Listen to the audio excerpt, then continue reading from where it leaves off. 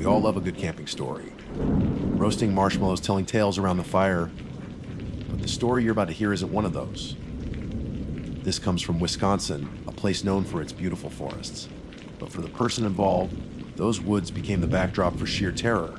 A decision was made, an assumption perhaps, that proved to be a fatal error. Get ready for a chilling recount of poor choices and terrifying consequences in the great outdoors. You're about to hear true scary. My camping trip in Wisconsin was a deadly mistake. My name is Ben. Most folks probably think I'm crazy, or at least was for what I used to do, winter camping. Not the cozy cabin kind, mind you. I'm talking tent out in the wilderness, sub-zero temperatures, on your gear, and it's kind of winter camping. Specifically, Wisconsin winter camping. If you've never experienced a Wisconsin winter deep in the woods, away from plowed roads and central heating, well, there's a reason most people haven't. It's brutal. The cold sinks into your bones in a way summer heat never touches your soul. It's physically demanding, mentally taxing, and unforgiving of the smallest mistake. But God, is it beautiful. There's a silence you only find when the world is frozen solid, wrapped in a thick blanket of snow. A pristine, muffling quiet that makes the crunch of your snowshoes sound like gunshots. The air is so cold it feels sharp in your lungs, clean and pure. The trees stand like skeletal sentinels, dusted white, their branches heavy, and the sky on a clear night, the stars are diamond chips scattered across black velvet, brighter and clearer than you can ever imagine seeing them from a town or city. That's why I did it, for that stark, challenging beauty, for the solitude, for the feeling of being truly self-reliant, pitting myself against the raw power of nature. I wasn't some novice. I'd done this dozens of times, refining my gear, my techniques, my understanding of the cold and its dangers. I respected it deeply, or so I thought. This particular trip, a few years back now, was supposed to be a long weekend escape. Mid-January, the forecast called for a serious cold snap, dipping well below 0 Fahrenheit even during the day, with nighttime lows predicted around -20, maybe colder with wind chill. Perfect, I thought. A real test. Fewer people, more solitude, more of that raw beauty I craved. I picked a spot deep in the northern part of the state, a national forest area known for its remote lakes and dense woods. Getting there involved a long drive down progressively smaller roads until I reached a barely plowed Forest Service access point, then several miles of snowshoeing in, pulling my gear sled behind me. The hiking was arduous as expected. The snow was deep, powdery in some places, crusted over in others.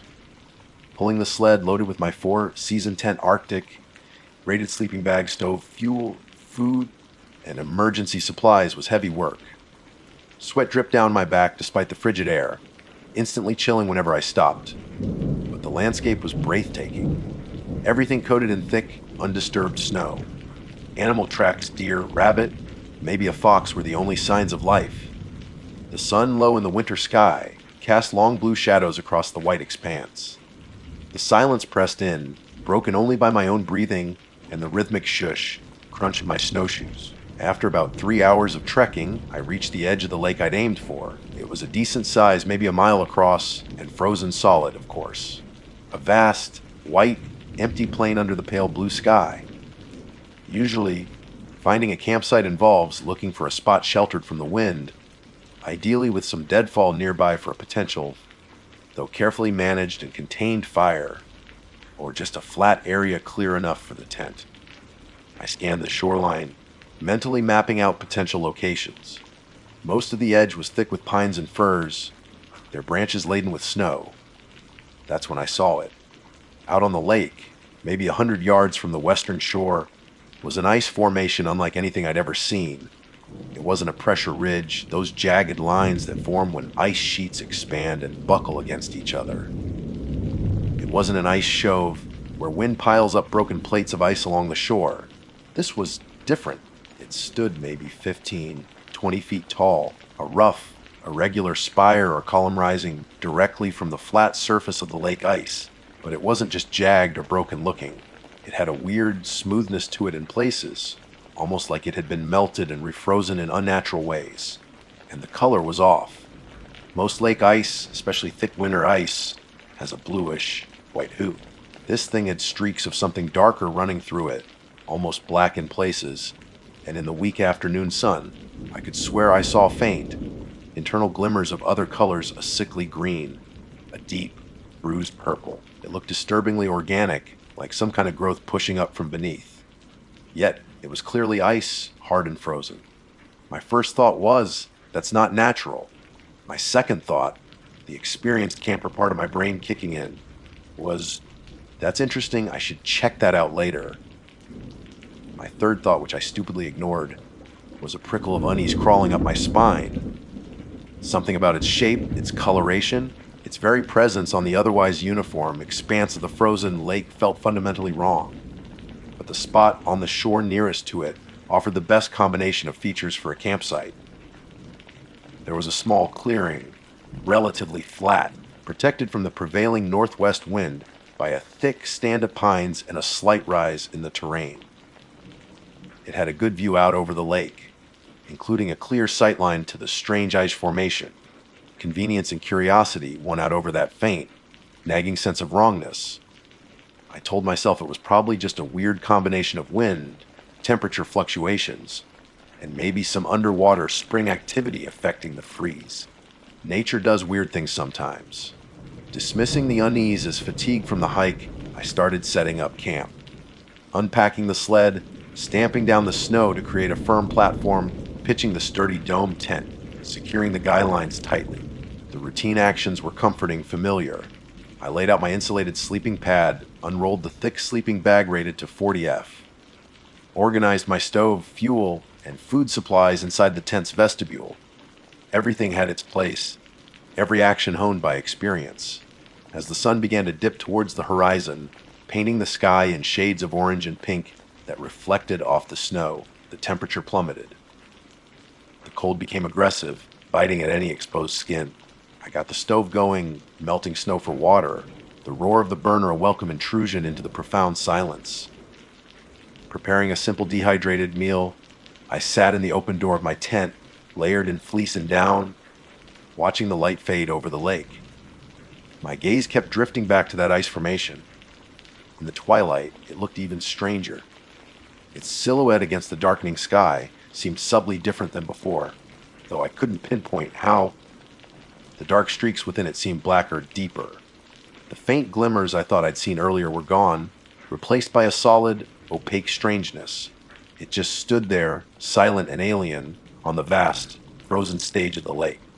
The unease returned, stronger this time. It wasn't just cold or isolation making me jumpy. There was a feeling emanating from that direction. A sense of awareness, maybe. That sounds crazy, I know. It's a chunk of ice. But I couldn't shake the feeling that setting up camp so close to it had been a mistake. A profound, potentially deadly mistake. The beauty of the wilderness suddenly felt less inviting, more menacing. The silence wasn't peaceful anymore. It was watchful. As darkness fully enveloped the landscape and the first stars began to pierce the frigid air, I zipped the tent shut, trying to rationalize my fears. It's just ice, Ben. Weird ice, sure, but just frozen water. The cold plays tricks on your mind. The isolation amplifies things. Get some food in you, get some rest. But as I ate my meal, the only sound besides my own chewing and the hiss of the wind outside was a faint, intermittent creaking sound coming from out on the lake. Ice does creak and groan as it expands and contracts with temperature changes.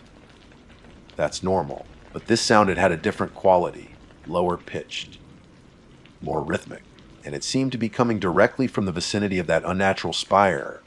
I finished eating, my appetite lessened by a growing knot of anxiety in my stomach. I checked the tent zippers, secured my gear, and crawled deep into my sleeping bag, pulling my beanie down low.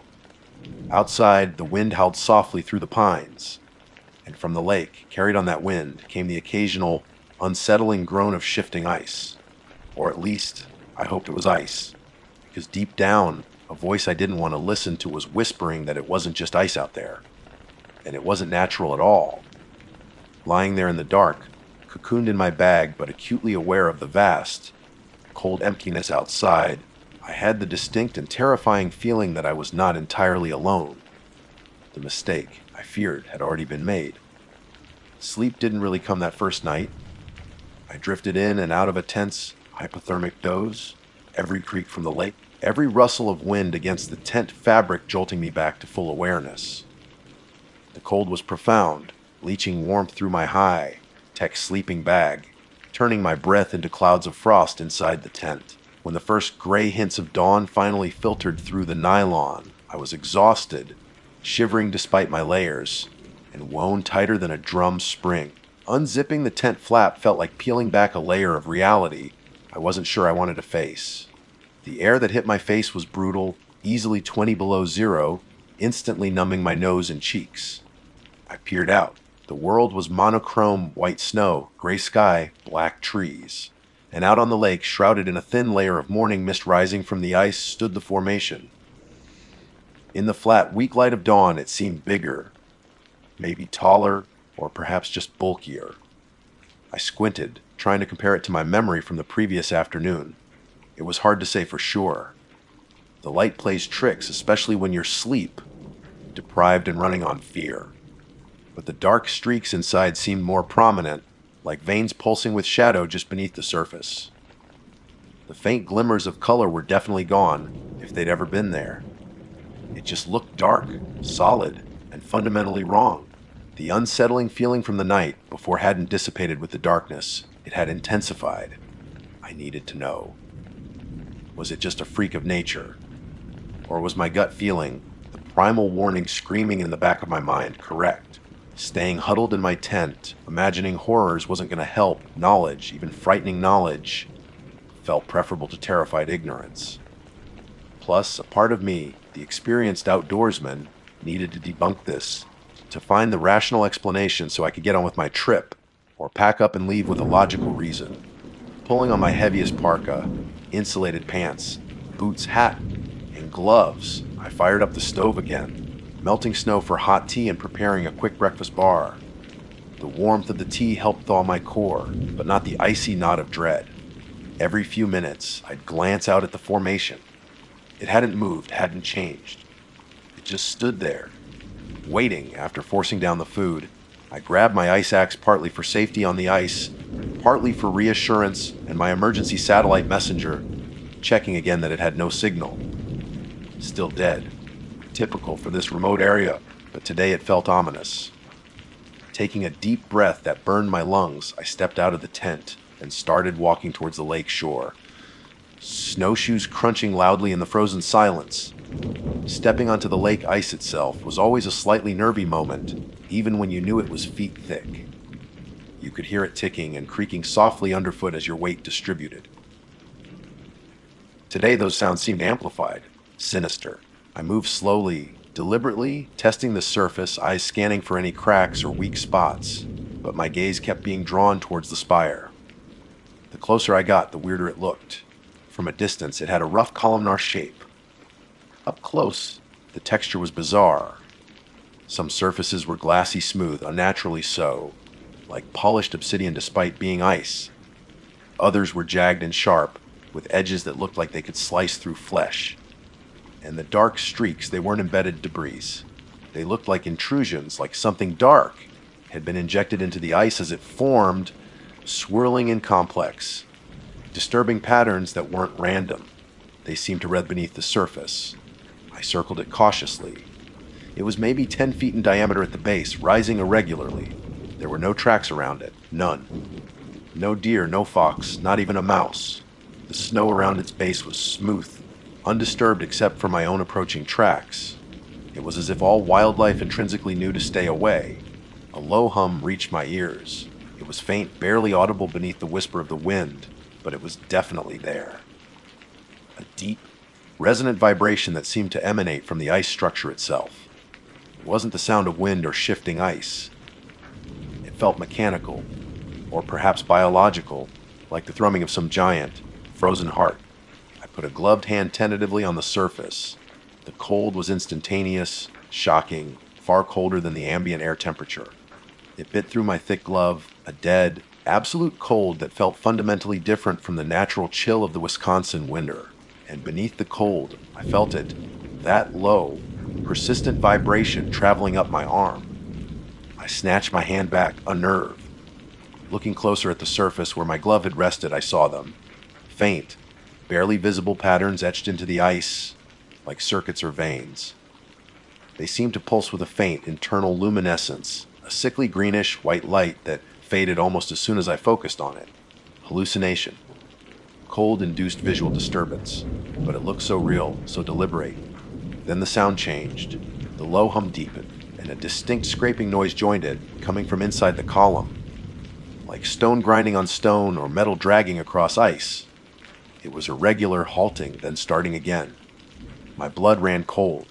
That was not a natural sound. I backed away slowly, ice axe held ready, though against what, I had no idea.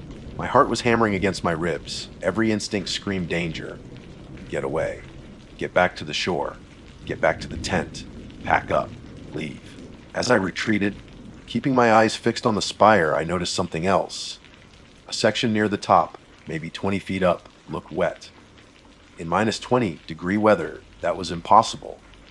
But there was a dark patch, glistening slightly, as if something were slowly melting or seeping out from within.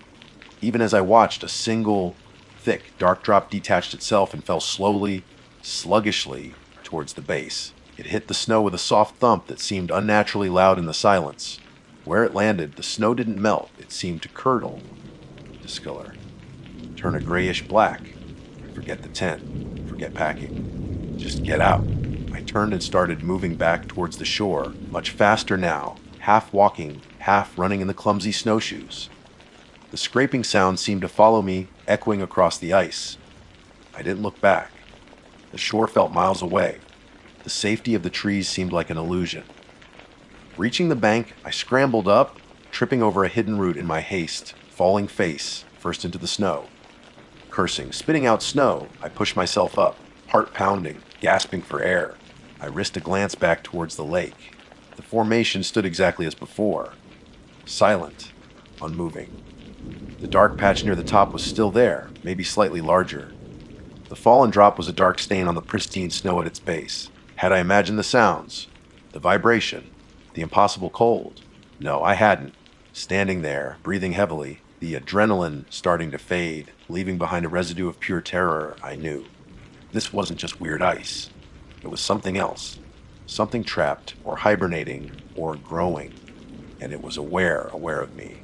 I stumbled back towards my campsite, the earlier unease now replaced by stark, bone-chilling fear. My little clearing, which had seemed sheltered and safe, now felt terribly exposed. The tent looked flimsy, pathetic. My gear, my experience, all felt utterly inadequate against whatever that thing on the lake was. The rest of the day passed in a haze of anxiety. I stayed close to the tent, constantly scanning the lake, the woods. Every snap of a twig, every gust of wind made me jump.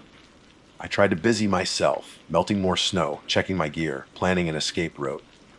But the motivation wasn't there. A strange lethargy mixed with the fear, a feeling of being pinned down. And the sounds from the lake started again as dusk began to creep in. The low hum, the intermittent scraping, sometimes a soft, wet slurping noise that made my stomach churn. As darkness fell completely, the temperature dropped even further.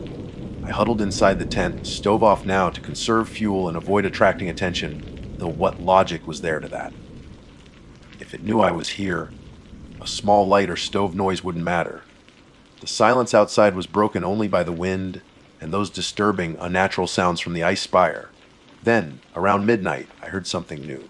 Scratching. Right outside the tent, not the light brush of a branch or the skittering of a small animal. This was a deliberate, heavy scratch against the nylon fabric of the vestibule. Slow, methodical, my breath hitched. I froze, every muscle tensed. It stopped. Silence for a long minute. Then scratch, drag, scratch closer to the main tent door this time. Something was deliberately probing the flimsy walls of my only shelter. I fumbled in the dark for my headlamp, my hand shaking so badly I could barely operate the switch. Clicking it on, I aimed the beam at the tent door. Nothing. Just the taut fabric. But the scratching had stopped the instant the light came on. I sat there for what felt like hours, Headlamp beam cutting through the darkness, listening. The sounds from the lake continued, a terrifying background hum and scrape. But nothing touched the tent again. Was it testing? Probing? Or had I scared it off? Scared what off? Sleep was now impossible. I was wide awake, terrified, clutching my ice axe in the freezing darkness, listening to the sounds from the lake and the frantic pounding of my own heart. The beautiful, silent wilderness had transformed into a prison, and I knew, with chilling certainty, that the warden was out there on the ice, and it was aware I was inside. My deadly mistake wasn't just choosing the campsite, it was staying after that first night. And now, I wasn't sure I'd be allowed to leave. Hours passed in that freezing, paralyzing state inside the tent.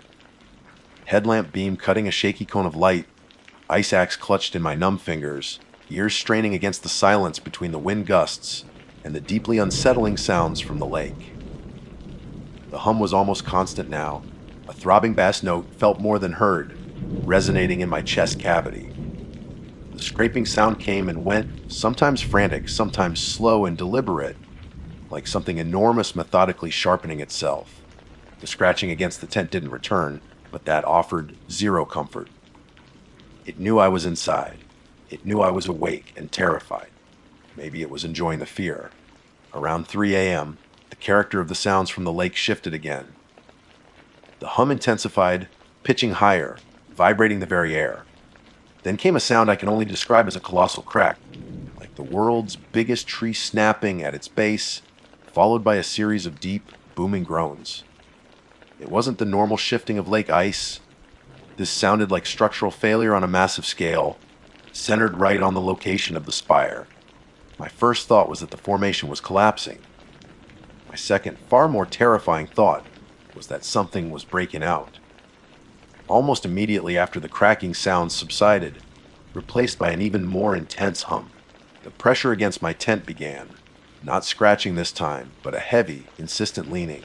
The tent poles, designed to withstand heavy snow load and high winds, groaned and bowed inwards. The fabric stretched taut, contours of something immense pressing against it from the outside. I scrambled backwards, crawling towards the rear of the small dome, bumping into my pack. The pressure moved, sliding along the side of the tent, a massive weight exploring the flimsy structure. I could hear it now, directly through the thin nylon. A wet, guttural breathing sound, interspersed with soft clicks and pops. And the smell, oh God, the smell. Even through the tent fabric, filtering in with the frigid air, came an odor unlike anything I've ever encountered. Ozone, like after a lightning strike, mixed with decay, like rotting vegetation dredged from a swamp bottom, and something metallic, like old blood. It was nauseating primal. Panic overwhelmed paralysis. I wasn't going to die cowering in a nylon sack. If I was going to die, it would be moving, fighting, trying. My fingers, clumsy with cold and fear, fumbled with the inner tent zipper. It snagged. For a heart-stopping moment, I thought I was trapped. I ripped at it, tearing the fabric slightly, finally getting it open. Then the outer vestibule zipper. It felt like it took an eternity. The leaning pressure still heavy against the side, the breathing sound seemingly right there. I burst out of the tent, swinging the ice axe wildly in front of me, expecting I don't know what. To hit something solid, monstrous. But I hit only air. I stood there, panting, wild-eyed, in the faint residual light reflected off the snow from stars obscured by gathering clouds. The leaning pressure was gone. The breathing sound had stopped, but the hum from the lake was deafening now. And out there, maybe 50 yards away, near where the spire had stood, was movement. It was hard to make out in the deep darkness, but something large was unfolding itself. A silhouette against the slightly less black horizon, impossibly tall, shifting, rearranging its form. It wasn't the spire anymore. It was something living, or at least animate. And it seemed to be turning slowly towards my campsite, towards me. There was no decision, only flight. I didn't grab my pack, my sled, my extra gear. Just the axe in my hand and the headlamp on my head. I turned and plunged into the trees away from the lake, away from the thing that was now moving out there. Snowshoes still strapped to my boots, I crashed through the undergrowth, branches whipping at my face, tripping, falling, scrambling back up. Behind me, I heard a sound like shearing ice and rock, and a deep, resonant boom that shook the ground. Pursuit, or just the thing fully emerging? I didn't look back to find out. The next hours are a blur of terror and desperate exertion. I didn't follow the path I'd taken in. I just headed vaguely south, pushing through deep snow, using the axe to help pull myself up slopes, guided only by instinct and the faint glow of my headlamp beam cutting through the suffocating darkness. The cold was savage, burning my lungs, freezing the sweat inside my clothes. My muscles screamed, fatigue turning into agony, but the image of that shifting silhouette, the memory of the pressure on the tent, the smell it fueled me. Was I followed? I don't know. Several times, I thought I heard crashing sounds in the woods behind me, paralleling my path. Once, I thought I saw movement high in the trees, something large and dark shifting between snow-laden branches. But I never saw it clearly.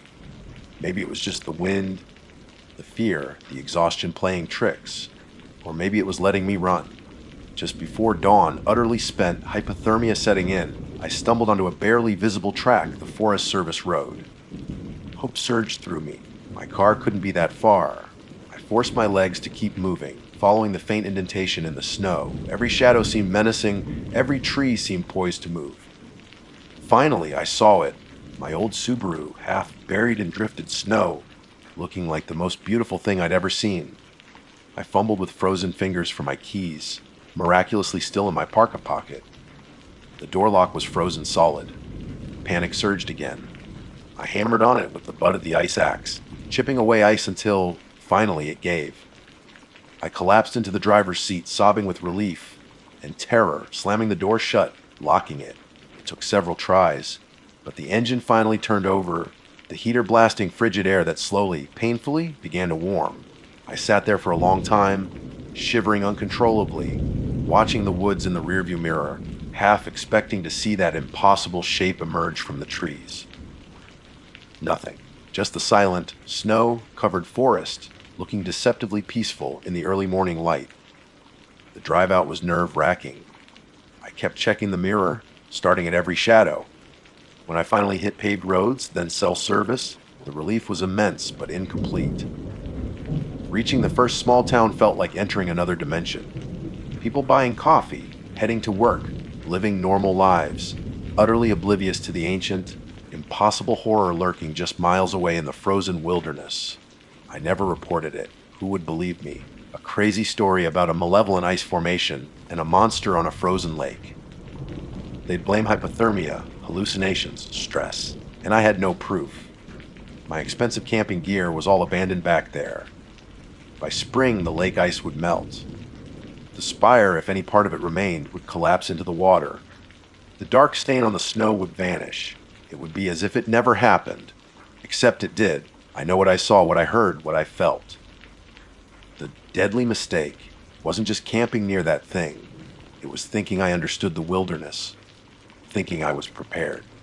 The mistake was ignoring that first primal warning, thinking human logic and experience applied to something so fundamentally other. I escaped with my life, yes, but something broke inside me that night. The silence of the woods isn't peaceful anymore. The beauty feels like a facade, winter camping. I haven't set foot in deep woods in winter since, and I never will again. Sometimes late at night, when the wind howls just right, I think I can hear that low, resonant hum.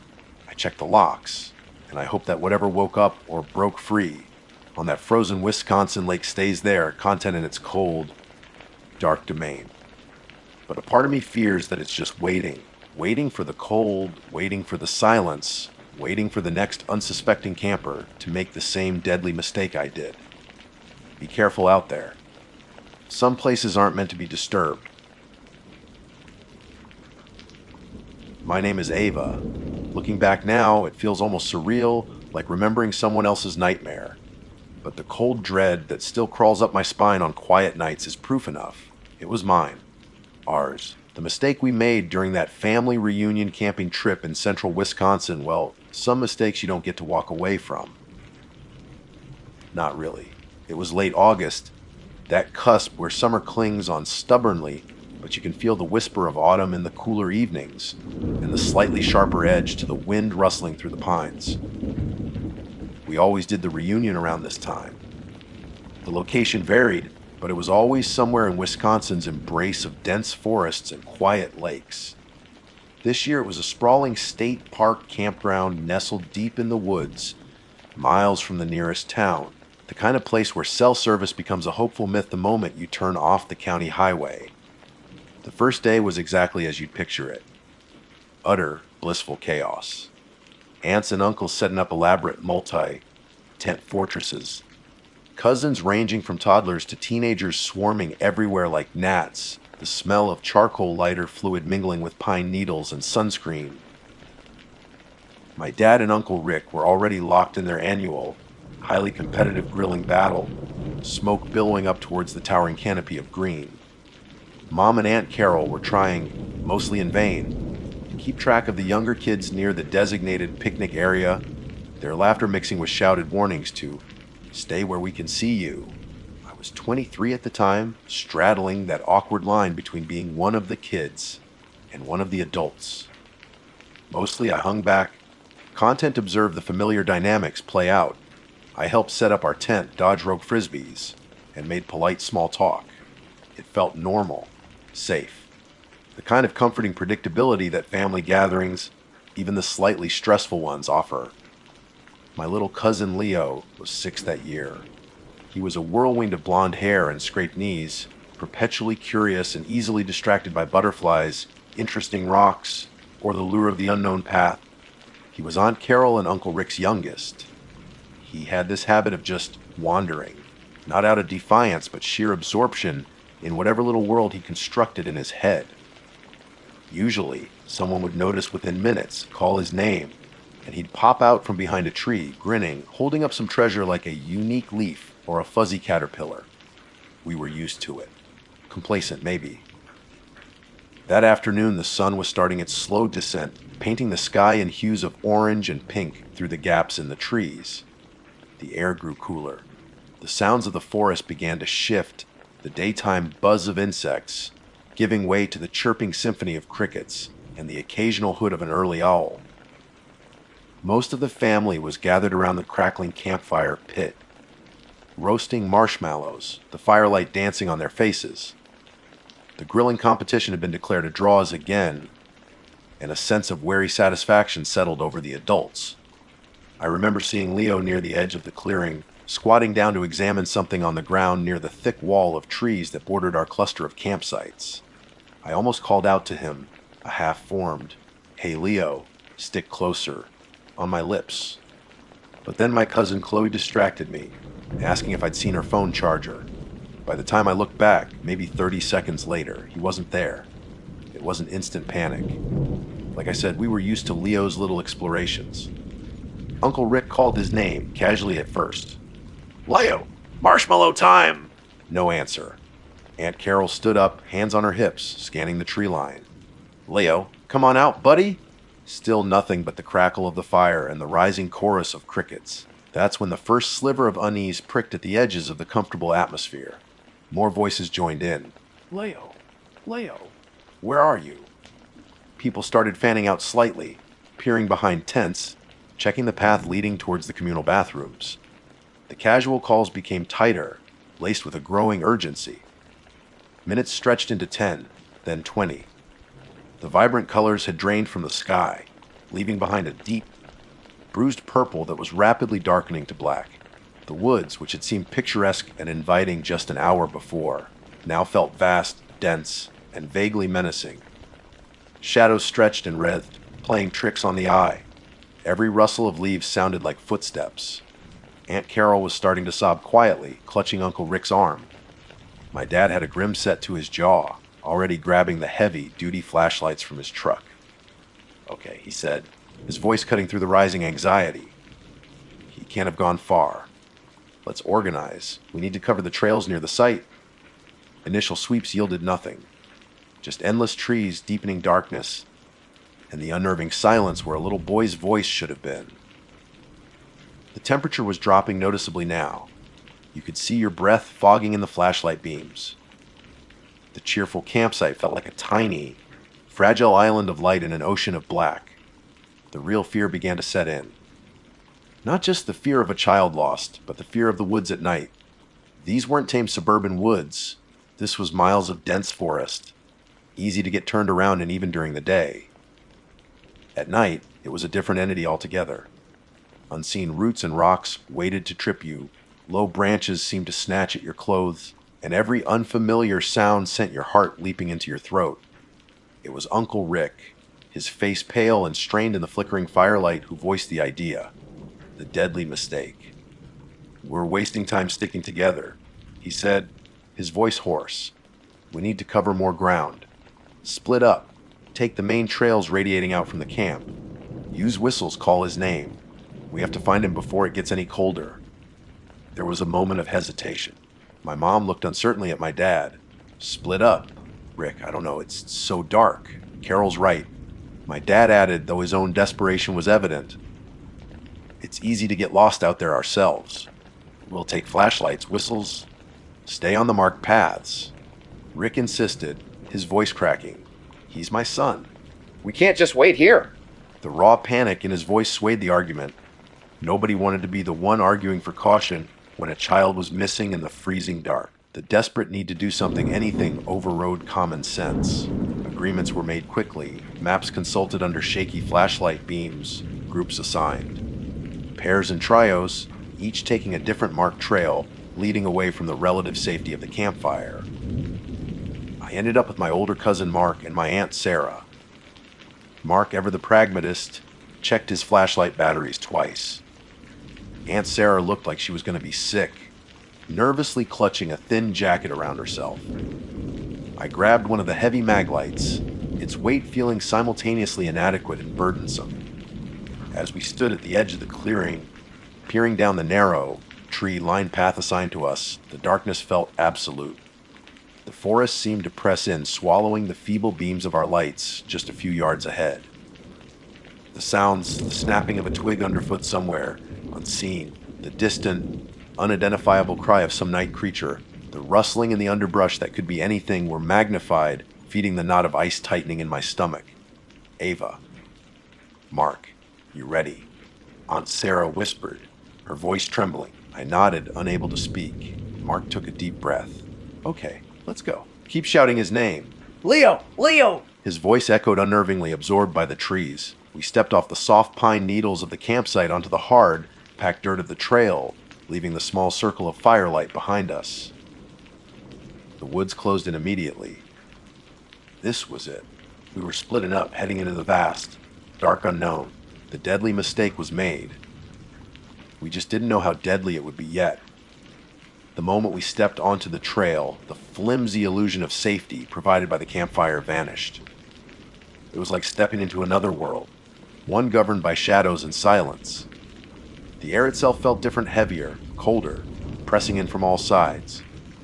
Our 3 flashlight beams sliced through the oppressive blackness, illuminating a narrow corridor of packed earth, gnarled roots, and the dense walls of trees flanking us. Everything outside those cones of light was absolute, impenetrable darkness. "Leo!" Mark yelled again, his voice sounding thin against the vastness. "Leo! Can you hear us?" Only the echo answered, bouncing faintly off the unseen trees deeper in the woods. Aunt Sarah whimpered softly, pulling her inadequate jacket tighter. I swept my light from side to side, probing the underbrush. Every twisted branch looked like a grasping hand. Every clump of ferns like something crouching, waiting. The woods weren't just quiet, they felt watchful. We walked for what felt like an eternity, though it was probably only 20 minutes.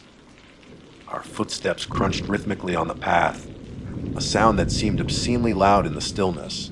We kept calling Leo's name, our voices growing hoarse, the repetition becoming a grim mantra. The hope that fueled our initial steps began to drain away, replaced by a cold, creeping despair and the physical ache of the chill seeping into our bones. Which way did this trail curve on the map? Aunt Sarah asked, her voice trembling. "It feels like we're going in circles." Mark stopped, shining his light back the way we came, then ahead. "No, it's supposed to bear slightly west here. It should follow the ridgeline eventually." He tried to sound confident, but I saw him hesitate, his beam lingering a little too long on a particularly large, gnarled oak that looked vaguely familiar. Had we passed it already? Disorientation is insidious in the dark. Every tree starts to look the same. That's when I heard the first sound that wasn't us, or the normal night chorus, a faint snap, like a dry twig breaking underfoot. But it came from off the trail, somewhere to our right, deep in the pitch black woods. Did you hear that? I whispered, freezing, holding my breath. Mark and Aunt Sarah stopped, listening intently. Silence. Then another snap, slightly closer this time, followed by a soft rustling. Probably just a deer, Mark said quickly. Too quickly. His flashlight beam nervously scanned the area where the sound originated. Or a raccoon. Lots of animals out here. It sounded heavier than a raccoon. I murmured, my heart starting to pound against my ribs. The feeling of being watched intensified, prickling the back of my neck. We continued walking, but the rhythm was broken. We moved slower, more cautiously, casting anxious glances into the darkness beyond our lights. The silence felt different now, charged with anticipation. Every few minutes, we'd hear it again, a rustle, a muffled footfall, always keeping pace with us, just outside the range of our lights. It felt deliberate. Parallel. Mark. Aunt Sarah whispered, her voice tight with fear. I don't like this. It feels like something is following us. It's just nerves, Sarah. Mark insisted, but his knuckles were white where he gripped his flashlight. The woods play tricks on you at night. Let's just keep moving, keep calling for Leo. He yelled Leo's name again, louder this time, a note of desperation creeping in. Lo, SOS. And this time something answered. It wasn't Leo's voice. It was high-pitched, a kind of mimicking echo, distorted and strange. And you're us. It seemed to whisper back, the sound seeming to come from multiple directions at once. We all froze, rooted to the spot. The air grew instantly colder. What was that? Aunt Sarah choked out, grabbing Mark's arm. I don't know. Mark stammered, his beam frantically cutting arcs through the trees. Wind, an animal? But it didn't sound like wind. It sounded like mocking. Malice dripped from that strange, sibilant echo. I felt goosebumps erupt all over my arms, a primal fear gripping me. This wasn't right. This wasn't just being lost in the woods. Then we heard it again, closer. A drawn-out, wheezing sound that was a grotesque parody of the name we'd been calling. Okay, Mark said, his voice shaking despite his attempt at control. Okay, let's head back. Now, we stick together, move quickly. But as we turned, a sound came from ahead of us on the trail. A soft, rhythmic thump, thump, thump. Like something being tapped against a tree slowly, deliberately. We were caught between the unnerving mimicry behind us and the strange drumming ahead. Trapped. The path no longer felt like a route to safety. It felt like a corridor leading deeper into a nightmare. Mark, look. Aunt Sarah gasped, pointing her trembling light just off the trail to our left. There, illuminated in the stark beam, was a small pile of stones, neatly stacked, one atop the other, maybe 5 rocks high. It hadn't been there before. I was sure it hadn't. It looked deliberately placed, like some kind of marker. As we stared, mesmerized, another thump sounded from ahead, closer now. Panic began to bubble up, hot and thick in my throat. My logical mind was screaming that this was impossible, that we were letting fear get the better of us.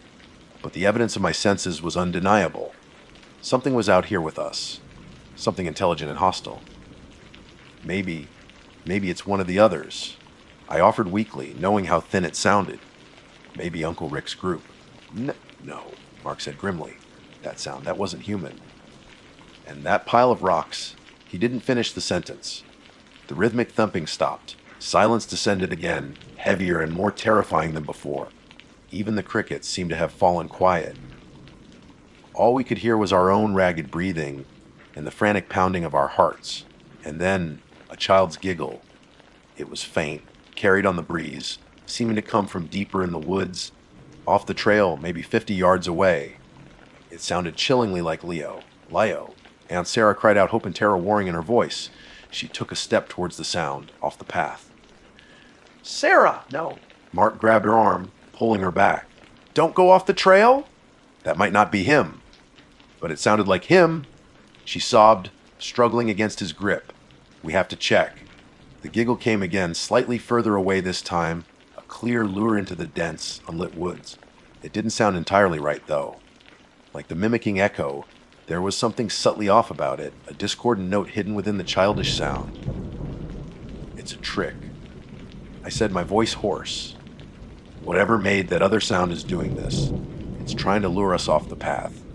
The feeling of being watched intensified, becoming almost a physical pressure. I swept my light around in a wide arc, half expecting to see glowing eyes or a shadowy figure. But there was nothing. Just the endless, indifferent trees and the suffocating darkness. Thump, thump, thump. The sound started again, this time from behind us, back the way we came.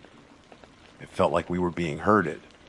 "We need to get back to the camp," Mark said decisively, his fear momentarily eclipsed by a surge of protective instinct for Aunt Sarah. "Forget the trail markings. Straight line back towards where the fire should be. Now, stay close together." He pushed Aunt Sarah ahead of him, and I fell into step behind them, casting fearful glances over my shoulder. We plunged off the relative safety of the path into the tangled undergrowth. Branches snagged at our clothes, roots threatened to trip us with every step.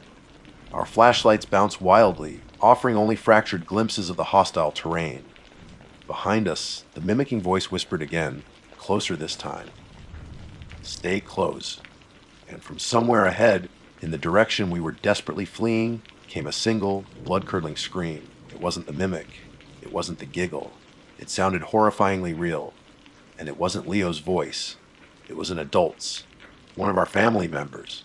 We stopped dead, paralyzed by the sound, the flashlight beams shaking uncontrollably in our hands. The scream cut off abruptly, swallowed by the sudden, profound silence of the Wisconsin woods.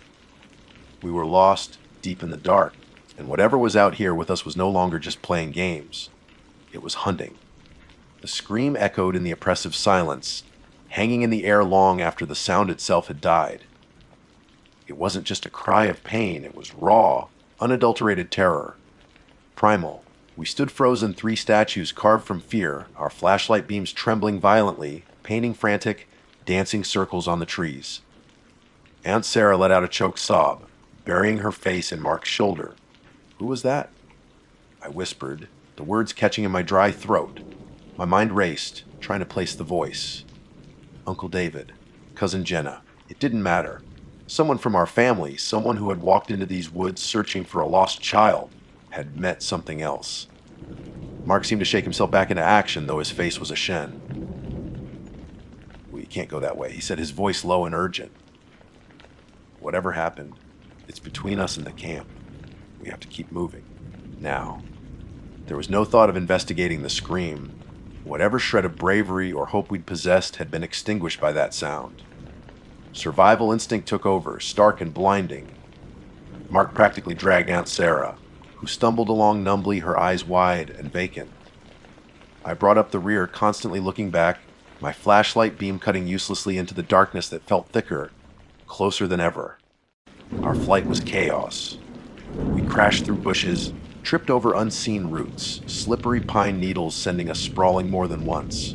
Low, hanging branches whipped at our faces, tearing at our clothes and skin. My lungs burned, every breath a ragged gasp of cold air. The sound started again, flanking us as we ran. The rhythmic thump. Thump, thump seemed to pace us, sometimes closer, sometimes further, a relentless percussion driving us onward. The mimicking voice whispered from the shadows, distorted fragments of our own panicked shouts, "Help, back, hurry." It was laughing at us. At one point, Mark stumbled hard, his flashlight flying from his grasp and extinguishing as it hit a rock. He cursed, scrambling back to his feet, but the light was gone. Now only two weak beams fought against the overwhelming black. Aunt Sarah was weeping openly now, muttering Leo's name like a prayer. It felt like we were running blind, guided only by a desperate hope that we were heading in the right direction, back towards the faint, remembered glow of the campfire. The woods seemed to actively work against us, the terrain growing steeper, the undergrowth thicker. And always, the feeling of being watched pursued. Then I saw it, or thought I did. A flicker of movement at the edge of my wavering light between two thick pines. Not an animal shape, taller, thinner. It seemed to unfold itself from the shadows, impossibly tall, its limbs too long, moving with a jerky, unnatural gait. It wasn't there long enough to get a clear look, just a terrifying impression of something fundamentally wrong before it blended back into the darkness. I didn't say anything. What could I say? How could I describe what felt like a sliver of nightmare made real? But the image burned itself behind my eyes. Just when I thought my legs would give out, when the despair threatened to swallow me whole, Mark gasped, "Light! I see light!" Ahead, through a thinning patch of trees, a warm orange glow flickered. The campfire. Hope surged through me, so potent it almost buckled my knees. We pushed through the last barrier of branches and stumbled back into the clearing of our campsite. The scene was not one of relief. My parents were there, huddled together near the fire, their faces etched with terror. My dad held his heavy flashlight like a weapon. Uncle David, Jenna's father, was pacing frantically, his arm crudely bandaged with a torn piece of shirt, stained dark. 2 other cousins were sitting numbly on a log, staring into the flames, unresponsive. Several people were missing.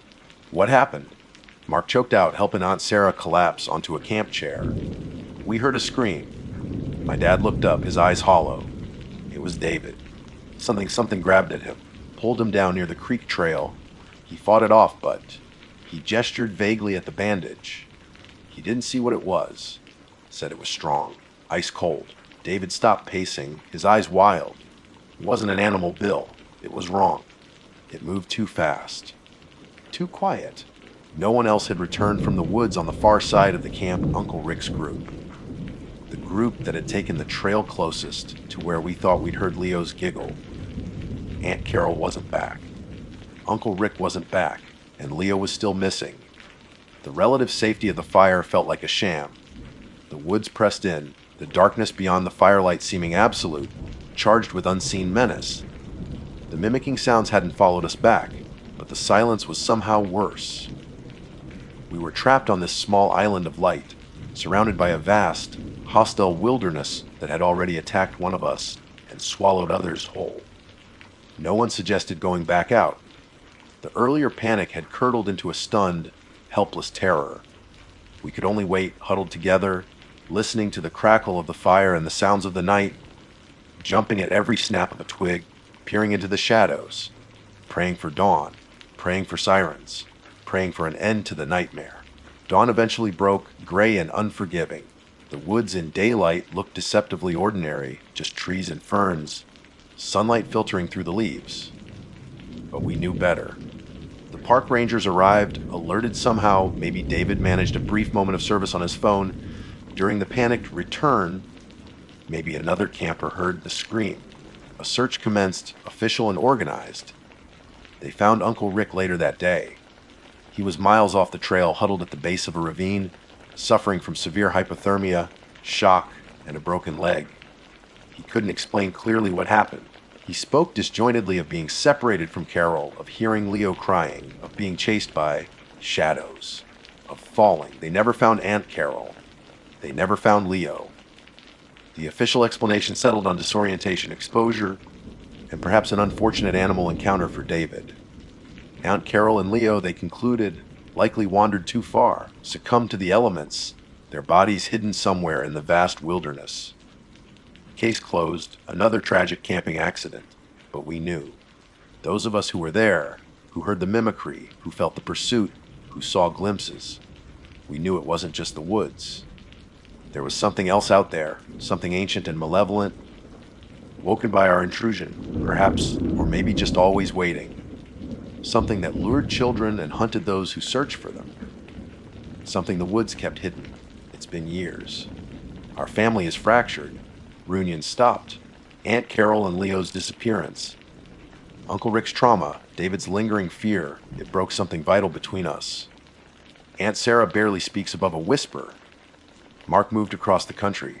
Sometimes, late at night, I pull up maps of that state park, tracing the trails with my finger, wondering what really happened in those endless trees. Wondering if Aunt Carol and Leo found each other in the dark, just before the end. I tell this story not for thrills, but as a warning. Don't underestimate the deep woods. Don't ignore that primal feeling that tells you you're being watched. And never, ever split up when darkness falls. That was our deadly mistake. We invited the nightmare in, and for some of us, it never truly left. The woods keep their secrets, and sometimes they keep the people too. And whatever walks those trails in central Wisconsin is still out there, waiting, listening for someone else to call a lost name into the night.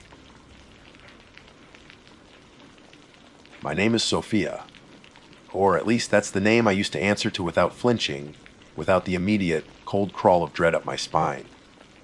Now, it feels like a label for someone else, someone young and naive and stupidly, tragically brave, someone who hasn't seen what I've seen, who hasn't heard the things that echo in the dead silence of 3 a.m. What happened last summer, it didn't just break me, it fundamentally rewired me. Sometimes I catch my reflection, and I don't recognize the haunted eyes staring back. They hold the permanent shadow of that place, of that night. It was supposed to be the perfect end of summer trip. The four of us, me, my boyfriend Liam, and our best friends Chloe and Ben, wanted one last adventure before the crushing weight of college applications, part-time jobs, and the slow creep towards adulthood pinned us down. We were young, bordering on invincible in that way only teenagers can be, fueled by cheap gas station snacks and the intoxicating freedom of a driver's license and a parent's borrowed SUV. Wisconsin in late August felt like the ideal escape. Specifically, Peninsula State Park. Everyone's heard of it, right? It's beautiful, sprawling, nestled against the vast, blue expanse of Green Bay and Lake Michigan. Postcard perfect cliffs, dense forests, beaches, hiking trails, a golf course, even a damn outdoor theater. It felt safe, established. The kind of place where your biggest worry should be mosquitoes, or forgetting the marshmallows for s'mores. We booked a campsite nestled deep enough in the woods to feel secluded, but close enough to the main roads that we weren't completely off the grid. Liam, ever the pragmatist beneath his adventurous streak, insisted on that. Good signal, he'd said, tapping his phone, just in case. Just in case of what? Running out of beer. A rogue outer coon. None of us imagined what just in case would really mean. The first couple of days were idyllic, exactly what we'd hoped for. We hiked along the Eagle Trail, marveling at the limestone bluffs carved by ancient waters. We swam in the surprisingly cold lake, daring each other to stay in longer. We built roaring campfires, burning hot dogs black and perfecting the art of the golden brown marshmallow. Ben, the quiet observer of the group, brought his guitar, and his clumsy chords were the soundtrack to our laughter under a canopy of stars, so bright they seemed fake, painted onto the night sky. Chloe, vibrant and perpetually optimistic, documented everything on her phone, narrating our adventures for an imaginary audience. Lamb and I stole moments away, walking hand in hand along the shoreline as the sun dipped below the horizon, painting the water in fiery oranges and purples. It was bliss. Simple, uncomplicated happiness. The calm before a storm none of us saw brewing. It was on the third evening that the idea surfaced. We were gathered around the fire pit, the flames casting dancing shadows on our faces. The conversation had lulled, punctuated only by the crackle of burning logs and the distant hoot of an owl. Ben was idly scrolling through an old park map he'd picked up, one of those slightly faded ones that showed more detail than the glossy tourist versions. "Hey, look at this," he said, pointing to a small symbol near the northern tip of the peninsula, slightly inland from the main coast, set apart from the designated trails. It shows an old lighthouse here. Eagle Bluff Lighthouse is the famous one, the restored one everyone visits. But this one, it's marked differently, looks abandoned. Liam leaned over, instantly intrigued. His eyes lit up with that familiar spark, the one that usually preceded a slightly reckless idea. Abandoned. Like, properly abandoned, not just closed for the season. Looks like it. Ben confirmed, tracing the dotted line that indicated their path leading towards it. Doesn't seem to be part of the official park attractions. It's way off the marked trails. Chloe wrinkled her nose. Abandoned stuff creeps me out. Probably full of spiders and tetanus. Or ghosts? Liam grinned, nudging her playfully. Come on, Chloe, where's your sense of adventure? An old, abandoned lighthouse by the lake. At night? That's classic. I felt a prickle of unease. It wasn't like me to be the killjoy, but something about the idea felt off. Peninsula State Park was huge, wilder in parts than its friendly facade suggested. Going off trail, especially after dark, to explore a derelict building seemed unnecessarily risky. I don't know, Liam. I started. Ben's right. It's not on the main trails. What if we get lost? Or what if it's structurally unsafe? Soph, relax, Liam said, putting an arm around me. We've got flashlights, phones with GPS. Ben found the path on the map. It can't be that far. Think how cool it would be. We could see the stars from the top, away from all the trees. Imagine the view. His enthusiasm was infectious, and Ben, despite his initial neutrality, was now looking curious too. It would be pretty cool to see, he admitted quietly. Clue, despite her earlier hesitation, was swayed by Liam's excitement and Ben's quiet interest. Peer pressure, even amongst close friends, is a powerful thing. Okay, she sighed dramatically. But if I see one ghost, I'm out. And you're carrying me back, Liam? Deal. He laughed, already standing up, grabbing the heavy-duty flashlight from our camping gear. My own reluctance felt foolish in the face of their combined eagerness. What was the worst that could happen? We'd get spooked by some shadows, maybe see a raccoon, and have a story to tell. It was just an old building. Brushing aside the nagging feeling in my gut, I forced a smile. All right, fine. But if the floor collapses, I'm blaming you. Wouldn't have it any other way. Liam winked, handing me another flashlight. We packed light flashlights, phones, a small first aid kit, more for scrapes than anything serious, we thought, and a bottle of water. We told ourselves it wouldn't take long. Dousing the campfire embers carefully, we left the relative safety of our little clearing and plunged into the woods, following the faint path indicated on Ben's map, guided by the beams of our flashlights cutting through the thickening darkness. The woods transformed at night. Familiar trees became looming skeletal shapes. Every rustle in the undergrowth sounded like footsteps, every snap of a twig like a warning. The air grew cooler, carrying the damp scent of earth and decaying leaves. The path Ben had found was barely visible, often disappearing entirely, forcing us to rely on Liam's phone GPS and Ben's surprisingly good sense of direction. We pushed through low, hanging branches that snagged at our clothes and stumbled over unseen roots. The easy camaraderie from the campfire evaporated, replaced by a tense silence, broken only by our own breathing and the sounds of the forest. My earlier unease returned, stronger this time, coiling in my stomach. The woods felt ancient watchful. It felt like we were intruders, stepping where we weren't supposed to. I kept glancing over my shoulder, convinced I saw movement in the periphery, shapes flitting between the trees just beyond the reach of our flashlight beams. Probably just deer, I told myself, or my imagination running wild. After what felt like an hour, though it was probably closer to 30 minutes, the trees began to thin slightly.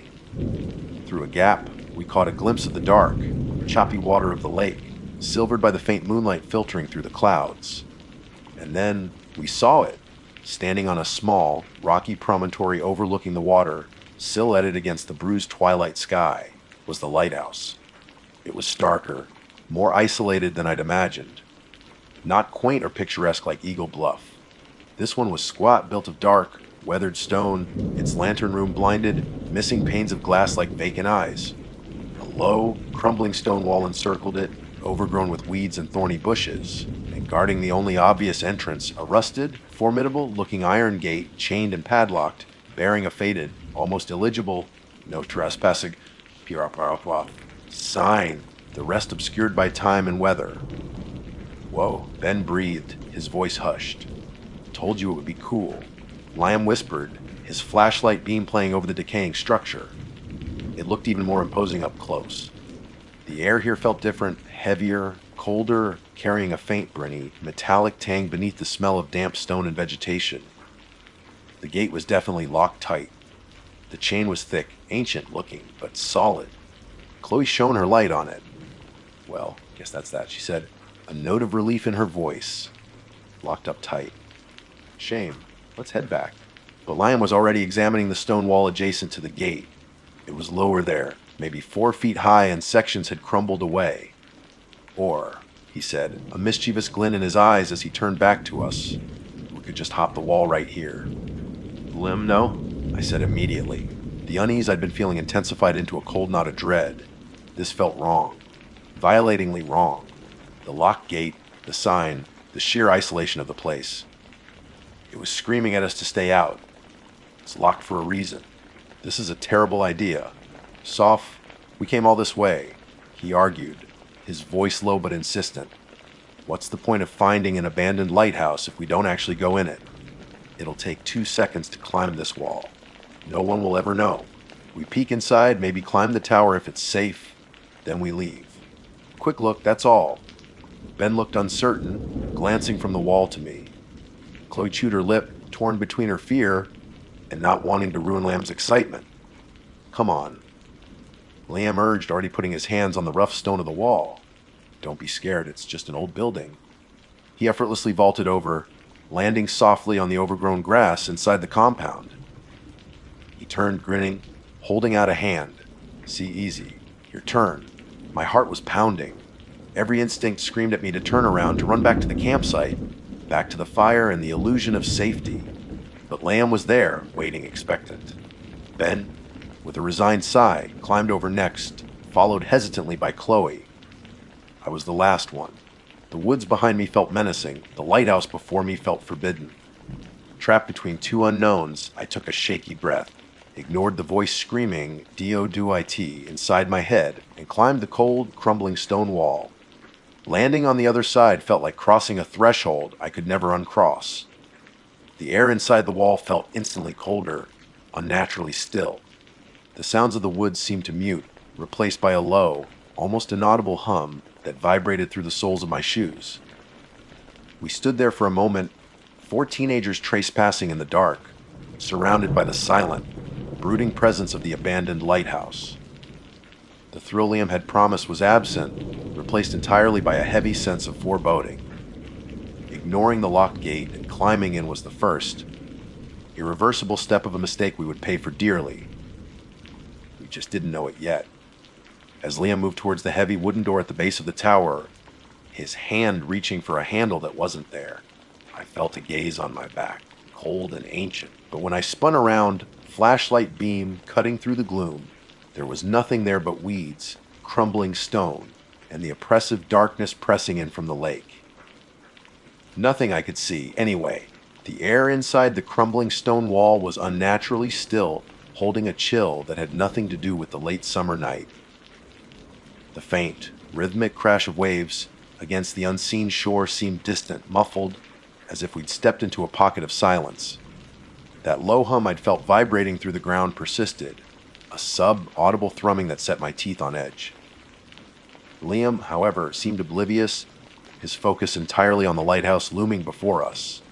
He reached the main door, a massive slab of dark, weathered wood set deep into the stone base of the tower. There was no handle, just a small, rusted iron ring pull, dangling uselessly. He tugged on it, then pushed against the wood. It didn't budge, solid as the stone surrounding it. Locked up tight, he muttered, running his hand along the edges, searching for a weakness. See, I whispered, my voice tight. Let's just go. We saw it, that's enough. The feeling of being watched hadn't dissipated. It felt like cold needles prickling the back of my neck. No way. Liam insisted, bracing his shoulder against the door. We didn't come all this way to stare at a locked door. He gave a harder shove. Then another. On the third try, accompanied by a low grunt of effort, something gave way with a deep, groaning screech of rusted hinges protesting decades of stillness. The sound ripped through the quiet, unnaturally loud, echoing off the stone. The door swung inward, perhaps a foot, opening onto absolute darkness. A smell immediately hit us, rolling out from the black interior. It wasn't just musty dampness or decay. There was the sharp, coppery tang of rust. Yes, but underneath it something else. Something cloyingly sweet, yet rotten, like flowers left to fester in stagnant water mixed with the faint, unmistakable scent of ozone like the air before a lightning strike. It was nauseating. Chloe gagged softly. Oh God, what is that smell? Ben shone his flashlight beam into the opening. It cut a swath through the blackness, illuminating dust motes, dancing in the stagnant air like tiny insects. We could see the base of a spiral staircase, made of what looked like heavily rusted iron, winding upwards into oppressive shadow. The floor was stone, littered with debris, chunks of plaster, indeterminate piles of grime, what looked like old, stiff canvas sacks slumped against the curved wall. Come on, Liam said, his voice hushed with excitement now, the initial effort forgotten. He pushed the door open wider, the screeching protest even louder this time, and stepped inside.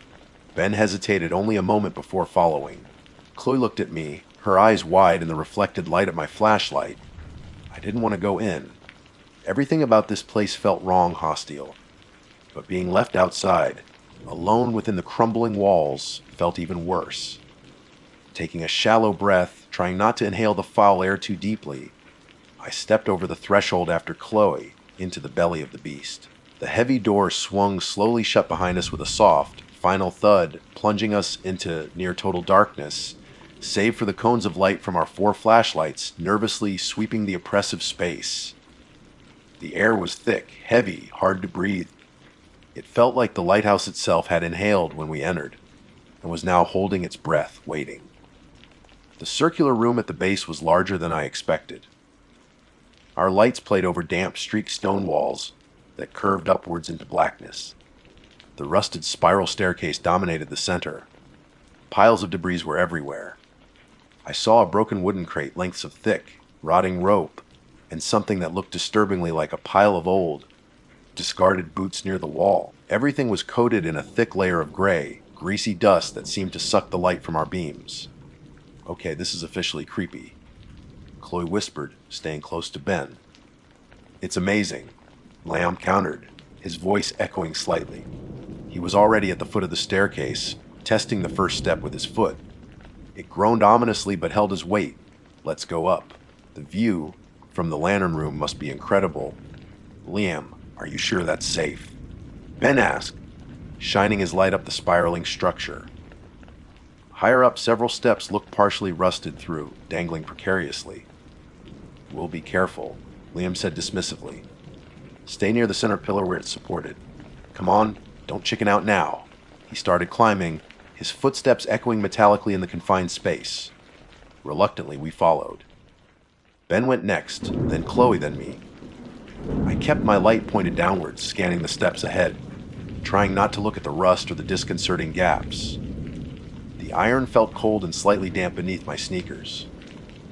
With each step upwards, the strange, low hum seemed to intensify, vibrating through the metal structure into my feet. The air grew colder, the foul smell lessening slightly, replaced by a cleaner, sharper cold. We passed the first landing. A doorway led off it into another dark room. Liam poked his head in. Looks like maybe an old storage room or something. He reported back. Nothing interesting. He didn't linger, eager to get to the top. The climb felt unnervingly long. The staircase corkscrewed tightly, disorienting us. I focused on the back of Chloe's shoes, trying not to think about the drop below or the oppressive darkness above. Occasionally, I'd sweep my light around. Once, I thought I saw movement on the stairs below us, a flicker of shadow that vanished as soon as my light hit it. I dismissed it as my eyes playing tricks in the dark, maybe a bat. But the feeling of being followed, of something ascending with us, began to grow. We reached a second landing, higher up. Another doorway. This one opened into what might have been small living quarters. Liam and Ben stepped inside, their beams dancing over the scene. There was a rusted metal frame that might have been a bed, springs exposed like a skeletal rib cage. A small dilapidated wooden table lay on its side, one leg snapped off. In the corner, half buried in plaster dust and debris, was a small porcelain doll, face cracked, one eye missing, staring blankly upwards. Chloe let out a small gasp and backed away from the doorway. Okay, nope, that's too much. Can we please go back down now? Almost there, Chloe? Liam said, though his voice lacked some of its earlier bravado. Even he seemed slightly subdued by the doll's vacant stare. Ben nudged something on the floor with his foot. It It was a small, leather-bound book, warped and stained by damp. He picked it up carefully.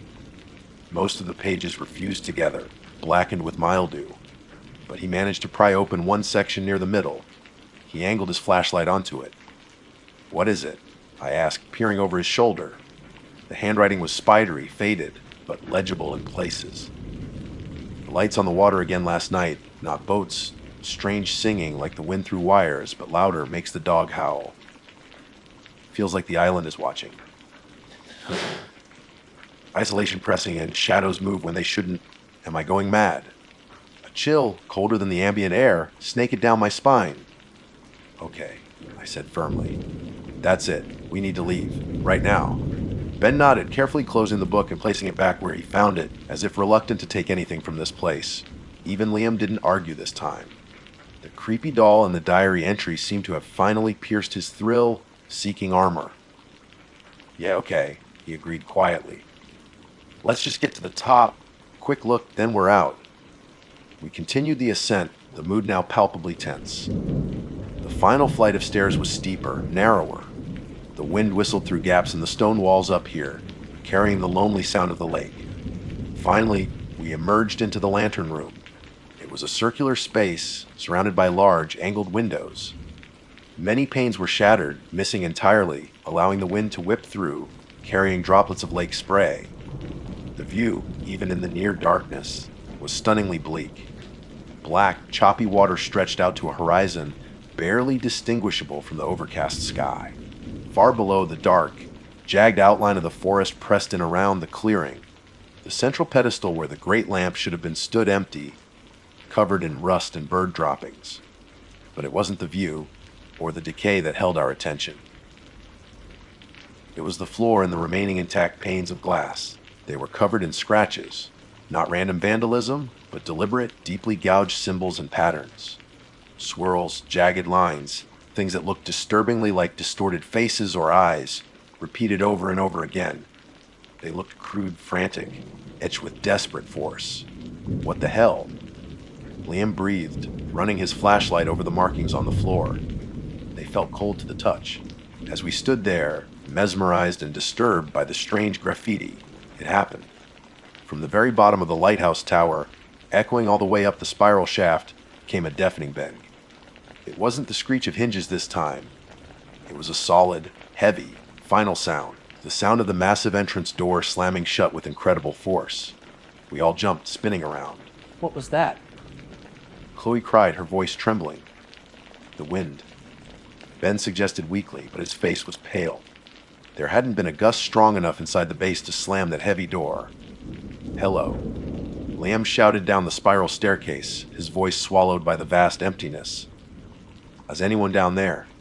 Only his own voice echoed back. Distorted and faint, he pulled out his phone. No signal. He confirmed grimly, shaking his head. Mine was the same. Cut off. Panic, cold and sharp, began to claw its way up my throat.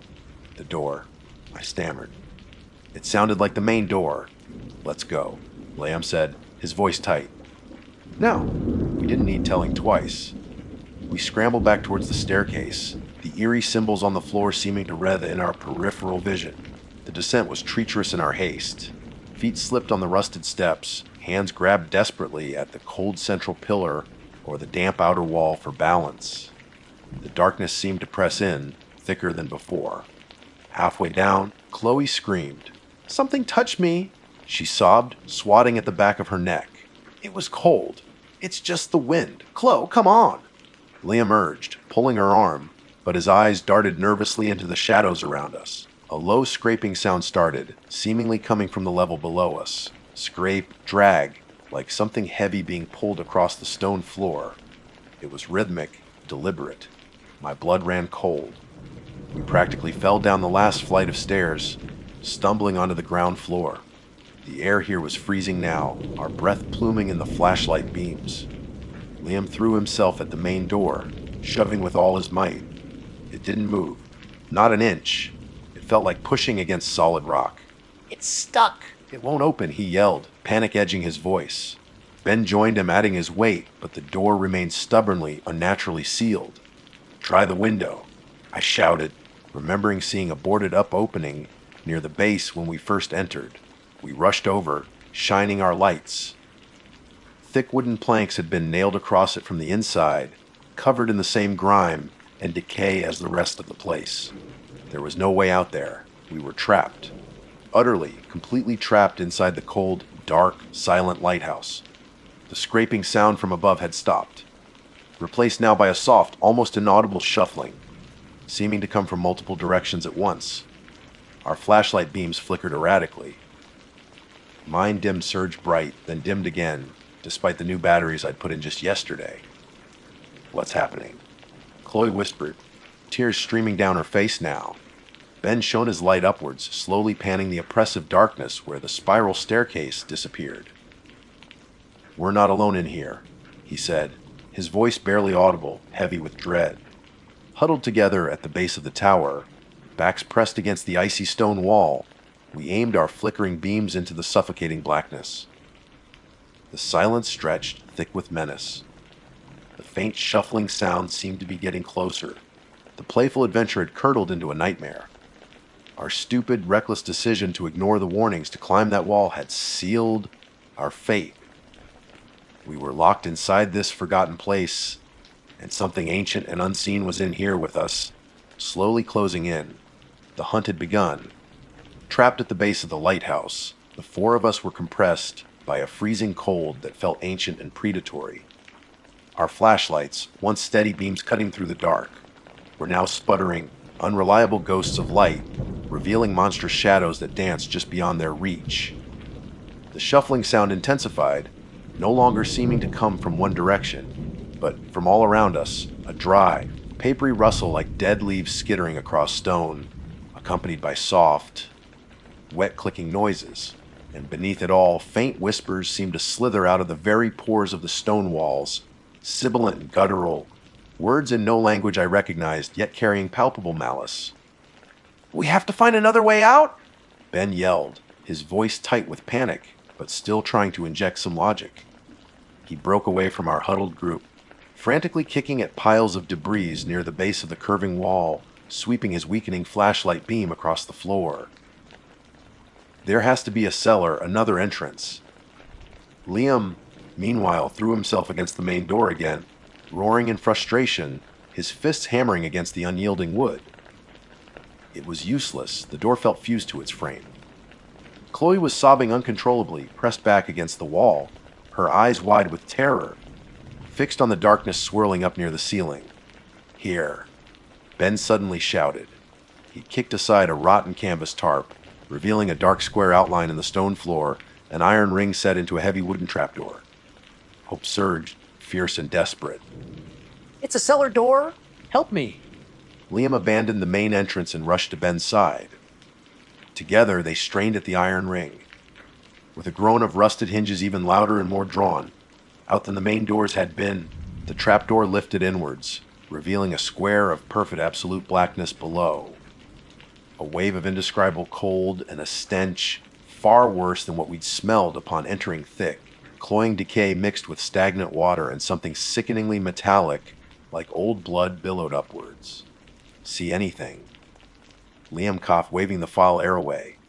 Ben leaned forward, aiming his flashlight down into the void. Stairs. Stone steps leading down. He reported, his voice echoing slightly from the opening. "Looks deep. Maybe connects to sea caves. Could be a way out." He took a step closer, craning his neck to see better. It happened in an instant. No sound, no warning. One moment Ben was leaning over the hole, flashlight beam probing the darkness. The next, something impossibly fast, blacker than the surrounding shadows, shot up from the cellar opening. It looked like multiple, glistening, whip, thin tendrils. They wrapped around Ben's neck and torso before he could even scream, yanking him off his feet with horrifying force. His flashlight flew from his hand, hitting the stone floor and extinguishing with a final, pathetic tink. For a fraction of a second, his wide, terrified eyes met mine. Then he was gone, pulled down into the suffocating blackness of the cellar. The trapdoor slammed shut with a boom that shook the entire tower, plunging his side of the room into deeper shadow. Silence. Utter deafening silence broken only by Chloe's ragged, hysterical gasps. Ben was gone, just just like that, consumed by the dark beneath our feet. The hope the trapdoor represented curdled into nightmare fuel. That wasn't an exit, it was a lair. The shuffling sound started again, louder now, seeming to descend the spiral staircase towards us. And the whispers intensified, coalescing into a low, guttural chant that seemed to vibrate in my bones. Liam, Chloe whimpered, clutching his arm, unable to look away from the spot where Ben had vanished. Liam was pale, trembling, his earlier bravado shattered, replaced by raw terror. But seeing Chloe's state, some protective instinct kicked in. Soft, your light's the brightest. He choked out, his own beam flickering wildly. Keep it moving. Don't let it settle. He grabbed a heavy piece of rusted metal pipe from the debris pile near the wall, wielding it like a club. We need to get out of here. The windows. The lantern room windows. It was insane. We were maybe 60, 70 feet up. Jumping meant certain death on the rocks below. But staying here meant Ben's fate, or worse.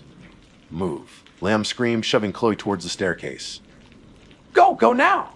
The entity, or whatever it was, seemed to react to his aggression. A wave of intense cold washed over us, extinguishing Liam's flashlight completely. Mine flickered violently, threatening to die.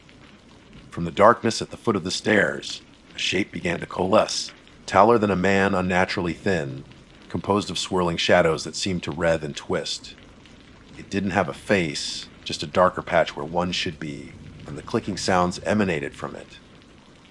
Chloe screamed, a raw, piercing sound, and froze, unable to move, staring at the approaching horror. Chloe, run! I shrieked, grabbing her arm, trying to pull her towards the stairs. But she was dead weight, paralyzed by fear. Liam shoved me forward. Get her up the stairs, soft! I'll hold it back. He stepped between us and the shadow thing, swinging the pipe wildly. The pipe passed through the shifting darkness with no apparent effect, but the entity paused, momentarily distracted by his defiance. Lim? No, I screamed. But I knew there was no choice. I dragged Chloe, who was stumbling blindly now, towards the rusted staircase. We scrambled upwards, the metallic groans of the steps mingling with Chloe's terrified sobs and Liam's desperate shouts from below. I didn't dare look back. The clicking and whispering seemed to be following us, echoing up the stairwell. We burst onto the first landing, the small room where we'd seen nothing interesting before. I pulled Chloe inside. Maybe we could barricade the door, but there was nothing to barricade it with. Then the sounds from below stopped. Liam's shouts cut off abruptly. A sickening, wet-tearing sound echoed up the shaft, followed by a heavy thud. Then silence again, heavier, more final than before. Liam was gone too. Chloe collapsed onto the floor, shaking uncontrollably. He's gone, she whispered, rocking back and forth. They're all gone. The shuffling started again, closer this time, on the stairs just below our landing. My flashlight chose that moment to flicker violently and die, plunging our small refuge into absolute darkness. Chloe screamed again, a hopeless sound. Panic surged through me, overriding grief and terror. We couldn't stay here. I fumbled for the backup mini flashlight on my keychain, the one I always carried for emergencies. Its beam was weak, pathetic, but it was light. I clicked it on, the tiny circle of illumination barely pushing back the suffocating blackness. Chloe, we have to go. Up! It's the only way! I pulled her to her feet. She was almost catatonic, but some primal survival instinct seemed to register. We stumbled out of the room and back onto the main spiral, heading upwards again. The climb was agony. Every creak of the stairs sounded like pursuit. The darkness felt alive, pressing in, filled with unseen horrors. We passed the second landing, the room with the creepy doll and Ben's diary. The doorway gaped like a black mouth. We didn't slow down. Finally, gasping for breath, we reached the lantern room again. The wind howled through the broken panes, a mournful sound. The eerie symbols scratched into the floor seemed to pulse faintly in the weak keychain light. There was nowhere else to run. The shuffling sound reached the top of the stairs. A shadow detached itself from the central column, unfolding into the tall, thin shape we'd seen below. It glided towards us, silent now, the whispers replaced by an intense cold that burned my skin. Its form seemed unstable, shifting, sometimes appearing as one figure. sometimes as several indistinct shapes merging and separating. Chloe backed away towards the windows overlooking the lake, whimpering. I stood frozen, keychain light trembling in my hand, illuminating the shifting horror.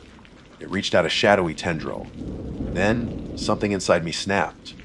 Grief, terror, adrenaline, it coalesced into pure, desperate action. I remembered the heavy, rotting rope I'd seen near the base. Maybe there was rope up here. My weak light scanned the room frantically. Nothing. But near the central pedestal, there was a length of thick, rusted chain, probably part of the original lantern mechanism, bolted to the floor. It wouldn't reach the ground, not even close. But maybe the entity was almost upon Chloe. I screamed, a wordless cry of defiance, and threw my tiny flashlight at the shape. It passed right through, hitting the far wall. The entity paused, its faceless void turning towards me. In that instant, Chloe, perhaps startled by my scream or the light hitting the wall, stumbled backwards. Her foot caught on the low sill of a broken window pane. With a small, surprised cry, she tumbled out into the howling wind and darkness. I didn't hear her hit the rocks below. Now it was just me, and the thing made of shadows and cold. It glided towards me faster now. I scrambled backwards, towards the broken window Chloe had fallen from. The drop was terrifying, easily 70 feet on a jagged rocks. Certain death. But the thing behind me was worse. My eyes fell on the rusted chain bolted to the floor near the pedestal. It was thick, probably immovable, but maybe 50 years of neglect. I ran to it, kicking frantically at the bolts where they met the stone floor. Rust, decay. One of the bolts was loose, the stone around it crumbling. I kicked again, and again, adrenaline lending strength I didn't know I possessed. The bolt screeched, pulled halfway out. I grabbed the heavy chain, wrapped it around my hands, despite the rust flaking off, planted my feet, and pulled with everything I had. With a grating crack, the bolt ripped free from the floor. The heavy chain snaked loose. It wasn't long, maybe 20 feet at most. Not enough to reach the ground, but maybe enough to get past the sheerest part of the cliff face below the window. The shadow thing was almost upon me, icy coldness radiating from it. No time to think. I looped one end of the chain around the solid central pedestal, praying it would hold. I scrambled onto the wide windowsill, the wind tearing at me. Holding the loose end of the chain tight, I looked down into the terrifying blackness, then back at the shape filling the lantern room. Taking a ragged breath, I leaped out into the void. The fall wrenched my arms, the rusted chain biting into my hands. I swung wildly, slamming hard against the cold, rough stone of the lighthouse wall. Pain exploded in my shoulder and ribs. I scrabbled for purchase, sneakers finding tiny crevices, fingers digging into sharp edges of stone. The chain ended far above the ground. Below me was darkness and jagged rock. I let go of the chain. It wasn't a conscious decision, more an instinct. I pushed off the wall and fell, maybe 15 or 20 feet, landing in a cluster of dense, thorny bushes at the base of the rocky outcrop, just beyond the crumbling wall surrounding the lighthouse. The impact knocked the wind out of me, pain flaring through my body. Thorns ripped at my skin and clothes. But I was alive. I was outside.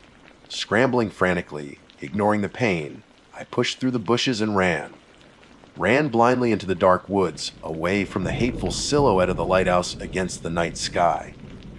Branches whipped my face, roots tripped me, but I didn't stop. The sounds of the forest, which had seemed menacing on the way in, were now just sounds infinitely preferable to the unnatural silence and whispers of that place. I didn't look back. I couldn't. I don't know how long I ran. Eventually, sobbing and exhausted, covered in scratches, bruises, and mud, I stumbled back into our empty campsite. The embers of our fire from hours ago were cold gray ash, the cheerful remnants of our tripped sleeping bags. Ben's guitar leaning against a tree, Chloe's abandoned phone, felt like relics from another lifetime. I collapsed near the fire pit, shaking uncontrollably, until the first gray light of dawn began to filter through the trees. Eventually, numbly, I stumbled out towards the park road. A park ranger found me wandering, incoherent and borderline hypothermic. The story I told of the lighthouse, the locked door, the thing in the dark, My missing friends sounded like the ravings of a traumatized, delirious girl. They searched, of course. They found the lighthouse, just as I described it. They noted the chained gate, the no trespassing sign. The main door was rusted shut, seemingly unopened for decades. They had to pry it open. Inside, they found dust, decay, debris. The boarded up window. The cellar trapdoor also rusted shut. No sign of Ben Lim or Chloe. No sign of the strange symbols I swore were scratched into the lantern room floor. No sign of the struggle, the chain I'd ripped from the floor, or the tendrils that took Ben. They found footprints outside the crumbling wall, evidence of our trespass. Their official report speculated that my friends and I had gotten separated in the woods after illegally entering the site, perhaps falling from the cliffs or succumbing to exposure. My story was attributed to shock and trauma. Case closed. I left Wisconsin. I left the Midwest. I tried to leave Sophia behind. But you can't run from something that follows you in the silence, in the darkness behind your eyelids. I still hear the whispers sometimes carried on the wind. I still feel the unnatural cold in rooms that should be warm. I see those frantic, swirling symbols scratched onto dusty windows or subway walls. Peninsula State Park is beautiful. People camp there every year, laughing around fires, hiking trails, feeling safe. They don't know about the places off the map, the corners where the woods feel too old and the silence is too deep. They don't know about the abandoned lighthouse that watches over the lake, hungry and waiting. We made a mistake. Not just trespassing. We ignored the warnings, the locked gate, the signs, the palpable wrongness of the air. We walked into a place that wasn't meant for the living, driven by youthful arrogance and a thirst for a cheap thrill. Liam, Chloe, and Ben paid the ultimate price for that deadly mistake, and I'm paying for it every single day. Don't go looking for darkness. Sometimes it finds you anyway, and when it does, it doesn't let go. Call me Lucas, just Lucas. If you ever meet someone claiming that name after reading this, check their eyes, check their hands. See if they flinch at sudden noises or stare too long into the woods at dusk. See if they carry the same hollow weight I do now. Because the Lucas who went camping that fall weekend in the deep woods of northern Wisconsin, he didn't really come back. Not all of him, anyway. It started, as these things often do, with bravado fueled by cheap beer and the misplaced confidence of youth.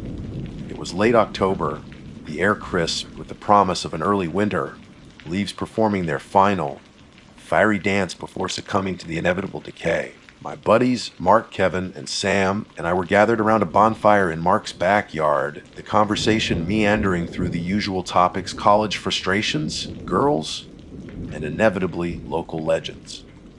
That's when Sam, always the one with a penchant for the macabre, brought it up. You know, he started poking the fire with a stick, sending sparks spiraling into the night sky. My grandpa used to tell stories about the Black River Forest Preserve, way up north. Said there's a patch of woods out there, off the marked trails, that everyone avoids. Why? Kevin asked, leaning forward, always easily spooked despite his attempts at a tough exterior. Old Indian burial ground, Sam said, lowering his voice dramatically, like really old, pre-settlement old. Not marked on any maps, officially denied by the Park Service, but the locals they know. Grandpa said weird stuff happens there. People getting lost for days only to reappear miles away with no memory, hikers finding strange totems, hearing chanting on the wind, Mark scoffed. Dude, that's bullshit. Every patch of woods in Wisconsin has an old Indian burial ground story attached to it. It's campfire crap, maybe. Sam conceded, but Grandpa swore this one was different. Said it wasn't just a burial ground, but a place where darker rituals happened. Sacrifices, maybe. He said the ground itself remembers. That it doesn't like intruders. That's when I piped up, already feeling the familiar itch of needing to prove something, though I wasn't sure what. Sounds like a load of crap to me. Bet you couldn't pay me to camp out there alone. Fatal words. Mark's eyes lit up. Oh yeah, how much? And just like that, the dare was set. $100 each, $300 total if I spent 2 nights solo camping near the supposed site. Sam, reluctantly at first but egged on by Mark, sketched a crude map based on his grandfather's vague descriptions, landmarks like a strangely bent oak tree, a cluster of white birch distinct from the surrounding pines, a specific bend in a less traveled creek. It was ridiculously imprecise, relying more on folklore than actual cartography. "You're really going to do this, Lucas?" Kevin asked, looking genuinely concerned. "Just say no, man. It's not worth it." "It's $300, Kev." I laughed, already planning my trip. And a weekend of peace and quiet away from you clowns. What's the worst that could happen? I get spooked by an owl. My mistake wasn't just thinking their stories were campfire tales. My mistake was the arrogance, the complete dismissal of warnings rooted in generations of local fear. I saw it as a challenge to my courage, not a genuine caution against trespassing on something ancient and potentially hostile. The following Friday, I loaded up my beat up set-in. Tent, sleeping bag, cooler full of food, and yes, more beer because apparently I hadn't learned my lesson. A lantern, flashlight, first aid kit, hunting knife, the standard gear. I told my parents I was camping with the guys up north, a lie that sits like lead in my gut even now. I glanced at Sam's pathetic map, feeling a surge of misplaced adventurous spirit. This would be easy money, a story to tell. The drive north took hours, the suburbs and towns giving way to farmland, then dense forests lining the highway. I turned off onto smaller state roads, then gravel tracks, the GPS losing signal long before I reached the general area Sam had indicated. The air grew colder, the trees thicker, taller, casting long, skeletal shadows in the late afternoon sun. There was a profound silence out here, broken only by the crunch of gravel under my tires and the occasional cry of a distant hawk. It felt less like peace and quiet and more like emptiness. A waiting silence. Finding the landmark Sam described was more luck than skill. The bent oak looked like any other storm-damaged tree, the white birches less distinct than I'd imagined. But I found the creek and followed it deeper into the woods, away from any semblance of a trail. The undergrowth was thick, snagging at my clothes. The air felt heavy, damp, carrying the smell of decaying leaves and damp earth. It wasn't menacing yet, but it was watchful. That's the only word for it. I finally found a small clearing, barely large enough for my tent, maybe 50 yards from the creek. It felt right in the context of the dare. Isolated, deep in the territory Sam's grandpa had warned about. I pushed aside a nagging flicker of unease, attributing it to the isolation and the fading light. Setting up camp was routine, but everything felt slightly off. The silence seemed to press in, amplifying the snap of every twig underfoot, the rustle of my tent fabric.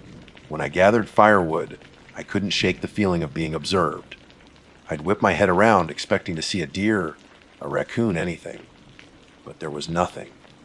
Just the endless trees, standing like silent, stoic sentinels. As dusk bled into true night, I got the fire going, its cheerful crackle a welcome, albeit inadequate, shield against the encroaching darkness. The woods transformed. Shapes melted together, shadows deepened and wreathed at the edge of the firelight. I cracked open a beer, trying to project an air of nonchalance I didn't feel. That's when the noises started. Not the usual nocturnal forest sounds, the hoot of an owl, the scuttling of small creatures. These were different. A faint rhythmic thump, almost like a distant drum, barely audible over the fire. I strained to hear it, telling myself it was the wind, or maybe my own heartbeat echoing weirdly in the quiet. Then a branch snapped loudly, much closer than I was comfortable with, just beyond the ring of firelight. I grabbed my heavy flashlight, sweeping the beam across the impenetrable wall of trees. Nothing. No glowing eyes, no movement. Just darkness. Later, huddled in my sleeping bag inside the tent, the fire reduced to glowing embers outside, the feeling intensified. The thin nylon walls felt uselessly fragile against the immense, ancient woods. I heard something brush against the side of the tent. A soft, deliberate shallak sound. Not wind. Not an animal bumping it.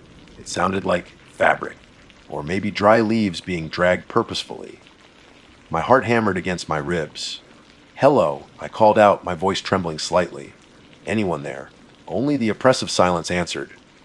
I lay there for what felt like hours, adrenaline coursing through me, straining my ears. The drumming sound returned intermittent, seeming to shift location. Sometimes far, sometimes unnervingly close. Sleep was impossible. Every creak of a tree branch, every rustle of leaves, sounded like footsteps approaching. Sometime before dawn, needing to relieve myself and desperate for any excuse to check the immediate vicinity, I zipped the tent, flashlight beam cutting through the pre-dawn gloom. I scanned the perimeter of my small campsite, and there, near the edge of the dying fire pit, clear in the damp earth, was a footprint. It wasn't mine. I was wearing heavy hiking boots. This was narrower, longer, and it wasn't an animal print. It looked disturbingly human, but somehow wrong. Barefoot, maybe. But the ground was cold, littered with sharp stones and twigs, and the strides seemed off. There was only the one print facing towards my tent, as if someone had stood there, watching before retreating back into the suffocating darkness. The first tendrils of real fear, cold and sharp, pierced through my bravado. This wasn't just campfire crap. Sam's grandpa wasn't just spinning yarns. Something was out here, and it knew I was here. The $300 suddenly felt like the price of a ticket to something I desperately didn't want to see. The sun wasn't up yet, but the darkness felt deeper, more absolute than before. I zipped the tent shut, my hand shaking, the hunting knife clutched tight, realizing with dawning horror that I still had another night to survive. My deadly mistake wasn't just coming here, it was thinking I could leave whenever I wanted. Dawn broke reluctantly, filtering through the dense canopy in weak, gray shafts. Sleep hadn't come. Every sound outside the tent had sent jolts of adrenaline through me, leaving me exhausted but hyper, alert, clutching the useless hunting knife like a talisman. The pre-dawn chill had seeped deep into my bones, a coldness that had little to do with the actual temperature. The first thing I did upon cautiously unzipping the tent was check for the footprint. It was still there, near the coal, gray ashes of last night's fire. In the flat morning light, it looked even more disturbing. The damp earth had held its shape, perfectly, definitely humanoid, yet elongated, the toes splayed slightly wider than natural, the heel digging in deep as if bearing significant weight, or perhaps landing hard. There were no other marks around it, no sign of arrival or departure, just that single stark impression facing my tent. It was a deliberate message. I stood here. I watched you. My resolve crumbled. The $300 felt like blood money, tainted and dangerous. Forget the dare, forget the buddy's mockery. I had to get out. I started packing frantically, shoving my sleeping bag into its sack with trembling hands, collapsing the tent poles with jerky, inefficient movements. Every rustle of leaves, every bird call, sounded like a precursor to attack. The silence wasn't peaceful, it was pregnant, waiting. But as I bundled the damp tent fabric, a different kind of coldness washed over me, shame. Was I really going to run? Fleeing from a single footprint and some spooky night sounds. Mark would never let me live it down. Spooked by a shadow, Lucas. I could almost hear him sneering. My fear warred with my pride, a stupid, pointless conflict playing out in the heart of a potentially hostile wilderness. The sun was climbing higher now, burning off the early mist, painting the woods in less terrifying hues. Maybe it was just my imagination working overtime, fueled by Sam's stupid stories. Maybe the footprint was just weird mud. Hesitantly, fueled by a stubbornness I now recognize as suicidal idiocy, I slowed my packing. I decided to stay, just until the next morning, fulfill the dare, collect the cash, and leave with my pride intact, albeit slightly frayed. I'd be more vigilant, build a bigger fire, maybe even sleep with the knife unsheathed. Yeah, that was the plan. A terrible, awful plan.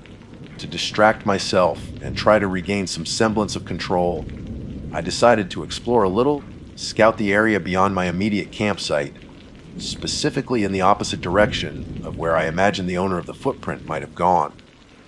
I needed firewood anyway. I grabbed my small axe, shoved the useless map into my pocket, and forced myself to walk away from the relative safety of the clearing. The woods felt different by day, but not necessarily better. The density of the trees was claustrophobic. Sunlight struggled to reach the forest floor, leaving pockets of perpetual shadow that seemed to watch me pass. I walked towards the cluster of white birches Sam had mentioned, their pale bark standing out against the darker pines and oaks. As I got closer, I noticed something odd. Several of the lower branches on the birches, branches thick as my arm, had been snapped cleanly, not broken by wind or rot, but seemingly twisted off with immense force. The breaks were fresh, the wood underneath pale and splintered. It looked deliberate, violent. Then I saw them, hanging from thinner branches, tied with what looked like sinew or rough twine, were small, crude effigies. Twisted twigs formed vaguely humanoid shapes, bound with strands of dried grass and, in one case, what looked disturbingly like dark, matted hair. There were maybe half a dozen of them, swaying gently in a breeze that didn't seem to reach the forest floor. They weren't there yesterday. I would have noticed. My blood ran cold. This wasn't random. This was ritualistic. This was a warning. I backed away slowly, the axe feeling heavy and useless in my hand. Forget the firewood. I turned and practically ran back towards my camp, stumbling over roots. Heart pounding not just from exertion, but from pure terror. The feeling of being watched was overwhelming now, a palpable pressure on my skin. Back in the clearing, the footprint was gone. Not faded, not washed away, there had been no rain. It was simply smoothed over, as if something had carefully erased its presence. But worse, something else was different.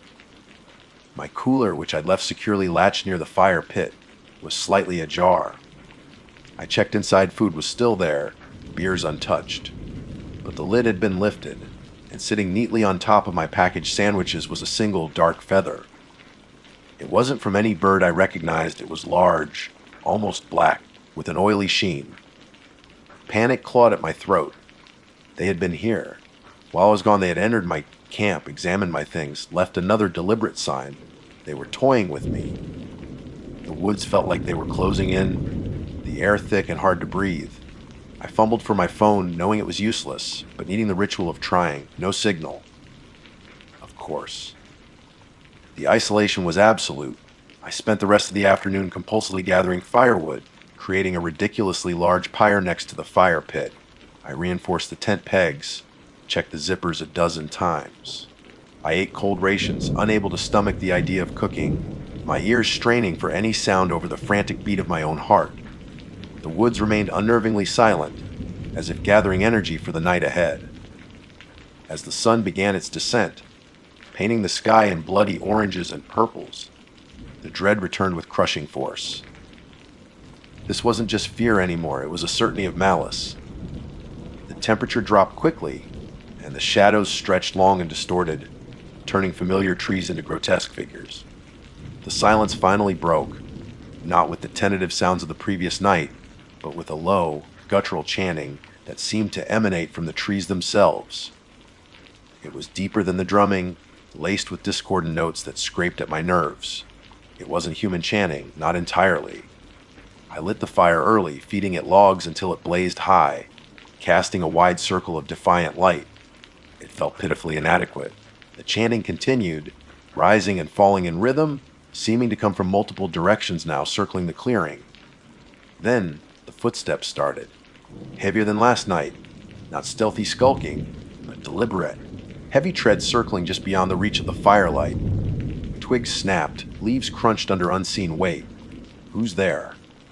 I yelled, trying to project authority I didn't possess. My voice cracked. A low chuckle answered, seeming to slither out of the darkness to my left. It wasn't mirthful, it was cold, predatory. I grabbed the heavy flashlight again, aiming the beam into the trees where the sound had come from. The chanting stopped abruptly. The footsteps ceased. For a terrifying second, everything was utterly still. Then, I saw it. Just a flicker of movement at the edge of the beam, something tall, impossibly tall and dark, moving with unnatural speed behind a thick oak trunk. It wasn't a deer, not a bear. It was humanoid, but elongated wrong. Before I could process what I'd seen, it was gone. But I knew it was still there. They were still there. The woods were full of them. Scratching sounds started on the far side of the tent. Not animal claws, but something sharper, more deliberate, like fingernails dragging slowly down the nylon. I scrambled back, heart threatening to explode, knife held out in a shaking grip. The chanting resumed, louder now, closer, a cacophony of inhuman voices swirling around the fragile bubble of my firelight. I was trapped. Leaving now, stumbling through that darkness with them out there, was suicide. Staying felt like waiting for the inevitable. I retreated fully into the tent, zipping it tightly shut, piling my backpack and cooler against the flimsy door. I sat there in the suffocating dark, listening to the footsteps circle, the scratching return, the bone, chilling chants weaving through the trees. The fire outside began to die down, the protective circle of light shrinking. The second night had begun, and it was already infinitely worse than the first. I didn't know what they wanted, but I knew with chilling certainty that the dawn was a very, very long way off, and surviving until then was no longer a guarantee. It felt like a statistical impossibility. Huddled inside the suffocating nylon shell of the tent, I was a prisoner listening to the siege outside. The fire, my only major defense, was dying rapidly. Its cheerful crackle had long since faded, replaced by the ominous hiss and pop of dying embers, casting flickering, unreliable shadows that did more to distort than illuminate. The darkness outside pressed in, thick and absolute, and the sounds it held grew bolder with every dying flame. The circling footsteps became a constant patrol, heavy and deliberate, crunching on the leaf litter just yards away. The scratching against the tent fabric escalated. It wasn't random anymore. It targeted the zippers, the seams testing for weakness. Then came the pushing. Something heavy leaned against the side of the tent, indenting the fabric inwards, holding it there for a few heart, stopping seconds before releasing. I scrambled to the opposite side, my breath catching in my throat. They were testing the boundaries, learning the flimsy nature of my shelter. The chanting had morphed into something even more disturbing, guttural speech. Fragments of words, harsh consonants, and sibilant whispers slithered through the thin walls. It wasn't any language I recognized, but the intent was unmistakable, raw, predatory menace. Mockery. Threats. I jammed my hands over my ears, but it was useless. The sounds seemed to vibrate through the ground itself. Suddenly, a sharp ripping sound tore through the night. Near the bottom corner, where the scratching had been most persistent, a 3-inch gash appeared in the fabric. I stared at it, paralyzed. A sliver of utter blackness showed through from outside. Before I could react, something dark and thin, like a gnarled stick or a skeletal finger, poked through the tear, probing the inside air for a terrifying second before retracting. That was it. The illusion of safety, however thin, was shattered. Staying here meant waiting for them to tear their way in, waiting to see what horrors belonged to the guttural voices and the probing finger. The car, my beat sudden, parked what felt like miles away through hostile, unfamiliar woods, was my only hope. It was insane to run out there, into the domain of whatever was hunting me, but staying was certain death. Adrenaline surged, overriding the paralysis. In one frantic movement, I kicked aside the backpack and cooler blocking the door, fumbled with the zipper, and burst out of the tent. I didn't grab the flashlight no time, and maybe drawing attention with the beam was worse. I abandoned everything: tent, sleeping bag, food, the axe, the knife that had offered zero comfort. None of it mattered, only escape. The embers of the fire cast just enough faint, dying light for me to orient myself vaguely in the direction I thought I'd come from. I plunged into the tree line opposite the ripped corner of the tent, praying I was heading away from the immediate presence. Behind me, the reaction was instantaneous. A cacophony of enraged shrieks and guttural bellows erupted from the clearing. The heavy footsteps weren't circling anymore. They were crashing through the undergrowth, coming after me. Running through the woods at night is a nightmare. Running through those specific woods, hunted by them, was something else entirely. Roots snagged my ankles, sending me sprawling onto the cold, damp earth. Low-hanging branches whipped at my face, drawing blood. The darkness was almost absolute beneath the canopy, broken only by faint moonlight filtering through in patches, creating treacherous illusions of depth and distance. I scrambled up, ignoring the pain, fueled by sheer terror. The sounds of pursuit were terrifyingly close. Heavy bodies moving with unnatural speed, snapping branches, their horrible calls echoing through the trees, seeming to come from all sides at once. I felt breath, cold and foul, on the back of my neck, but when I risked a glance over my shoulder, there was nothing but deeper darkness. Phantom touches brushed my arms. Whispers seemed to coil around me from the very air. The woods themselves felt alive and malevolent. Trees seemed to shift position, blocking my path. Thorny bushes grabbed at my clothes, tearing fabric and skin. I ran blindly, lungs burning, sobbing for breath, guided only by a desperate instinct to get away. I had no idea if I was heading towards the car or just deeper into their territory. Time lost all meaning. It could have been minutes or hours. My legs were leaden, my vision blurring with tears and exhaustion. The sounds of pursuit seemed to fade slightly, or maybe I was just losing the ability to process them, my mind shutting down from overload. I stumbled through a thicket of ferns and suddenly burst out of the tree line, not onto the rough track where I'd left my car, but onto a narrow, unfamiliar gravel road. I collapsed onto the sharp stones, gasping, chest heaving. My clothes were shredded, arms and face bleeding from dozens of scratches. I looked back at the impenetrable wall of black trees. Silence. Had I lost them?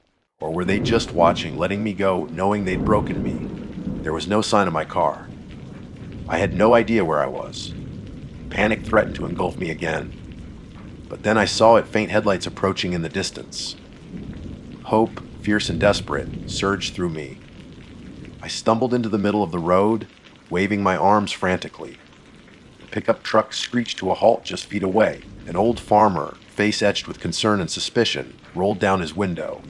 "Son, what in God's name happened to you?" I couldn't form coherent words. Lost camping, something in the woods chasing me. I stammered, pointing a trembling finger back towards the forest edge. He peered into the darkness, then back at my terrified, disheveled state. He didn't question me further. Maybe he was a local. Maybe he'd heard the stories or seen things himself. "Get in," he said gruffly, unlocking the passenger door. The drive back towards civilization was a blur. I huddled in the passenger seat, shaking uncontrollably, jumping at every shadow the headlights cast. The farmer didn't press for details, for which I was eternally grateful. He dropped me off at the first 24-hour gas station we came across in a small town miles away. I must have looked like a ghost. I used the payphone, remember those, to call Mark, collect. My friends eventually picked me up, their initial worry quickly turning to disbelief, and then poorly concealed mockery when I tried to explain what happened, omitting the most terrifying details because they sounded insane even to my own ears. "So you got spooked by some noises and ran off, leaving all your gear. Dude, you owe us $300 and the cost of your tent." They didn't understand. They couldn't. The footprint, the effigies, the tearing fabric, the voices. How could they? I never got the money, obviously. I never went back for my gear or my car, which I later reported stolen, abandoning it to the woods. I dropped out of college the following semester. The nightmares are relentless. I can't sleep without lights on. Sudden noises make me jump out of my skin. I avoid woods, even parks. Sometimes late at night, when the wind sounds just right, I think I hear that chanting. Or I see movement at the edge of my vision, something tall and dark, vanishing just as I turn to look. They say I imagined it, that I had a panic attack brought on by isolation and Sam's stories. But I know what happened. I trespassed. I ignored the warnings etched not on maps, but in local fear and forgotten rituals. Those woods near the Black River Preserve are old, and they remember they don't like intruders. My mistake wasn't just camping there, it was surviving, because a part of me never really made it out of that forest. And sometimes I feel like whatever was in there is still watching, waiting patiently from the shadows. Don't make the same mistake I did. Some places are left alone for a reason. My name is Mia, and if you're reading this well, I guess I made it out, sort of. Parts of me are still back there, lost somewhere in the relentless roar of that Wisconsin river, entangled in the whispers that coiled out of the water like unseen tendrils. What started as a desperately needed escape, a chance to reconnect with nature and my boyfriend Liam, became a descent into something ancient and hungry. Our biggest mistake wasn't going camping, it was choosing that spot. Our second mistake, the one that truly sealed our fate, was listening too closely when the river started to speak. It was late August, the kind of humid, heavy summer air that makes you long for the cool embrace of deep woods and cold water. Liam and I, along with our friends Chloe and Ben, had been planning this trip for months. We were city dwellers, ground down by the relentless pace of Chicago, the concrete, the noise, the sheer pressure of it all. We craved silence, isolation, the kind of profound quiet you can only find miles away from the nearest paved road. Liam, ever the meticulous planner, had spent weeks scouring online maps and obscure forums, looking for the perfect spot remote, beautiful, and crucially, unlisted on any official park website. He found it tucked away in a lesser-known stretch of state forest in northern Wisconsin, a primitive site accessible only by a rough dirt track, promising unparalleled solitude right beside a fast, flowing river. The pictures he showed us were idyllic. Towering pines, a clearing carpeted in soft moss, and the river itself a wide, energetic ribbon of water carving through the landscape. Primitive camping at its finest, Liam had declared proudly, tapping the screen. No amenities, no neighbors, just us in the wild.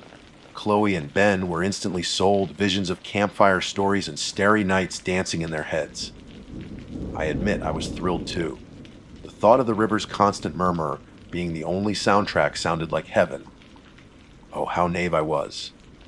The sound wasn't a murmur, it was a roar. And it wasn't just a soundtrack, it was a veil. The drive up took longer than expected. The paved roads gave way to gravel, then to dirt, and finally to the rough dirt track Liam had mentioned, which turned out to be two deeply rutted lines choked with weeds, scraping ominously against the underside of Ben's SUV. More than once, we had to get out and clear fallen branches or navigate around muddy patches that threatened to swallow the tires whole. Doubt began to creep in, a tiny voice whispering about bears, breakdowns, and the distinct lack of self-service. But every time we considered turning back, Liam would point ahead with unwavering optimism. Almost there. Imagine the peace and quiet! When we finally broke through the trees into the clearing, I had to admit, it was breathtaking. Exactly like the pictures, only more potent, more real. The air was thick with the scent of pine needles and damp earth. Sunlight filtered through the canopy, dappling the mossy ground. And the river, it was magnificent, wider and faster than I'd imagined, churning white over submerged rocks, its voice a constant, powerful rush that filled the air, seeming to vibrate right through the ground beneath our feet. It wasn't soothing, not exactly. It was immense, a force of nature that demanded respect. But it was also undeniably beautiful, wild, and untamed. We set up camp quickly, the initial awe overriding the fatigue from the journey. Tents were pitched, gear unloaded, a fire pit cleared. Liam and Ben immediately went down to the riverbank, mesmerized by the flow. Chloe and I organized the supplies, already feeling the city tension drain away, replaced by a pleasant sense of remoteness. The river's noise was omnipresent, a wall of sound that swallowed our voices unless we stood close and spoke loudly. At first, it felt cleansing, like it was washing away the mental clutter. That first day was perfect. We explored the immediate woods, finding animal tracks but no sign of other humans. We cooked dinner over the open fire, the flames crackling in counterpoint to the river's deeper bass note. As dusk settled, painting the sky in hues of orange and purple, the sheer isolation felt magical. The stars emerged, unbelievably bright without light pollution, scattered like diamond dust across the black velvet sky. Later, huddled around the dying embers of the fire, the river's roar seemed to deepen, becoming the dominant presence in the darkness. It wasn't menacing yet, just vast. Exhausted and content, we crawled into our tents. Liam pulled me close, and despite the constant watery thunder outside, I fell asleep faster than I had in weeks, lulled by the sheer power of the natural world. The second day dawned bright and clear. More hiking, attempts at fishing, The current was too strong, lunched by the water's edge. But something subtle had shifted. The relentless noise of the river was starting to wear on me. It wasn't soothing anymore. It felt like a constant pressure against my eardrums, a vibration deep in my bones. The isolation, too, began to feel different. Not peaceful, but watchful. I kept catching flickers of movement at the edge of my vision, shadows that seemed too deep amongst the trees across the river. I'd turn, and there'd be nothing but swaying branches. Liam and Ben seemed oblivious, caught up in their wilderness adventure. Chloe, however, seemed quieter than usual. I caught her looking towards the dense woods, lining the opposite bank several times, a faint frown creasing her brow. Everything okay? I asked her while we were washing dishes downriver from the camp. She forced a smile. Yeah, fine. Just this place feels intense, doesn't it? The river, it's so loud. I know what you mean. I admit it. It's almost overwhelming. That evening, as we sat around the campfire again, the feeling intensified. The sun dipped below the tree line, plunging the campsite into deep shadow much faster than it seemed it should. The river's roar swelled to fill the twilight. The air grew colder, damper. We huddled closer to the flames, the conversation lagging. The sheer, unyielding noise was starting to isolate us from each other, forcing us inward. And that's when I first heard it. It wasn't distinct at first.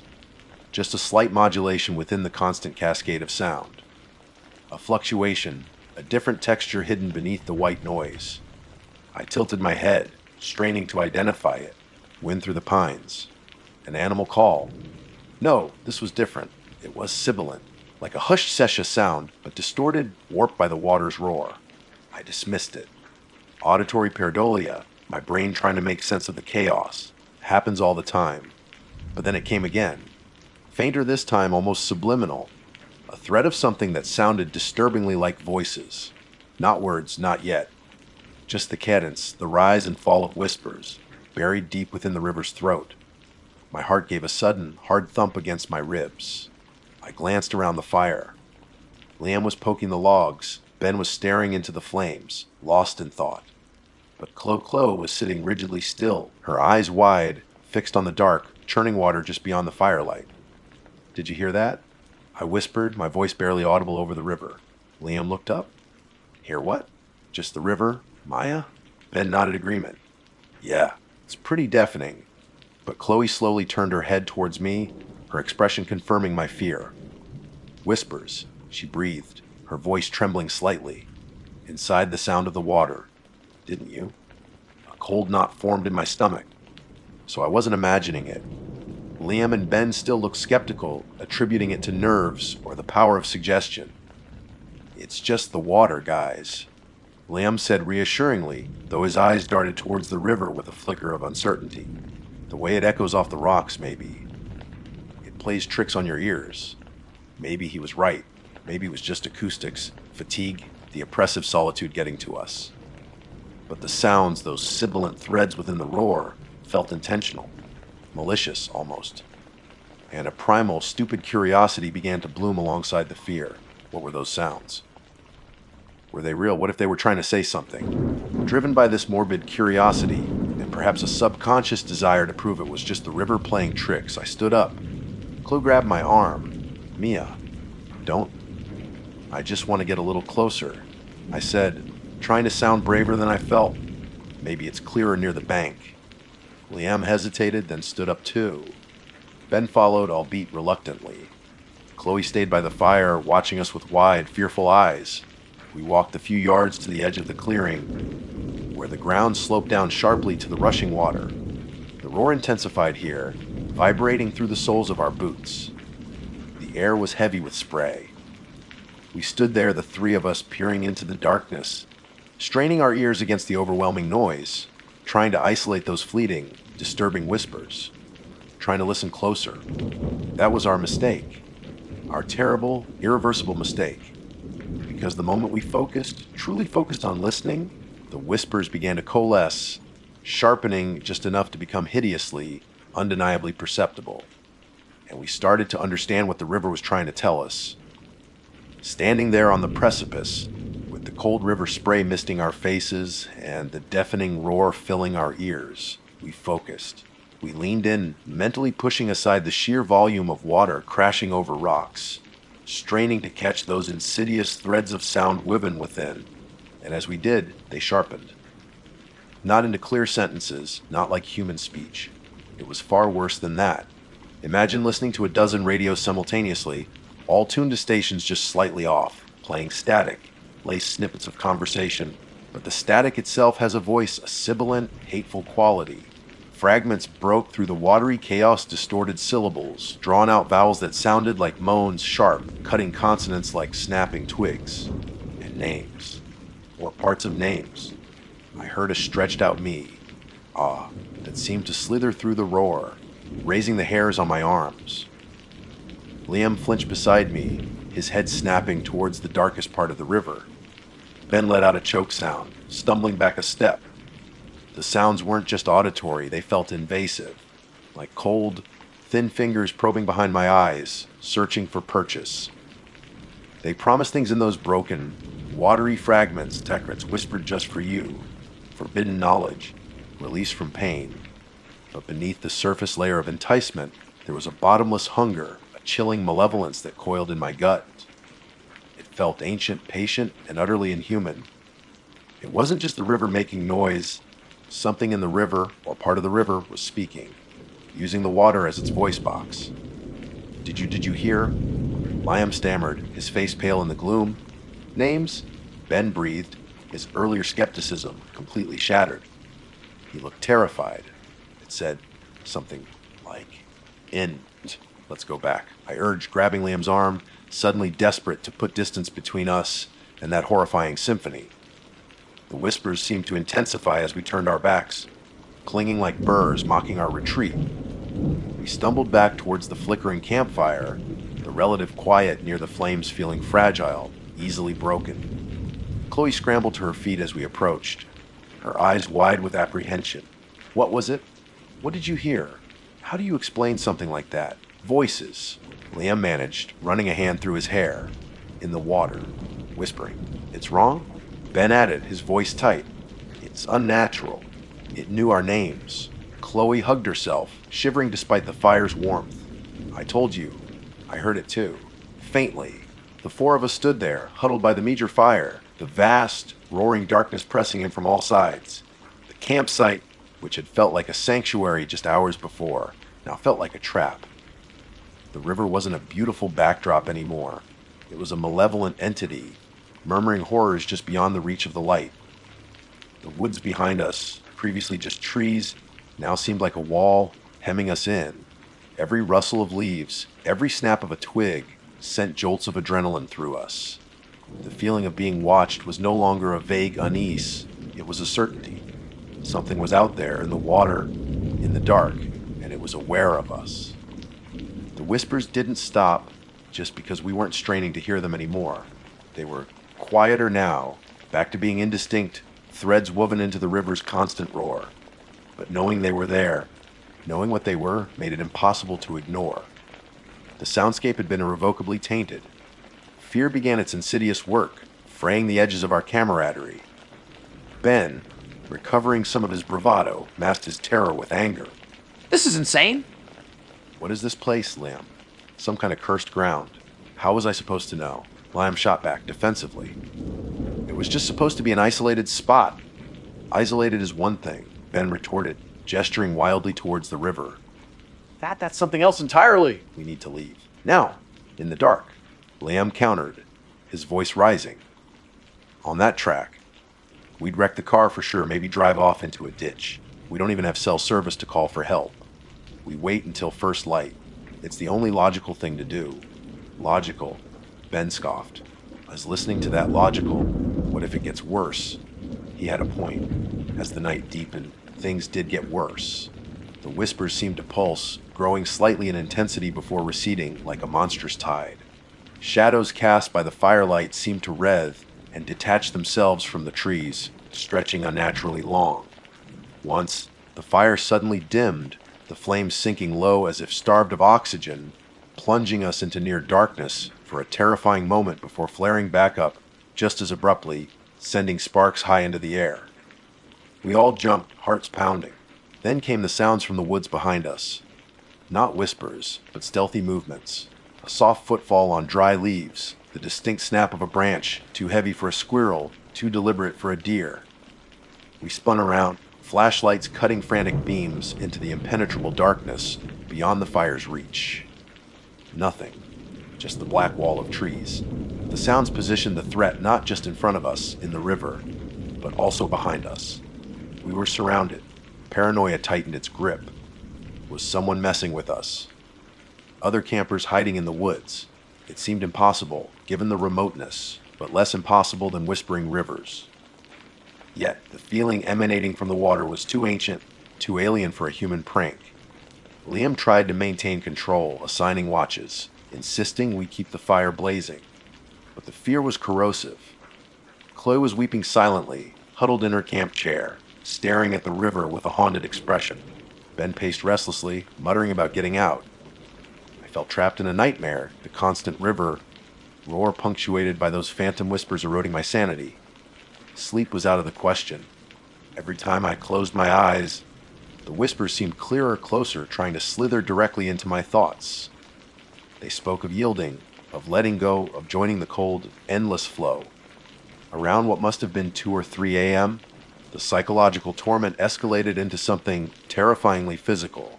We were adding wood to the fire when a sudden, violent splash echoed from the river, much louder than the usual churn. It wasn't the sound of a rock falling in. It was the sound of something immense entering the water, or perhaps lunging out of it. We froze, aiming our flashlights towards the source of the sound. The beams danced over the turbulent black water, revealing nothing but spray and rapids. But the sheer size implied by the splash sent ice water through my veins. Seconds later, from the opposite bank, hidden in the dense trees, came a sound that was unequivocally not natural. It was a low, guttural clicking, interspersed with wet, snuffling noises, like something large, something amphibious, tasting the air. Ben scrambled backwards, tripping over a log. Liam raised the small camp axe he'd brought, his knuckles white. What the hell was that? Ben hissed from the ground. Nobody answered.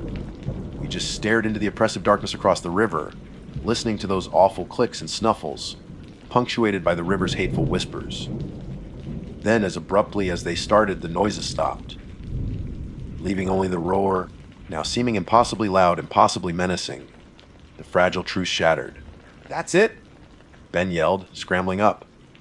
I don't care about the track. I don't care about the dark. We're leaving. Right now. Anyone coming with me? He looked wild-eyed, ready to bolt. Ben? Wait. Think. Liam pleaded. It's too dangerous. But the whispers, they seemed louder now, directed, almost compelling. And they weren't just coming from the main river flow anymore. They seemed to be emanating from the damp ground near the bank, from the very air around us. They urged us to stay.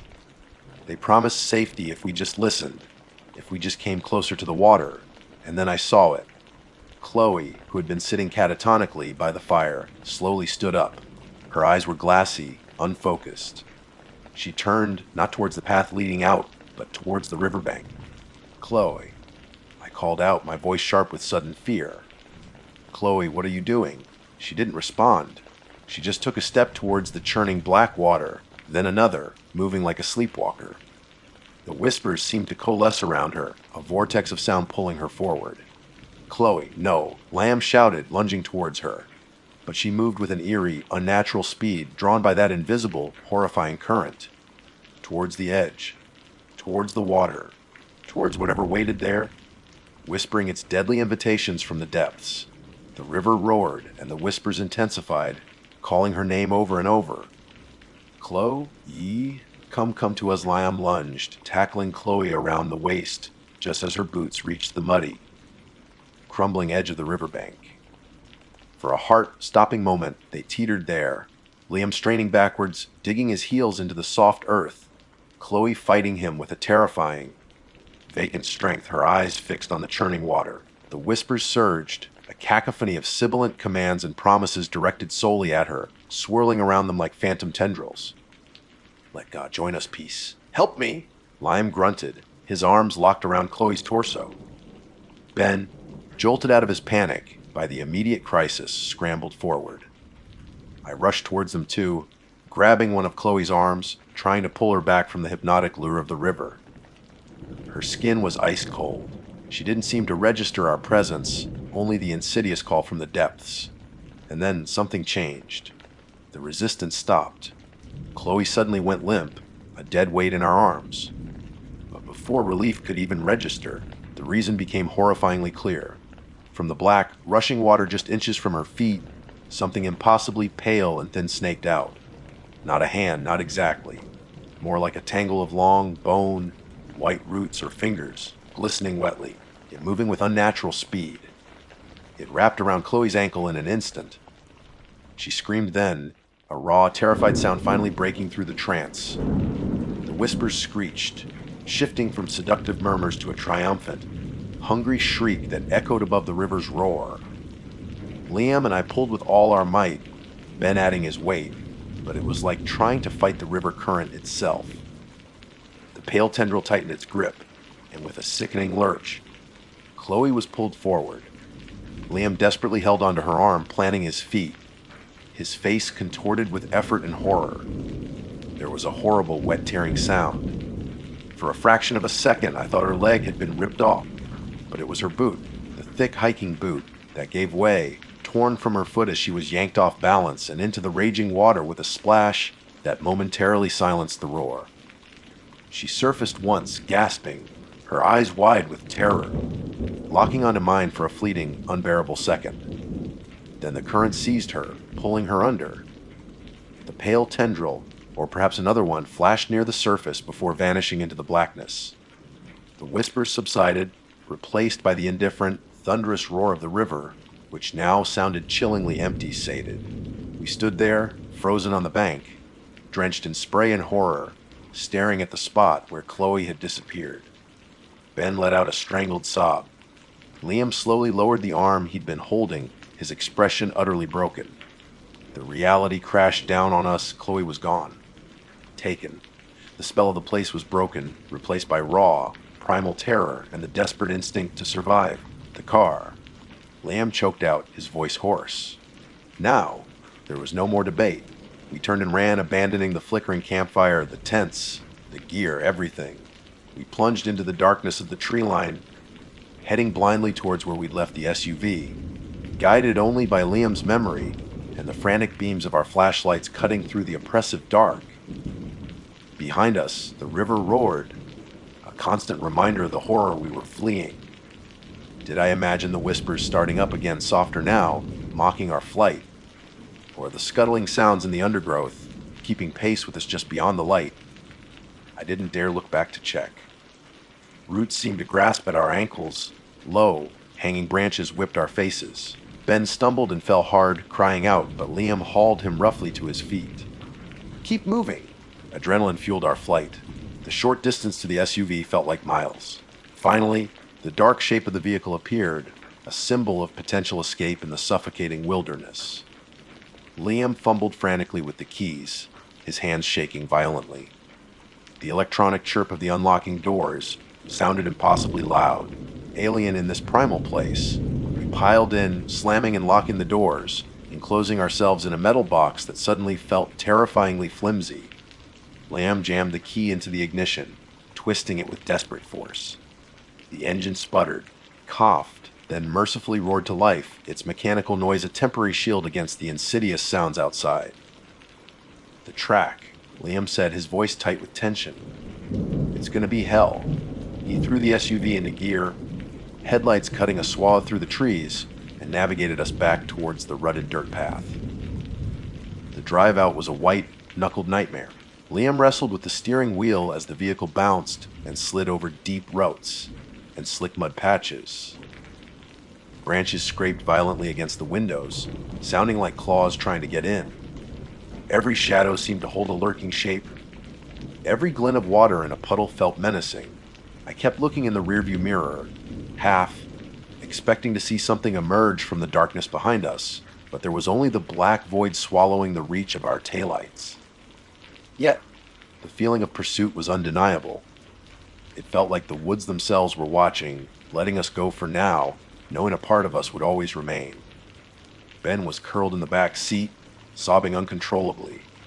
Liam drove with grim determination, his face a mask of grief and focus. I just stared ahead, numb. Chloe's final terrified gaze burned into my memory. The river's roar and the phantom whispers echoed in my mind, impossible to shut out. Hours seemed to pass. Then, finally, impossibly, the rough track smoothed slightly. We bounced onto gravel, then onto pavement. A lone streetlight appeared in the distance, then another. We saw the first sign for a numbered highway. Liam didn't slow down until we merged onto the brightly lit, blessedly empty stretch of asphalt, putting miles between us and that cursed clearing. We found a 24-hour gas station in a small town, the fluorescent lights and racks of cheap snacks feeling like another dimension. We looked like ghosts, muddy, scratched, hollow-eyed. Ben was practically catatonic. Liam managed to call 911, his voice cracking as he tried to explain what happened, a camping trip. An accident, our friend swept away by the river. He left out the whispers, the pale tendrils, the unnatural horror. How could he even begin to explain? Who would believe us? The police investigation was predictable. Sympathetic nods, grim faces, searching questions about river conditions, alcohol consumption, our experience levels. They searched the area, of course.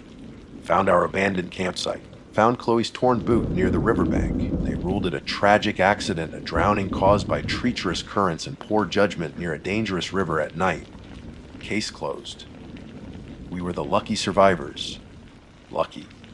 We drove back to Chicago in near silence, the trauma hanging thick and heavy between us.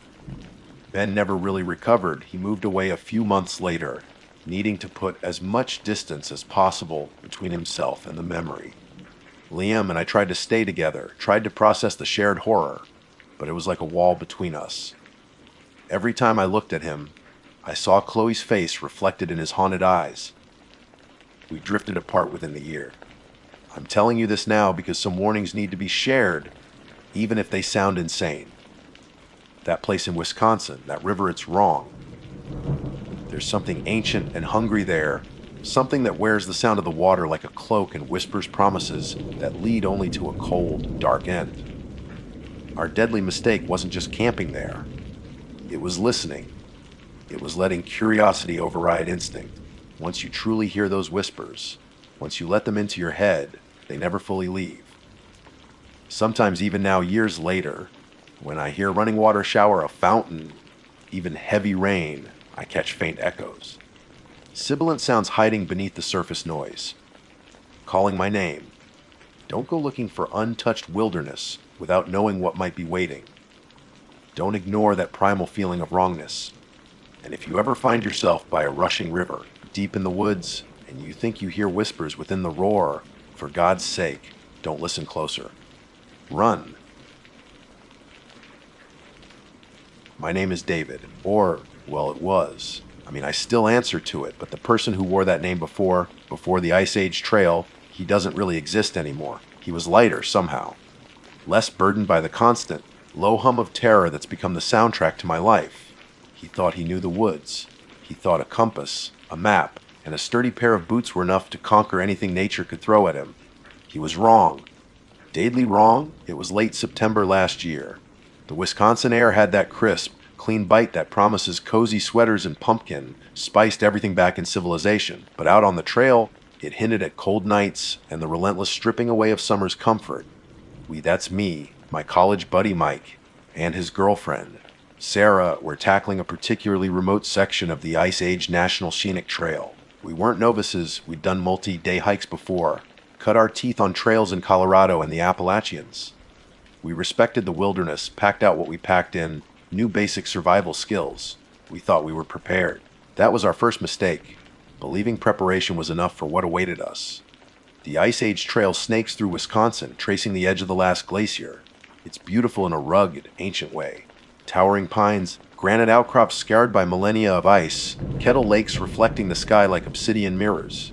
But it's also vast and in stretches like the one we chose, incredibly isolated. Cell service was a distant memory within hours of leaving the trailhead. The ranger station where we'd registered our route felt like it belonged to another dimension. It was just us, the crunch of our boots on fallen leaves, the sighing wind in the branches, and the occasional chatter of a squirrel telling us off for invading its territory. Mike was the navigator, meticulous with the map, double checking landmarks. He was steady, practical, always the one to remind us to drink water or check for ticks. Sarah was the group's heart, quick with a joke, always pointing out some small beauty, the pattern of moss on a rock, the flash of a blue jay's wing. I guess I was the motivator, the one pushing for that extra mile before sunset, maybe a bit too eager sometimes, a bit too confident. The first 2 days were idyllic, textbook backpacking. We covered good ground, made camp near a babbling creek the first night, shared stories around a crackling fire under a canopy of stars so thick it felt like you could scoop them up with your hands.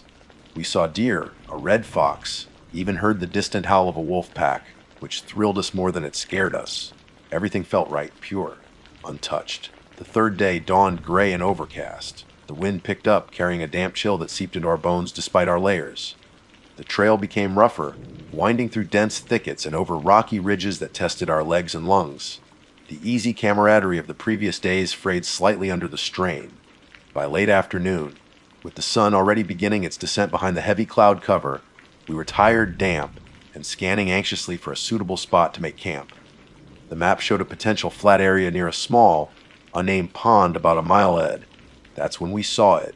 We came over a rise, pushing through some scratchy underbrush, and the woods opened up slightly. There, nestled in a small clearing maybe 50 yards off the main trail, was a campsite. Not just a campsite, but a perfect campsite. A high-quality four-season dome tent, muted green, was expertly pitched, taut and symmetrical. Beside it, a neat stack of firewood sat next to a well-constructed fire pit built from large stones.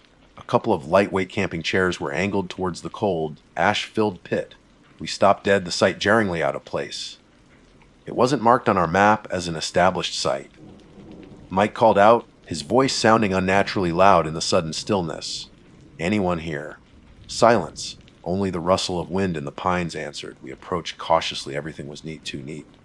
The tent flap was zipped tight. There were no footprints visible on the pine, needles strewn ground around the site, but the recent dampness might have obscured them. The fire pit was cold, the ashes gray and settled, suggesting it hadn't been used since at least the previous night, maybe longer. Maybe they went for a day hike. Sarah suggested, her voice tight with an unease that mirrored my own sudden discomfort. Without their packs. Mike gestured towards the tent. And leaving chairs out doesn't feel right. I walked around the perimeter. There was a small bundle covered by a tarp nearby, likely food, properly stored away from animals. A water filter lay disassembled on a flat rock near the tent entrance, as if someone had been cleaning it and just stopped.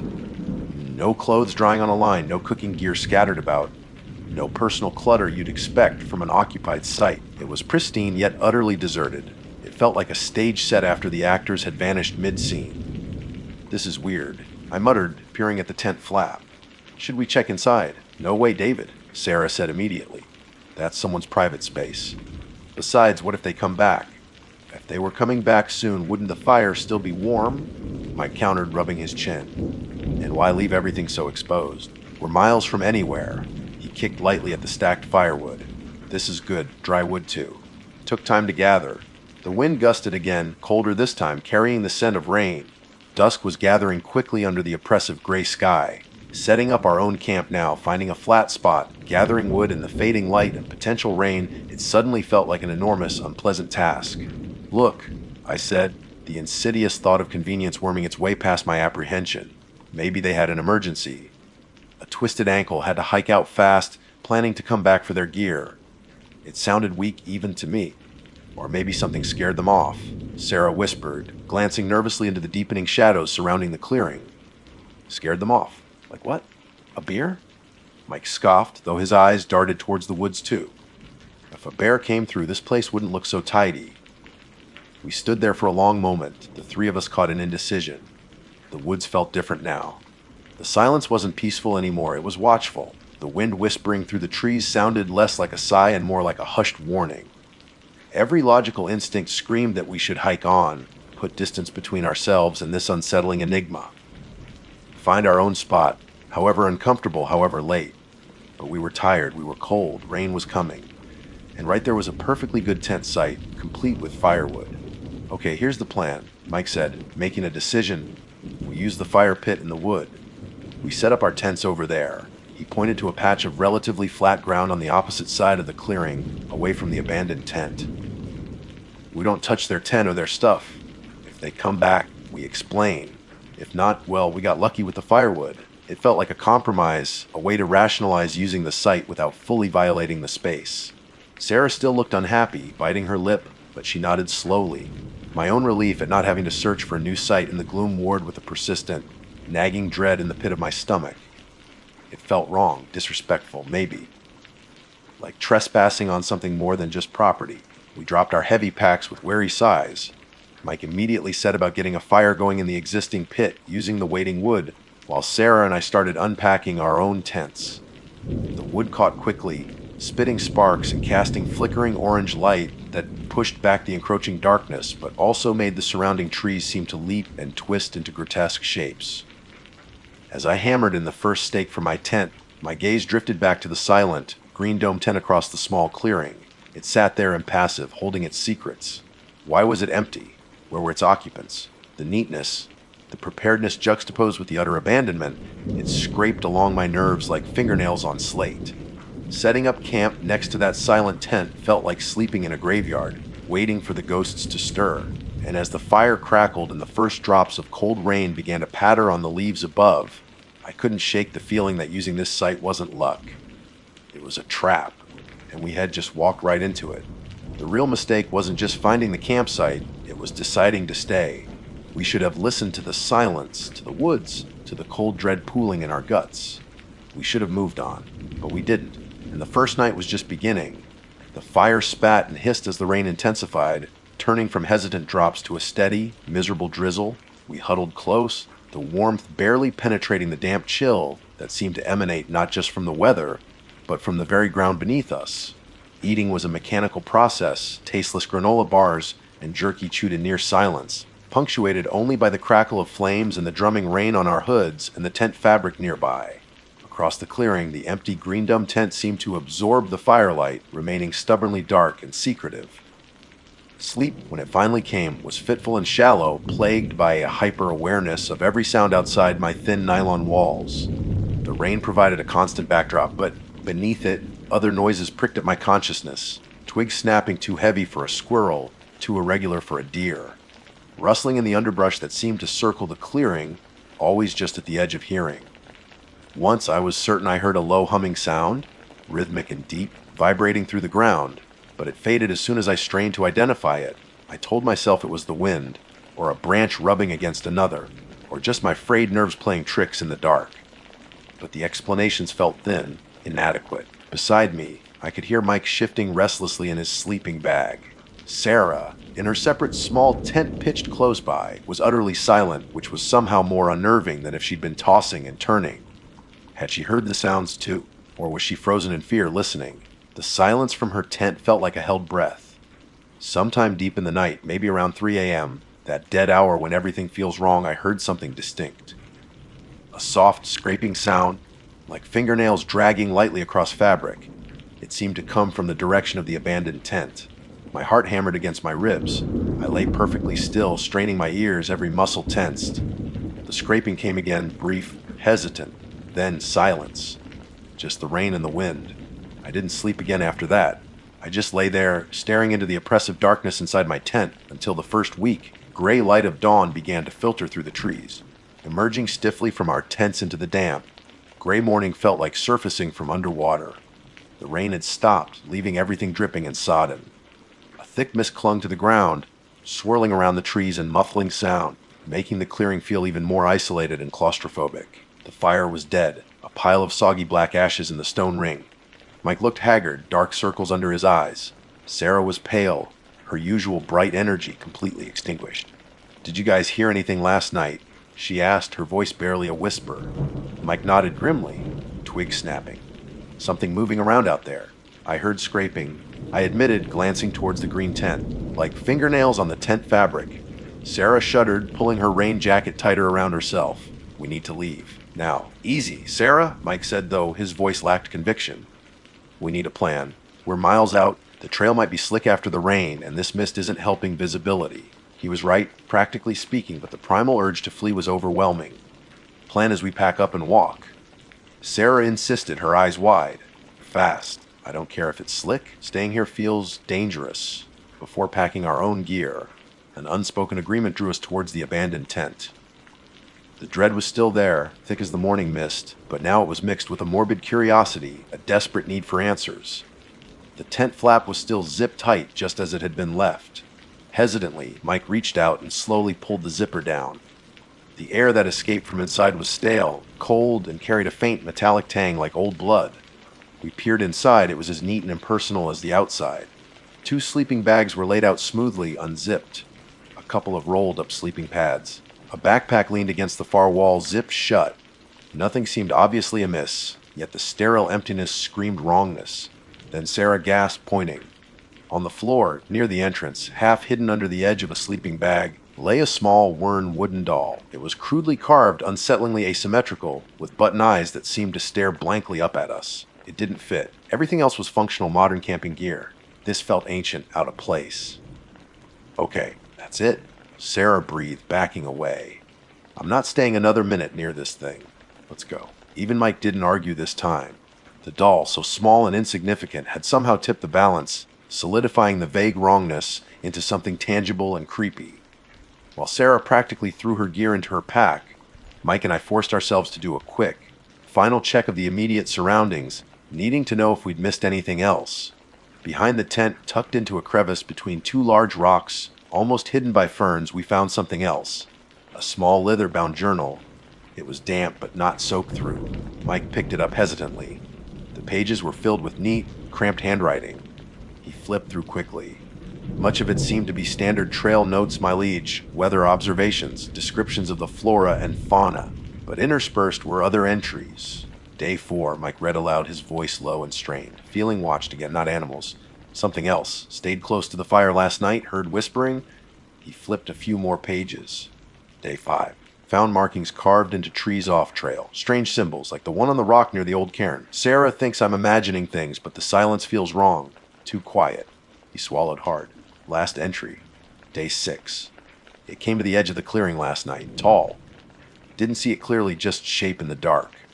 Can't shake the feeling it wants us to stay. Left the doll. Maybe it will appease it. The entry just stopped, mid-sentence. A cold fist clenched in my stomach. These weren't the notes of someone who'd had an accident. This was someone terrified, someone who felt hunted, someone who knew they were in danger and still hadn't been able to leave. The abandoned campsite wasn't just empty, it was a place someone had fled from, or worse, been taken from. Okay, Mike said, his face grim. He tucked the journal into his own pack. Let's get the hell out of here. Packing our gear felt frantic, clumsy. Every snap of a buckle, every rustle of fabric sounded deafening in the misty silence. We kept casting anxious glances towards the woods, towards the silent green tent. We didn't touch the firewood pile this time. We kicked dirt over the ashes of our own fire, erasing our presence as much as possible. Finally, pack shouldered, we practically ran from the clearing, scrambling back onto the main trail, hidden somewhat by the swirling mist. We moved fast, fueled by adrenaline and fear, pushing through wet branches that slapped at our faces, stumbling on slick rocks. The relief of putting distance between ourselves and that cursed campsite was immense, but short-lived. The mist didn't lift. If anything, it seemed to thicken as we moved, reducing visibility to mere yards. The trail became harder to follow, marked only by faded blazes on trees that seemed increasingly far apart. Twice, we thought we'd lost it completely, forcing us to backtrack nervously, the feeling of being watched intensifying with every confused step. The woods felt menacing now, the trees crowding in, their branches like grasping fingers. The silence pressed in, broken only by our ragged breathing and the squelch of our boots on the muddy ground. Hours passed in a blur of damp misery and mounting fear. We should have covered several miles, but judging by the occasional trail marker, we seemed to be moving incredibly slowly, almost as if the woods themselves were resisting our passage. Doubt began to creep in. Were we even going the right way? The compass needle swung reliably north, but the landscape felt subtly wrong, repetitive. As the afternoon wore on and the gray light began to fade prematurely, swallowed by the mist in the dense canopy, a horrifying realization dawned on Mike as he consulted the map and compass again, his face pale. "Guys," he said, his voice trembling slightly. "A According to this, we're only about half a mile from that clearing. We've been walking in a circle. Panic, cold and sharp, pierced through me. Sarah let out a choked sob. It wasn't possible. We'd been walking determinedly away from the site for hours. How could we be so close? It felt like the woods were actively turning us back, hurting us, and then we heard it. Not the ambiguous rustling or snapping of twigs from the night before. This was closer, heavier, a slow, deliberate thump-drag sound moving through the undergrowth just beyond the edge of visibility in the thick mist. It was paralleling our path, keeping pace with us. Something large was moving through the woods, and it knew exactly where we were. We froze, listening, hearts pounding. The thumping stopped. The silence that followed was absolute, terrifying. We couldn't see anything through the oppressive gray shroud, but we could feel it. Something was out there, close by, hidden in the mist. Watching. Waiting. The woods were no longer neutral, they were actively hostile. And the thing that had haunted the previous campers, the thing they couldn't escape. It hadn't let us leave either. We weren't lost, we were trapped, and night was coming again. The thump-drag sound stopped, leaving a silence so profound it roared in my ears. We stood frozen, 3 statues carved from fear, enveloped by the suffocating gray mist.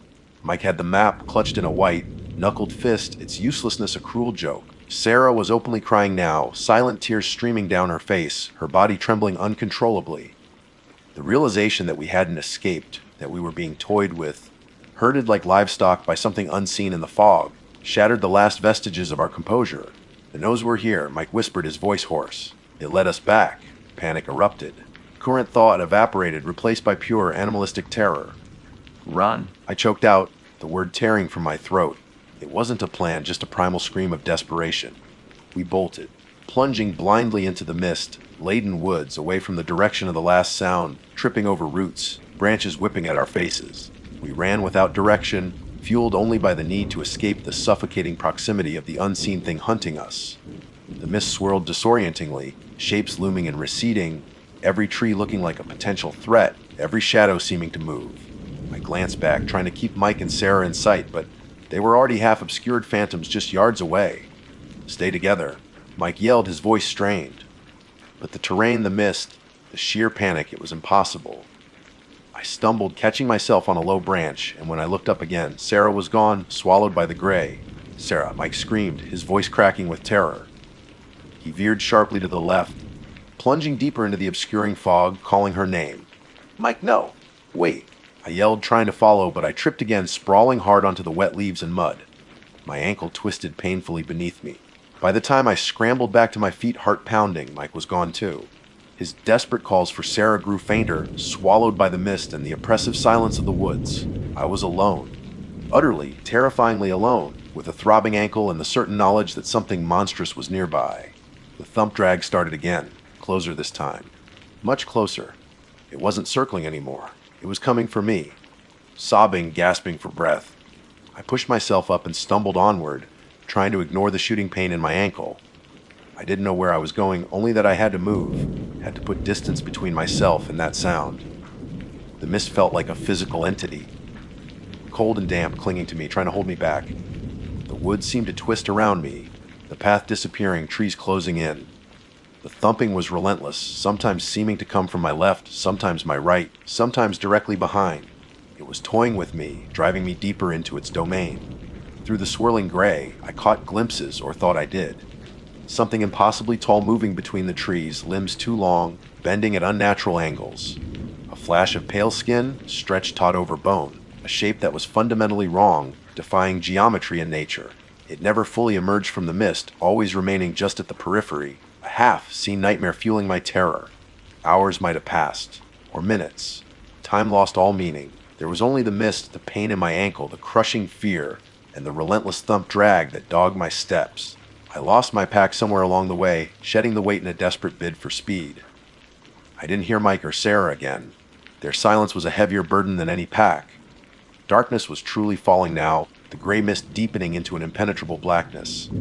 I was running on fumes, stumbling more than running, tears blurring what little vision I had left.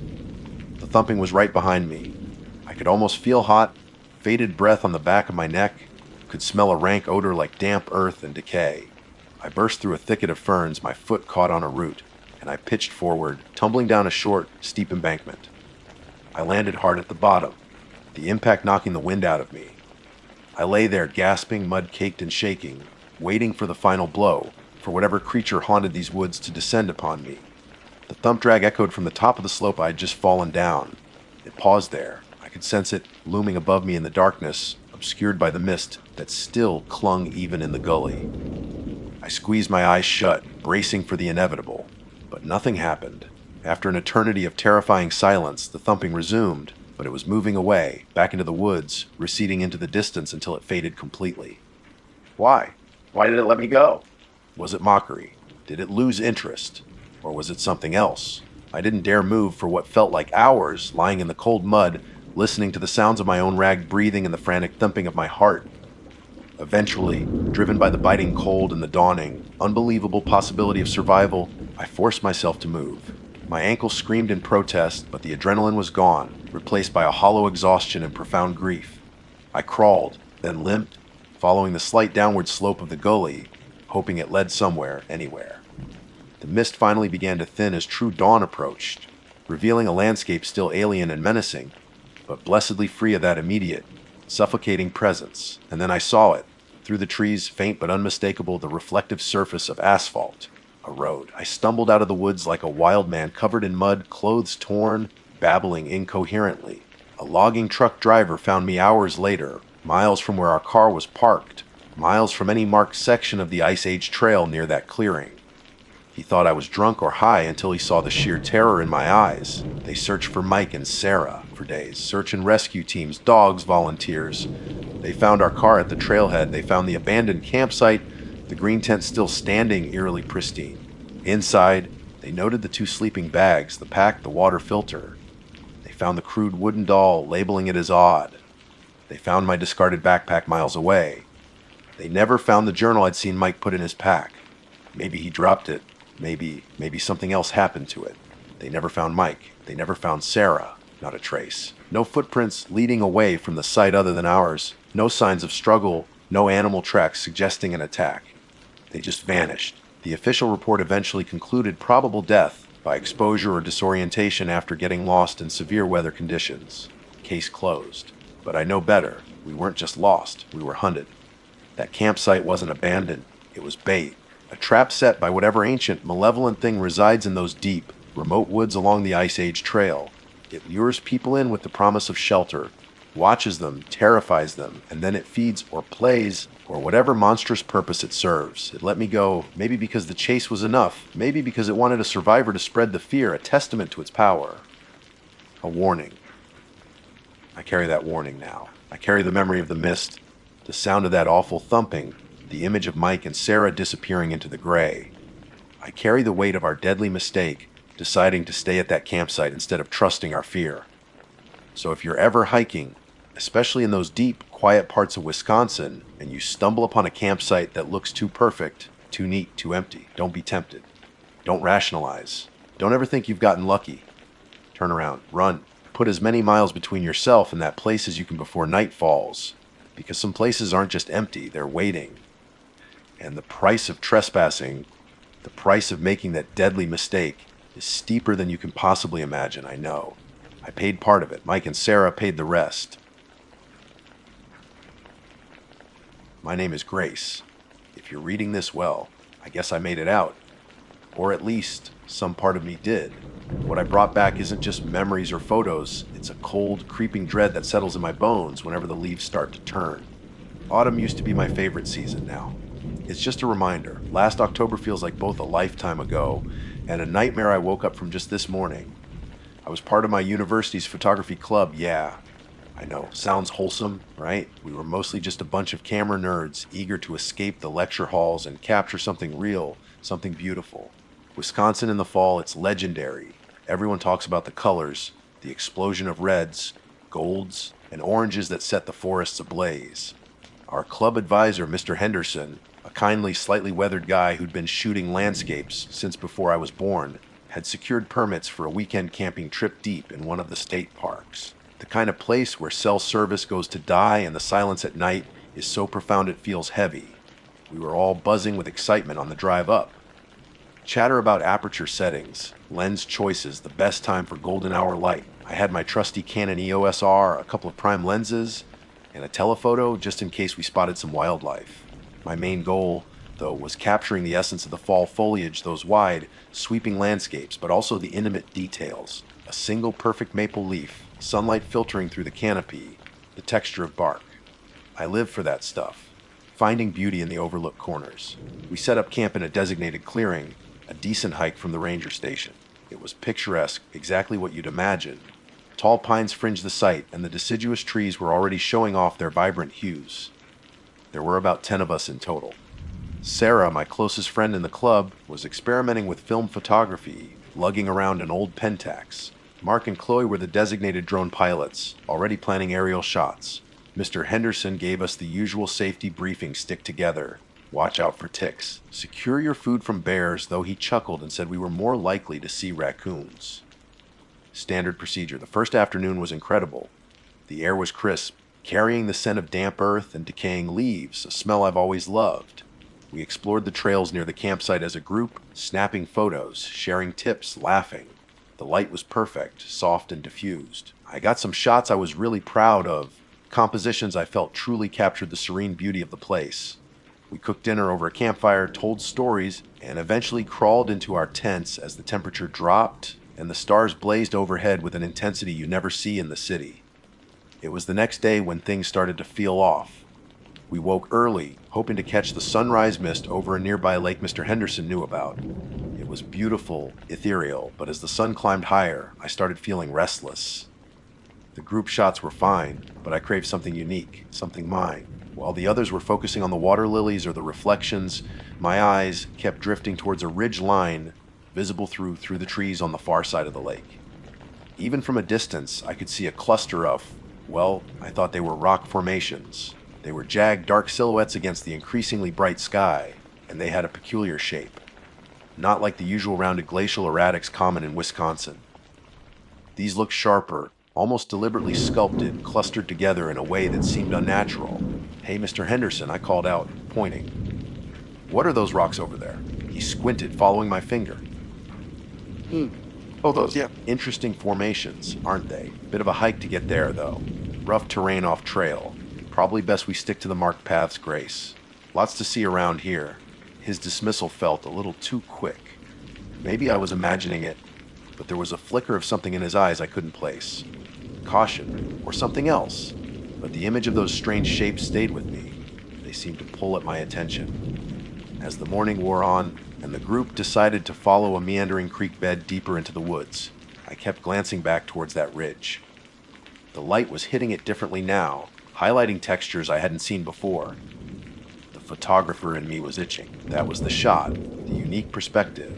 The raw, untamed Wisconsin wilderness framed by those bizarre, ancient-looking stones. Around midday, the group stopped for lunch near a small waterfall. Sandwiches were unwrapped, thermoses open. Everyone was chatting, reviewing their morning shots. It was the perfect opportunity. "Hey, Sarah," I whispered, leaning over. "I'm going to sneak off for a bit. I want to try and get a shot of those weird rocks on the ridge. Won't be long." Sarah frowned, lowering her sandwich. "Are you sure, Grace? Mr. Henderson said to stick together, and it looked pretty far." "Now, it's not that far if I cut straight through here," I insisted, gesturing vaguely. "I've got my compass, water, snacks. I'll be back before you guys finish packing up. Promise. Think of the photos." She still looked hesitant, but she knew how stubborn I could be when I had a photographic vision. "Okay, but be careful. Seriously, don't get lost." "Wouldn't dream of it," I said, flashing a grin I didn't entirely feel. I hoisted my camera bag, checked my GPS trackers, spotty signal, but better than nothing, and slipped away while the others were distracted by Mark trying to retrieve a dropped lens cap from the creek.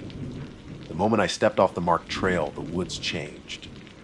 The ground became uneven, covered in thick layers of fallen leaves that hid roots and rocks.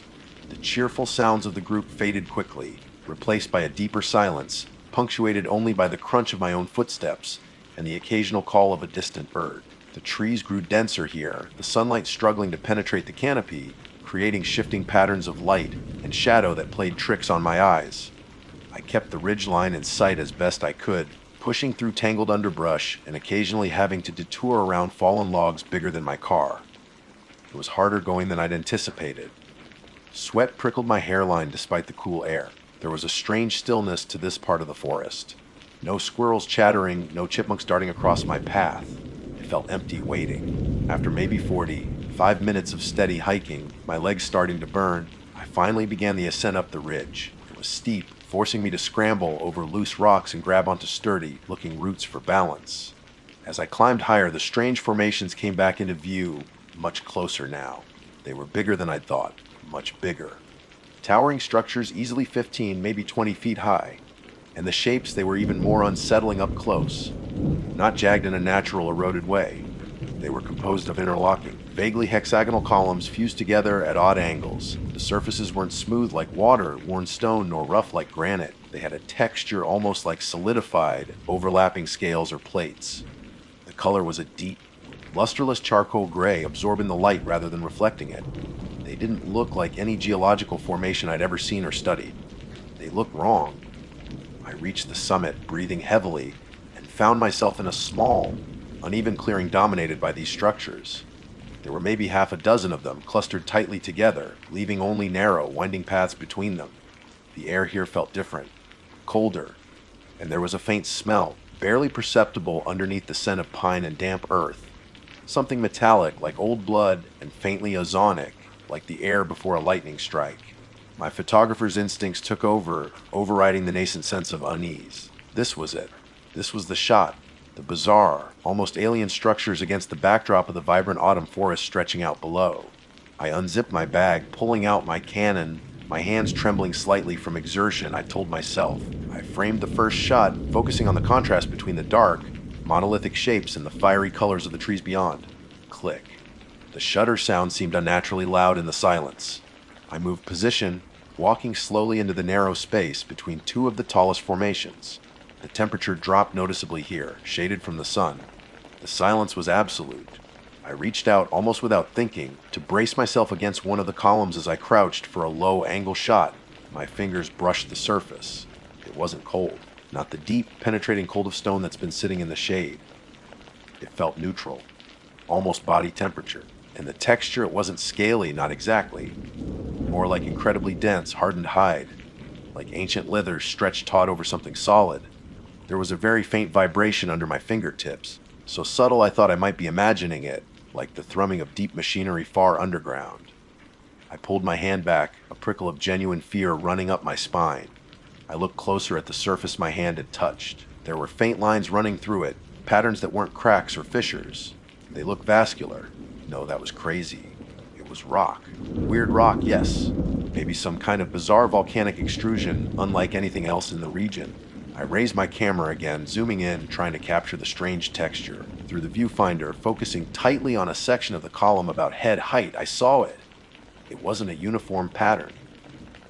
Right where the light hit it obliquely, there was a section where the texture changed. It became smoother, almost glassy, and seemed to bulge outward slightly. And within that bulge, deep within the dark material, was something else. A subtle shift of color. A swirling, like oil on water, but darker, infinitely darker. My breath hitched. I lowered the camera slowly, my heart suddenly pounding against my ribs like a trapped bird. I stared at that spot, eyes wide. Was it moving? Was that glassy section dilating? My mistake wasn't wandering off alone. It wasn't even getting lost in the eerie silence of those woods. My mistake was getting close enough to see. Close enough to touch, close enough to realize with a sudden, gut-wrenching certainty that froze the blood in my veins, that the towering, silent shapes surrounding me weren't rock formations at all. They weren't rocks at all. And one of them, I think, had just opened its eye. Time fractured. The world narrowed to that single, impossible detail, the dark, glassy bulge in the charcoal, gray column, the swirling abyss within it that resolved into something sickeningly like an eye. An eye that was ancient, alien, and utterly aware. It wasn't just looking, it was seeing me. For a heartbeat, maybe two, I was paralyzed. Every muscle locked, breath trapped in my lungs. My brain screamed denials, it's the light! A trick of minerals! You're tired! But my gut, that primal core of instinct, knew better. The subtle warmth I'd felt, the leathery texture, the faint vibration, it all crashed together into a horrifying reality. This wasn't geology. This was biology, monstrous and ancient. Then the structure shifted. It wasn't a dramatic movement, not like a creature rousing itself. It was infinitesimally small, a slight settling, like a mountain taking a breath. But accompanying it was a sound, a low, deep grinding noise that seemed to resonate not in the air, but in the rock, in the ground, in the fillings of my teeth. It was the sound of immense weight adjusting itself, of stone grating against stone, yet somehow organic. That sound shattered my paralysis. Survival instinct, raw and blinding, took over. I didn't consciously decide to run, my body simply reacted. I gasped, a rag-tearing sound in the unnatural quiet, and scrambled backwards, stumbling over my own feet. My camera, my precious Canon still clutched in my hand, slipped from my grasp. It hit the packed earth near the base of the column with a dull thud. I didn't even register its loss. My only thought was away. I turned and launched myself towards the slope of the ridge, the way I'd come up. My boots slipped on the loose scree and leaf litter. I half ran, half slid down the incline, branches whipping at my face, thorns tearing at my jacket. Pain flared as my knee slammed into a hidden rock, and I cried out, tumbling sideways, rolling several feet before crashing into the base of a thick pine tree. Stars exploded behind my eyes for a second. The impact knocked the wind out of me. Gasping, tears of pain and terror blurring my vision, I pushed myself up, ignoring the throbbing in my knee and the stinging scrapes on my hands and arms. I risked a glance back up the ridge. The formation stood silent and monolithic against the sky, just as before. Dark, impassive. Had I imagined the eye, the movement, the sound? No. The fear thrumming through me was too real, too visceral. And even from here, the air felt wrong, tainted with that faint, disturbing scent of ozone and old iron. And the silence, it wasn't peaceful anymore. It was predatory. I pushed off the tree and plunged in the woods at the base of the ridge, forcing my protesting legs to move. I didn't care about direction anymore, only distance. Away from the ridge, away from those things. The forest floor was a treacherous carpet of decaying leaves hiding roots in holes. I stumbled repeatedly, catching myself on trees, adrenaline masking the worst of the pain. My breathing was ragged, loud in my own ears. Every snap of a twig under my boots sounded like a gunshot. Every rustle of leaves in the wind sounded like movement, like something heavy pacing me just beyond sight. Was I being followed? I couldn't bring myself to look back again. The memory of that eye, ancient and aware, was burned into my mind. I ran until my lungs felt scorched and my legs burned with lactic acid. I slowed to a stumbling walk, leaning heavily against trees to catch my breath, straining my ears. The woods were silent again, too silent. Where were the birds? The squirrels? It felt like the entire forest was holding its breath. Panic began to morph into a different kind of fear, the cold dread of being lost. I fumbled for my phone, hoping for the GPS. The screen remained stubbornly blank. No service. Of course. My compass, I'd tucked it into a side pocket of my camera bag. My camera bag, which was currently lying somewhere at the foot of a 20-foot tall petrified nightmare. Hopelessness washed over me, cold and sickening. I was alone, injured, without communication or reliable navigation, deep in unfamiliar woods, and I had just discovered that ancient, possibly malevolent entities disguised as rock formations were real. This wasn't just a bad situation, it was a B-movie horror plot made terrifyingly real. Get a grip, Grace. I muttered, my voice trembling. Think. Which way did you come? I tried to retrace my steps mentally, but the panic had wiped my short-term memory clean. The sun was lower in the sky now, casting long, distorted shadows that seemed to redden my peripheral vision. The golden light of late afternoon, usually so beautiful, now felt menacing, signaling the approach of night. Being lost in the woods is bad. Being lost in these woods, with those things potentially nearby, as darkness fell, that was unthinkable. I chose a direction downhill, figuring it might eventually lead to a stream or lower ground where the others might be, and started walking again, trying to move quietly, scanning the woods around me constantly. My injured knee throbbed with every step. The silence pressed in, broken only by my own ragged breathing and the crunch of my footsteps. Then I heard it again. Not the grinding sound from the ridge. This was different. A slow, heavy scraping noise, punctuated by the crack of breaking wood. It was somewhere behind me off to my left. It sounded like something immensely heavy being dragged through the undergrowth. It stopped, then started again, closer this time. My blood ran cold. It wasn't an animal. No bear or deer moved like that. It sounded like that. It sounded like one of them. Had it followed me? Or was there another one? Terror spurred me forward again. Faster now, ignoring the pain. I veered sharply to the right, desperate to put distance between myself and the sound. I crashed through a thicket of ferns, stumbled into a small clearing dominated by a massive, moss-covered fallen log easily 4 feet thick. Without thinking, I dove behind it, pressing myself flat against the damp, earthy wood, trying desperately to silence my gasping breaths. My heart hammered against my ribs so hard I thought it would be audible. I strained my ears, listening. The scraping sound continued for a few more moments, seemed to pause directly on the other side of the log, and then silence. Utter, complete silence. Had it heard me? Was it listening, waiting? Minutes stretched into an eternity. I lay there, pressed against the log, every nerve screaming. The smell of damp earth and moss filled my nostrils, masking, for a moment, the phantom scent of ozone. My eyes darted around, scanning the trees, the shadows. Nothing moved. As I lay there, trying to control the tremors running through my body, my fingers brushed against the rough bark of the log I was hiding behind, and felt something else. Not bark. Carved into the wood, deep and weathered, were patterns, not random scratches from animals. These were deliberate, geometric, interlocking hexagonal shapes, spirals, lines that looked unnervingly like the faint, vascular patterns I thought I'd seen on the surface of the rock. They were old, very old. The edges were softened by time and decay, covered in places by moss, but they were unmistakably there. Carved into this ancient, fallen giant, how long had these things been here? How long had they been part of this forest, silent and unseen? Were these warnings, or markers? The thought sent a fresh wave of chills down my spine. This wasn't a recent phenomenon. This was something ancient embedded in the very fabric of this place. And then the silence was broken again. It wasn't the scraping sound this time.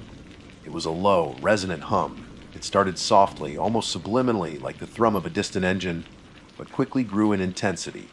It wasn't coming through the air. It was coming up from the ground, vibrating through the log I was pressed against, through my hands, my chest, my teeth. It was a deep, bass note that felt fundamentally wrong, unnerving on a primal level. The hum grew steadily louder, the vibrations intensifying. It felt like it was resonating inside my skull, and it was close. Terrifyingly close. It was coming from just the other side of the log. The hum wasn't just sound, it was pressure. It pressed against my eardrums, vibrated through the damp log, resonated deep within my chest cavity. It felt ancient and impossibly powerful, like the idling engine of the earth itself. And it was right there. Inches away, separated only by decaying wood. Every instinct screamed at me to stay hidden, to become part of the forest floor. But another, equally powerful urge, the need to know, even if knowing meant dying, forced my head up. Slowly, trembling uncontrollably, I lifted my eyes just above the rough curve of the fallen log. I didn't see an eye this time. What I saw was perhaps even more terrifying. A section of the dark, charcoal, gray surface, that same dense, leathery, hide-like texture was moving. Not shifting position, but undulating, rippling like thick muscle contracting rhythmically beneath the surface. The faint, geometric pattern seemed to writhe with the movement. The low hum intensified, sensing with the slow pulses. It wasn't just a static thing pretending to be rock. It was alive, and it was doing something. Breathing, digesting, preparing. I didn't wait to find out. A strangled sob escaped my throat. I pushed myself away from the log, scrambling backward on hands and knees, dirt and leaves grinding into my already raw skin. Then I was up, forcing my agonized knee to cooperate and running. Running blindly, crashing through the undergrowth, away from the log, away from the sickening hum and the pulsing surface. I didn't look back. Couldn't look back. The image was seared into my brain, alongside the memory of that ancient, watching eye. The woods were rapidly succumbing to twilight now. The remaining light was weak, filtered through the dense canopy, turning everything into shades of gray and deep purple. Shapes became indistinct, menacing. Every tree looked like a waiting figure. Every shadow seemed to deepen and reach for me. My panic reached a fever pitch. I was lost, injured, hunted, and darkness was falling. Tears streamed down my face, hot and stinging in the cold air, blurring what little vision I had left. I stumbled, fell, picked myself up, pushed onward, driven by nothing but raw terror. My throat was raw from gasping, my body screamed with exhaustion and pain, but the fear was a relentless engine. And then, through the blood pounding in my ears, I heard it, faintly at first, then clearer. Grace? A human voice? Distant, but unmistakable. Grace, where are you? It was Mark's voice. Hope surged through me, so powerful it almost buckled my knees. Mr. Henderson, over here, I think I heard something. That was Sarah. Go answer us. Mr. Henderson's deeper voice cut through the trees. Here. I screamed, my voice cracking hoarse. I'm here. Help. I saw beams of light then, flashlights cutting erratic paths through the gloom ahead of me. I pushed towards them, shouting, waving my arms, tripping over roots I couldn't see. Help! Please! Suddenly, I burst through a final screen of branches and stumbled into a small, uneven clearing. 3 figures spun towards me, flashlight beams blinding me momentarily. Mr. Henderson, Sarah, and Mark. Sarah gasped when her light hit me. Grace! Oh my God! They rushed forward. Sarah caught me as my legs finally gave out. I clung to her, shaking violently, sobbing uncontrollably. Grace, what happened? Mr. Henderson knelt beside me, his beam playing over my face, my torn clothes, my bleeding knee. His expression was tight with concern, but something else too, something I couldn't decipher in the flickering light. Guardedness. The rocks. I choked out, clinging to Sarah like a lifeline. The rocks on the ridge, they're not rocks! They're alive, one had an eye, it saw me! It moved! And then another one behind the log, it was humming. I know I sounded hysterical. I was hysterical. I tried to explain the texture, the warmth, the vibration, the feeling of ancient, malevolent awareness. Mark looked bewildered, shining his light around the dark woods nervously. Whoa, Grace, slow down. You must have fallen, hit your head. Maybe you saw a bear. Sarah suggested, her voice trembling slightly as she looked me over. Got spooked, ran, got lost, it happens. No, I insisted, frustration mixing with the terror. It wasn't a bear! It wasn't anything natural! They looked like stone, but they weren't. They were watching. Mr. Henderson put a firm hand on my shoulder. Easy, Grace. You're safe now. You've had a bad shock. Let's just get you back to camp. His voice was calm, reassuring, but his eyes avoided mine. He exchanged a quick, unreadable glance with Mark. Did he believe me? Or did he just want to contain the situation? His earlier dismissal of the formations felt suddenly sinister. Did he know? Did he know what was out here? Leaning heavily on Sarah and Mark, I stumbled back towards the main campsite. Every step was agony, both physically and mentally. The woods felt different now, imbued with a conscious malevolence. I kept looking back into the impenetrable darkness behind us, expecting to see a towering silhouette detach itself from the trees, expecting to hear that low, ground-shaking hum. Mr. Henderson walked ahead, sweeping his powerful flashlight beam, never speaking, seemingly focused only on getting us back. The relief of seeing the campfire flickering through the trees was immense, but it didn't quell the deep-seated fear. The rest of the group rushed towards us, questions and concerned exclamations filling the air as they saw my state. I couldn't repeat the story. I just huddled by the fire, wrapped in multiple blankets, shivering despite the heat, unable to stop shaking. Someone offered me hot chocolate, food. I couldn't swallow. Sarah stayed beside me, her arm around my shoulders, though her face was pale and confused. The consensus seemed to settle I'd gotten lost, panicked, maybe had a hallucination brought on by fear and exhaustion after a fall. Easier to believe than the alternative. Mr. Henderson announced we were packing up and leaving at first light. No arguments were made. Sleep was impossible that night. I refused to go into my tent alone, so Sarah shared hers with me. But even zipped inside, surrounded by relative safety, every sound from the woods outside was magnified tenfold. The wind rustling the tent fabric sounded like leathery skin scraping against canvas. The distant snap of a twig sounded like one of those things shifting its immense weight. I kept thinking I could feel a faint vibration through the ground, kept imagining the low hum just at the edge of hearing. Did I smell ozone again, or was it just the memory playing tricks? Did I lead them back here? Were they watching us? Even now, from the darkness beyond the firelight, we broke camp in the pre-dawn gray, packing quickly and quietly. The usual cheerful chatter was gone, replaced by a subdued tension. I avoided looking towards the ridge where the formation stood. As we hiked out, back towards civilization, I felt countless unseen eyes watching our departure from the silent, ancient woods. Back home, the physical wounds healed. The scrapes scabbed over, the bruises faded, my knee eventually stopped aching. But the other wounds, the ones inside, didn't heal. I tried to tell my story, but without my camera, without proof, it sounded like the ravings of someone who'd simply cracked under pressure. Massive, living rocks with ice doesn't exactly engender belief. Doubt gnawed at me, could they have been right?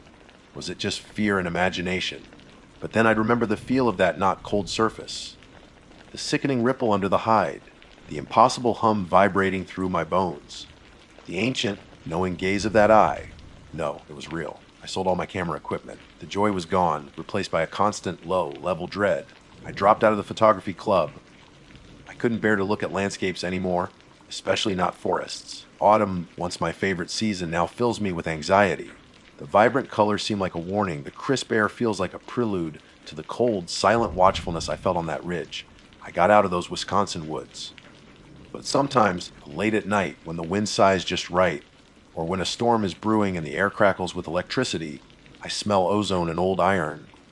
And I know, with a certainty that chills me to my core, that those things are still out there, silent, waiting, disguised as stone. My mistake wasn't just wandering off, it was surviving to remember, because now I know what shares the world with us, hidden in the wild places, ancient and patient, and I know that some beauty is just a mask for unimaginable horror. Be careful where you point your camera. Be careful what rocks you admire. You might discover they're admiring you right back. All right, let me preface this by saying I'm not sure why I'm writing this down. Therapy hasn't helped, the nightmares haven't stopped, and frankly, telling people usually just gets me those pitying looks. The ones that say, poor guy, the trauma really messed him up. Maybe putting it out here anonymously into the void of the internet will do something. Maybe someone else has seen something similar. Maybe I just need to get it out before it eats me alive from the inside. My name's Tyler. That's all you need to know about me, other than the fact that what happened last fall in the Wisconsin Northwoods changed everything. It was supposed to be a standard camping trip. Just me, Liam, Chloe, and Sam.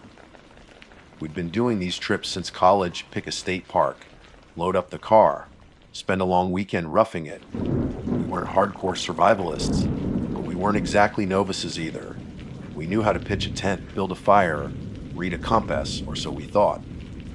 This time, we'd picked a spot deep in the Shekmagon, Nicollet National Forest. Remote, beautiful, exactly what we needed to unplug from city life. The first couple of days were perfect. Crisp autumn air, leaves turning those fiery shades of red and gold, clear nights with more stars than you could count. We hiked the marked trails, fished mostly unsuccessfully in a clear, cold lake, and sat around the campfire telling stories and nursing beers. It was exactly the escape we'd planned. Comfortable. Familiar. Safe. The trouble started subtly.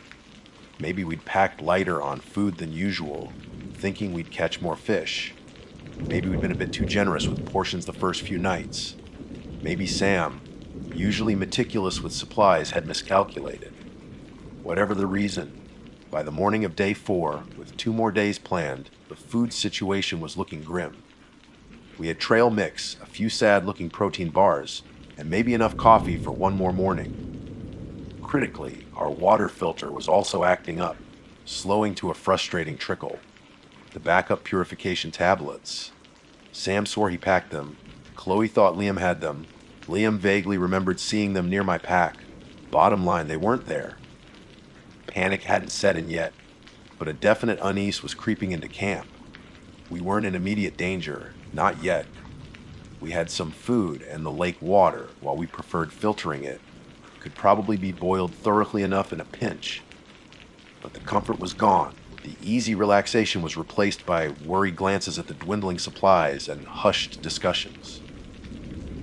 We could just pack up and hike out the main trail. Liam suggested, always the most cautious of our group. He was tracing the route back on our standard, reliable park map. It's about a day and a half hike back to the car, maybe slightly less if we push it. A day and a half with barely any food and questionable water. Chloe countered, pulling her worn fleece tighter around her. That doesn't sound fun. Plus, we'd missed the last day and a half we planned for. Sam, ever the problem solver, was rummaging through the side pocket of his oversized backpack. Hang on.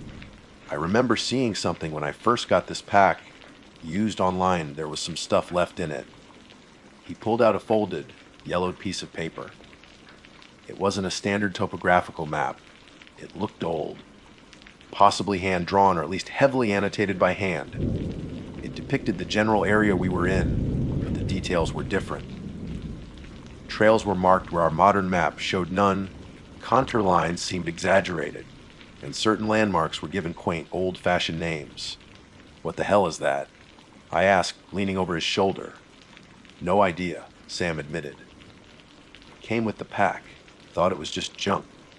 But look, He pointed to a spot on the map, roughly east of our location. There was a small cluster of buildings depicted, labeled Havenwood, and crucially, a thin, dotted line snaked directly from near our current area through a dense patch of woods indicated on the old map, straight to this Havenwood.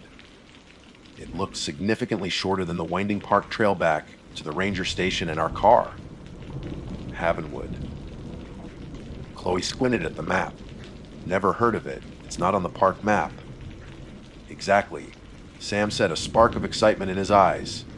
Maybe it's an old logging town, or a pioneer settlement, something that existed before the park was fully established or expanded. Look how close it is according to this. If it's still there, even if it's just a tiny general store or something, they'd have supplies. Water. Food. Maybe even a phone. Liam was skeptical. Sam, that map looks ancient, and it came stuffed in a used backpack. That town probably hasn't existed for 100 years. That shortcut is likely completely overgrown, if it was ever even a real path. But what if it is real? Sam pressed. It looks like maybe 5-6 miles. Through the woods? Yeah, but straight there. We could be there by afternoon and get what we need. Maybe even find a place to stay overnight, if it's a real town, and hike back tomorrow refreshed. Way better than a forced march back to the car on empty stomachs. I looked at the map, then at our meager supplies, then back at the map. Havenwood. The name itself felt odd, not quite comforting, but the logic was tempting. A potential quick fix versus a guaranteed miserable hike out. The dotted line looked so clear, so direct on the aged paper. A shortcut. Chloe. Adventurous as always, was easily swayed. It's worth a look, right? What's the worst that could happen?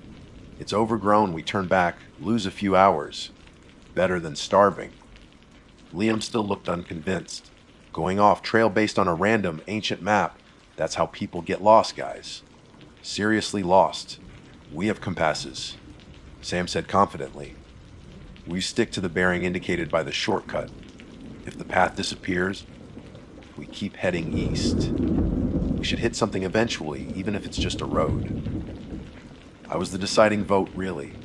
I could side with Liam's caution or Sam and Chloe's optimism. The thought of those protein bars for another 36 hours, the sputtering filter, the long hike back, it tilted the scale. The shortcut felt like a lifeline, a gamble worth taking. Let's do it, I said, surprising even myself with the decisiveness. Let's check out Havenwood. We pack light, just essentials for a day hike, compasses, the old map, and our remaining snacks. If the path is impassable or we don't see any sign of this town by, say, mid-afternoon, we turn back. Deal. Liam sighed but nodded reluctantly. Deal. But I've got a bad feeling about this. We broke camp quickly, packing only what we needed for the day into smaller day packs. We left the tents in heavier gear, planning to return. Following the old map, we found the supposed start of the shortcut. It wasn't obvious. There was no signpost, no clear trailhead, just a slight thinning in the underbrush near an unusually shaped cluster of birch trees, vaguely matching a marking on Sam's map. Stepping off the familiar, well, trodden park trail felt significant. The air immediately seemed different, denser, quieter. The cheerful chirping of birds we'd gotten used to seemed to fade behind us, replaced by a heavy silence broken only by the crunch of our boots on fallen leaves and the occasional snap of a twig. The sunlight, which had been bright and clear, now filtered down and weak, dappled shafts through a thicker canopy overhead. The path was barely there, more like a suggestion of passage, perhaps used by deer or other animals.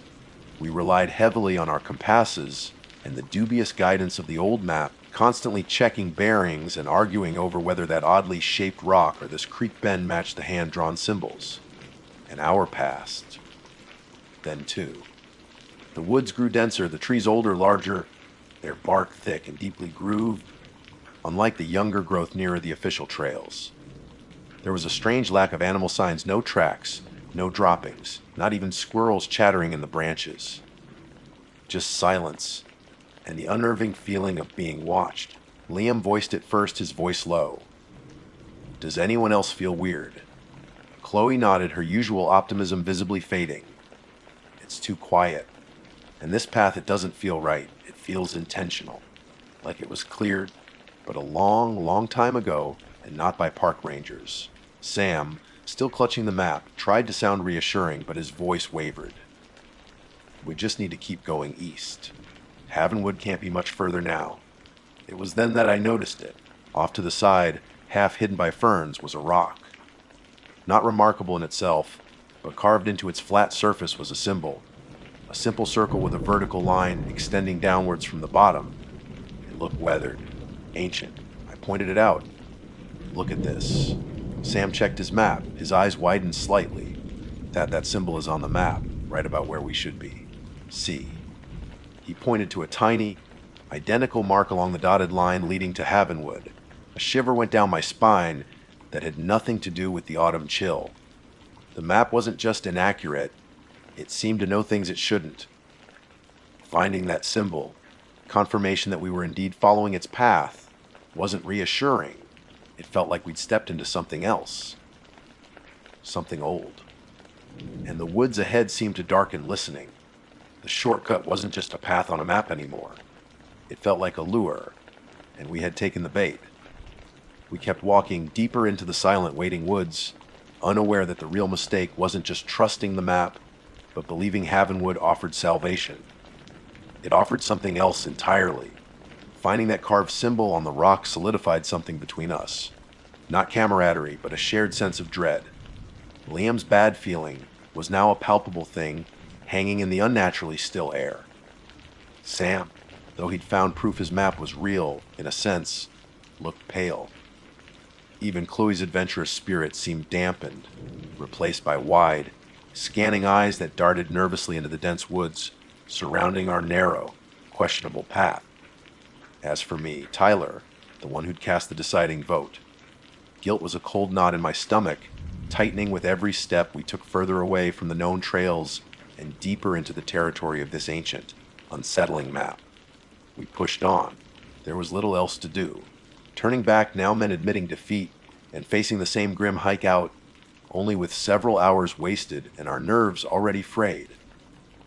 The hope, however faint, that Havenwood might offer some sort of bizarre, forgotten outpost with basic supplies kept us moving forward, compasses held tightly, eyes scanning the woods.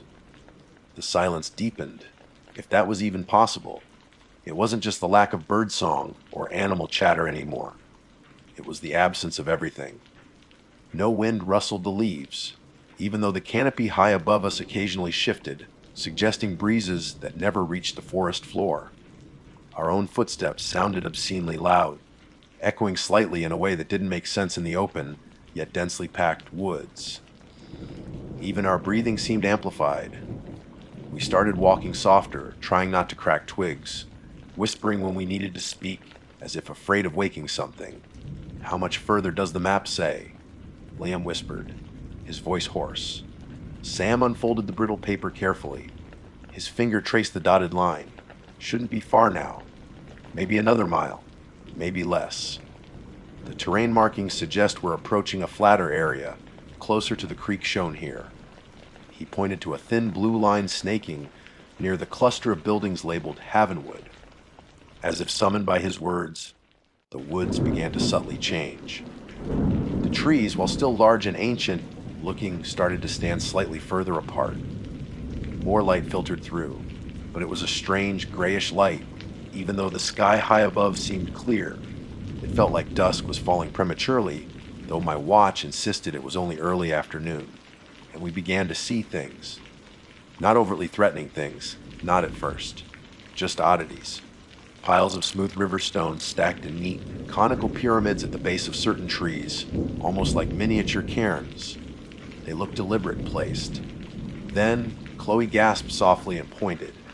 Hanging from the low branch of a gnarled oak was a small, crudely woven effigy made of straw and twigs, bound with what looked like faded strips of cloth.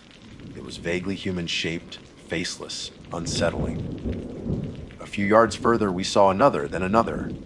They weren't marking a trail, seemingly placed at random, swaying slightly in a breeze we couldn't feel. "Okay, this is getting too weird," Liam stated, stopping abruptly. effigies, stone piles. This isn't normal lost town stuff. This feels ritualistic.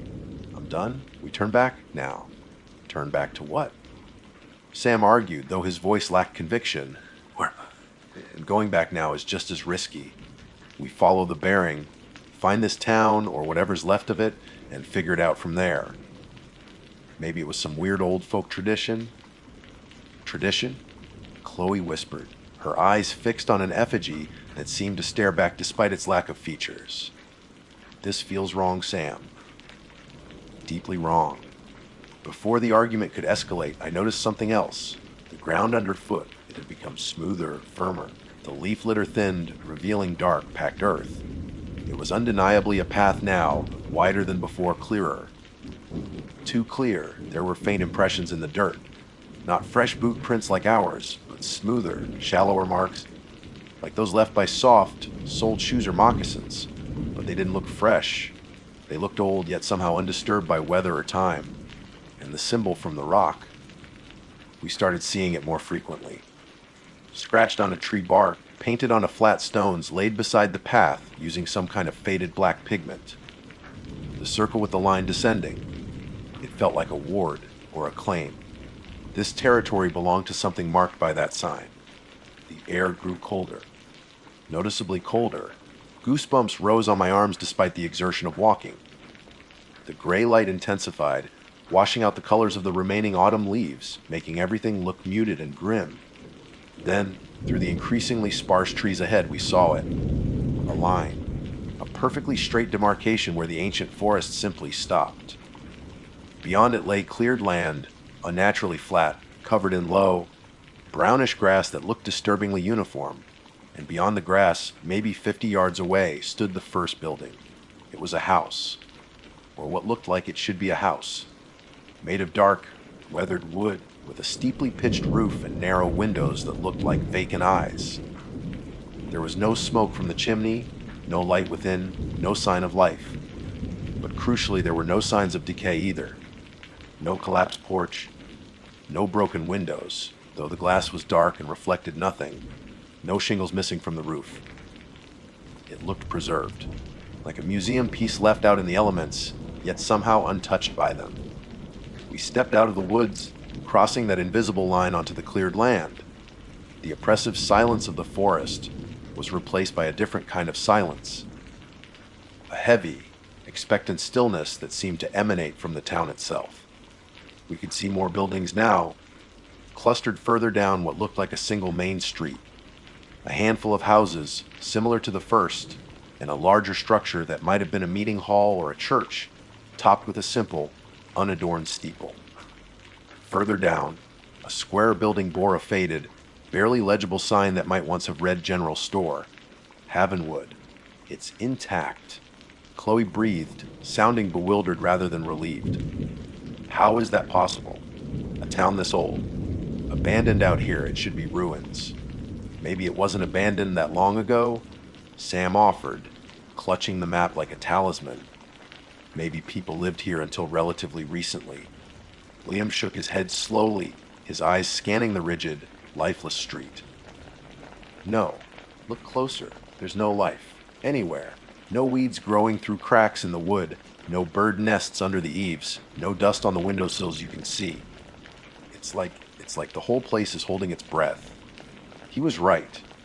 The closer we looked, the more unsettling the perfection became. The grass was unnaturally even. The dirt path of the main street swept clean. The wood of the buildings, while dark and ancient looking, wasn't rotting or termite ridden. It was hard, unnaturally preserved. The dark windows reflected our own uneasy faces like black mirrors. We started walking slowly down the main street, sticking close together.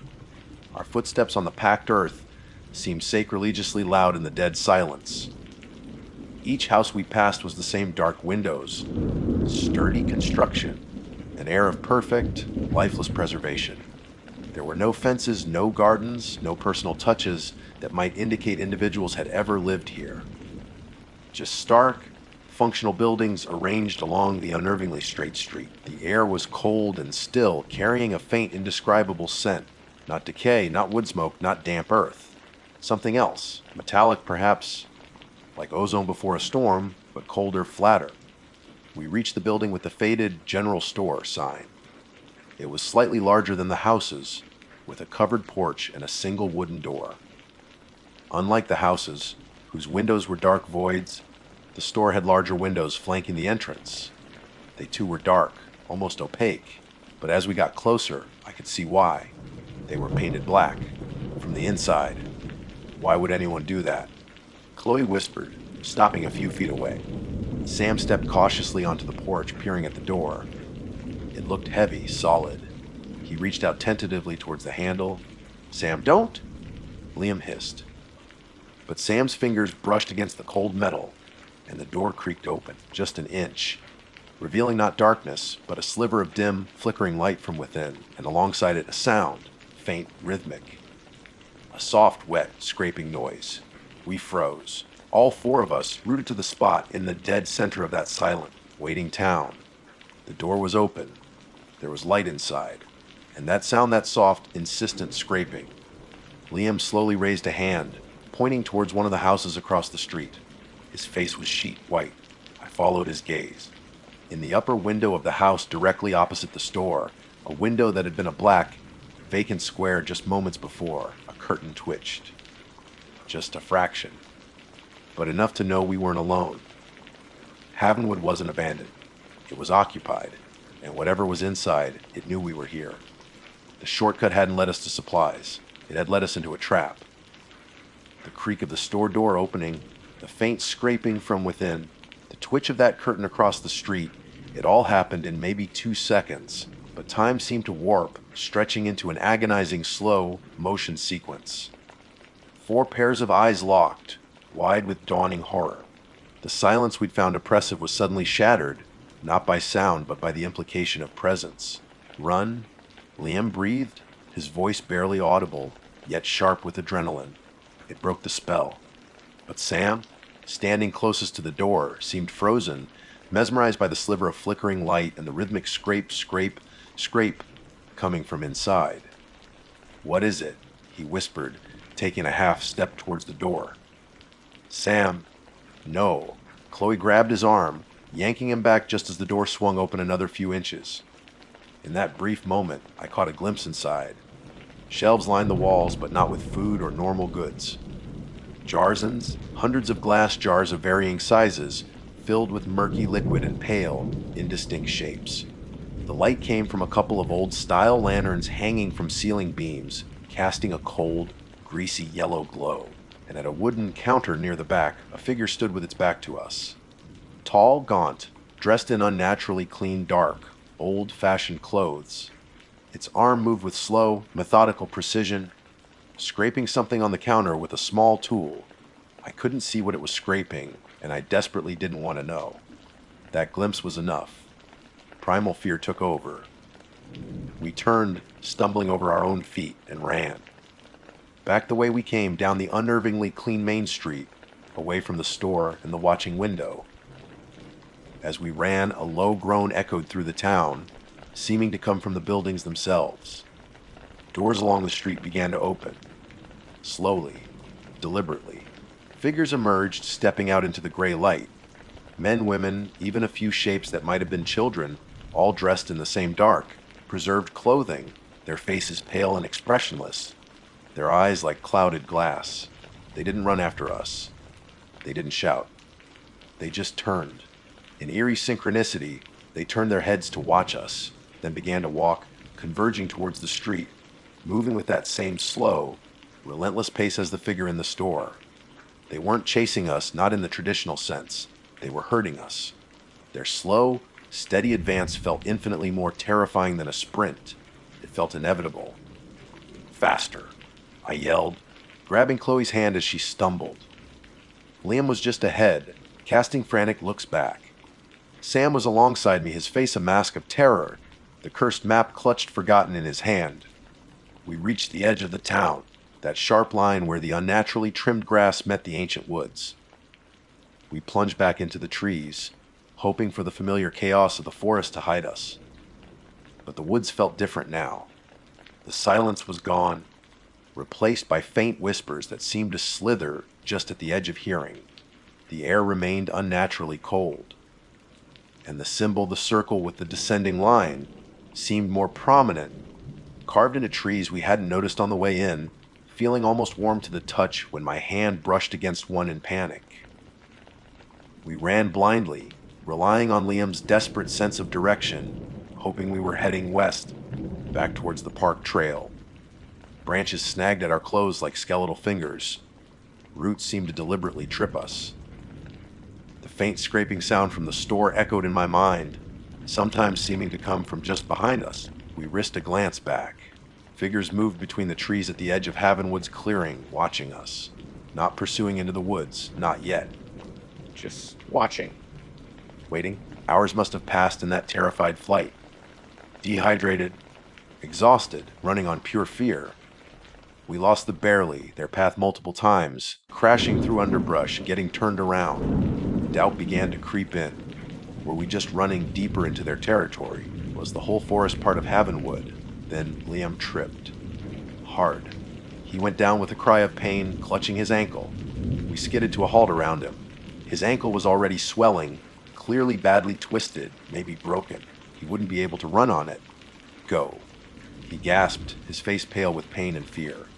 Leave me. Get out of here. No way, man. Sam protested, trying to haul him up. We're not leaving you. But as Sam tried to lift him, a twig snapped nearby. Close. Too close. We all froze. Through the trees, not 20 yards away, stood one of them. A tall woman, her face impassive, her clouded eyes fixed on us. She hadn't run, she had just appeared. Moving silently through the woods, we crashed through. They're flanking us. Chloe whispered, her voice trembling. They knew where we'd go. Liam looked at us, his eyes filled with a terrible resolve. I'll slow them down. Give them something to focus on, you three. Run. Follow the creek bed downstream. It should eventually hit the river near the main park area. Don't stop. Don't look back. Go! He started shouting nonsensical words, trying to draw attention, pushing himself upright despite the pain. Another figure appeared to the left. Sam hesitated, looking from Liam to the approaching figures. I grabbed Sam's arm. Chloe grabbed his other. Liam's right. We have to go. No. Leaving Liam felt like tearing out a part of myself. The guilt was suffocating. But the sight of those slow, inevitable figures converging on him, their movements utterly devoid of emotion, spurred us on. We ran, plunging into the shallow creek bed Liam had indicated, the icy water shocking our legs. We didn't look back. We couldn't. Liam's shouts faded behind us, replaced by the sound of splashing water and our own ragged breaths. And then silence. A heavy, final silence from the direction we'd left him. We followed that creek for what felt like an eternity, stumbling, falling, helping each other up. Every shadow seemed to hold a figure. Every rustle of leaves sounded like their approach. The strange cold persisted until, finally, blessedly, we saw it, a flicker of bright orange trail marker nailed to a tree. The main park trail. We collapsed onto the familiar, well-worn path, sobbing with relief and exhaustion. The air felt warmer here. The woods felt normal again, alive with the sounds of birds and insects. It was like stepping from a monochrome nightmare back into a world of color. The hike back to the car was a blur of pain, grief, and lingering terror. We didn't speak about what happened. Not really. We couldn't. How could we explain Havenwood? The preservation? The inhabitants? Liam? We made it to the ranger station eventually. We filed a report. Missing hiker Liam. Separated from the group during an off-trail excursion. Bad weather disorientation, we lied, saying a storm had blown in. We mentioned getting lost, being scared, but we didn't mention Havenwood. We didn't mention the map, the figures, the scraping sound. They would have thought we were crazy, traumatized, hallucinating. Maybe we were. The search parties found nothing. No sign of Liam. No sign of an unknown settlement. It was as if Havenwood and its woods existed on a different plane, accessible only via that cursed map Sam had found. Sam burned the map. We watched it curl into ash, hoping it would end things. It didn't. Chloe and I, we don't see Sam much anymore. There's too much unspoken between us, too much guilt and shared trauma. Chloe moved across the country. I stayed, but I don't camp anymore. I don't go into deep woods. Sometimes, late at night, when the house is quiet, I think I can hear a faint scraping sound. Sometimes I see a symbol, a circle with a line dropping down, scrawled in condensation on a window, or in graffiti on a wall. I don't know what Havenwood was. A town caught in time. A cult obsessed with unnatural preservation. Something older and worse. I don't know what happened to Liam. Though I have nightmares where I see him standing silently behind a dark window, unnaturally still, preserved. All I know is that we went looking for a shortcut. We followed an old map into woods that weren't meant to be trod. We found a place that shouldn't exist, a place that waits and preserves and watches. And we paid a terrible price. So if you're ever out there deep in the woods and you find an old map showing a place that shouldn't be there, leave it. Turn around. Stick to the marked trails. Some shortcuts don't save time. They just lead you somewhere you can never truly come back from. Somewhere like Havenwood. My name is Harper Riley, and I'm writing this, I guess I'm writing this because I have to. Because if I don't get it out, I think it's going to consume me entirely. Sleep doesn't come easy anymore. Every shadow seems too long, every quiet moment feels like it's holding its breath, waiting. It all goes back to that geology trip. The one that was supposed to be about moraines and drumlins, about the icy fingerprints left on the landscape of Wisconsin. Instead, it became something else, something that still tastes like cold stone and fear in the back of my throat. It was last fall semester. Geology 35 Glacial Landscapes. Thomas Albright was our professor, a man whose enthusiasm for rocks bordered on obsessive. He was brilliant undoubtedly, but had that kind of laser focus that sometimes made him oblivious to anything outside his specific geological interests, like, say, student safety protocols or basic common sense. The trip was the highlight of the course, a 4-day camping excursion deep into a state forest known for its textbook examples of glacial formations. We were promised long hikes, field sketches, sample collections, and chilly nights around a campfire discussing sedimentation patterns. Standard stuff, really. Exciting for nerds like us. There were about 15 students in the class, but only 8 of us signed up for the optional camping trip. It meant roughing it, carrying our own gear, and dealing with Wisconsin's unpredictable October weather. My friends Liam and Chloe were among the brave few. Liam was the pragmatist, always double, checking knots and weather reports, a grounding force. Chloe was more intuitive, artistic even, the type to notice the subtle shift in the wind or the way the light fell through the trees. Me. I was somewhere in the middle, excited by the science, but always carrying a healthy dose of caution. The rest of the group consisted of typical college students, eager, a little nervous, mostly looking forward to a break from lecture halls. We set up camp in a designated area, a clearing surrounded by towering pines and oaks shedding their fiery leaves. The first day was fine, almost idyllic. Dr. Albright led us on a hike, pointing out Esker's long, winding ridges of sand and gravel left by meltwater rivers flowing within, under, or upon glaciers and kettle lakes, depressions formed by the melting of buried blocks of ice. His passion was infectious, and for a while, we forgot the looming chill in the air and the isolation of our location. We were scientists in the making, explorers charting the remnants of an ancient ice age. That evening, around the crackling fire, talk eventually drifted away from geology. Ghost stories were shared, the usual campfire fare. Someone mentioned local legends, vague tales of people getting lost in the woods, of strange occurrences near certain rock formations. Dr. Albright chuckled, dismissing them as folklore, distractions from the real, tangible history written in the stones around us. The only spirits here, he'd said, tapping a piece of granite he'd picked up, are the echoes of immense pressure and geological time. We laughed, reassured by his scientific certainty. Oh, how wrong we all were. The second day was when everything changed. Our objective was to find and document a series of potentially unmapped drumlins, elongated hills formed by glacial ice acting on underlying unconsolidated material. The area Dr. Albright wanted to explore was off the main trails, requiring some bushwhacking. We were using topographic maps and GPS, but the forest was dense, the terrain uneven. It was late afternoon. The light was starting to fade, turning the woods into a tapestry of gold and long, deep shadows. We were following a shallow creek bed, hoping it would lead us toward the coordinates Dr. Albright had targeted. That's when we heard it. Not the gentle gurgle of the creek, but a louder, more constant rush of water. A waterfall. Chloe murmured, tilting her head. That's not marked on the map, is it? Liam checked his GPS and the topo map again. No, nothing indicated here. Maybe it's just a cascade over some rocks. But Doctor, Albright's eyes lit up with that familiar fervor.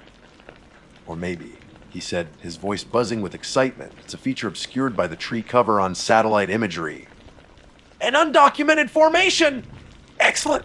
He forged ahead, practically bouncing with academic glee. We followed, pushing through thick underbrush until the sound became a roar. We emerged into a small, shaded glen, and there it was. A waterfall maybe 30 feet high, cascading down a sheer rock face into a moss-fringed pool. It was beautiful, unexpected. The air was cool and heavy with mist, but behind the curtain of falling water, tucked into an alcove, was something else. A dark opening in the rock. A cave. It wasn't large, maybe tall enough for a person to stand upright at the entrance. It didn't look like a natural erosion feature, not typical limestone karst topography common in other regions. The rock around it seemed smoother, almost deliberately shaped, though that was impossible, surely. It was just an anomaly.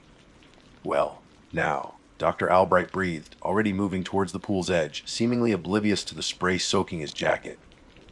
This is most unexpected. This cave isn't on any geological survey of the area. None whatsoever. We gathered behind him, peering towards the dark slash in the rock face. An instinctive unease began to prickle at the back of my neck. It was more than just the unexpected discovery. It was the feel of the place. The roar of the waterfall seemed to die down unnaturally right in front of the cave entrance, as if the sound itself was hesitant to enter. The air felt colder there, stagnant. Professor, Liam started, ever the cautious one. Should we really be poking around in there? We don't have caving gear. We don't know how stable it is. Nonsense, Mr. Davies. Dr. Albright waved a dismissive hand, his eyes glued to the cave mouth. This is precisely the kind of discovery field trips are for. Think of the research potential.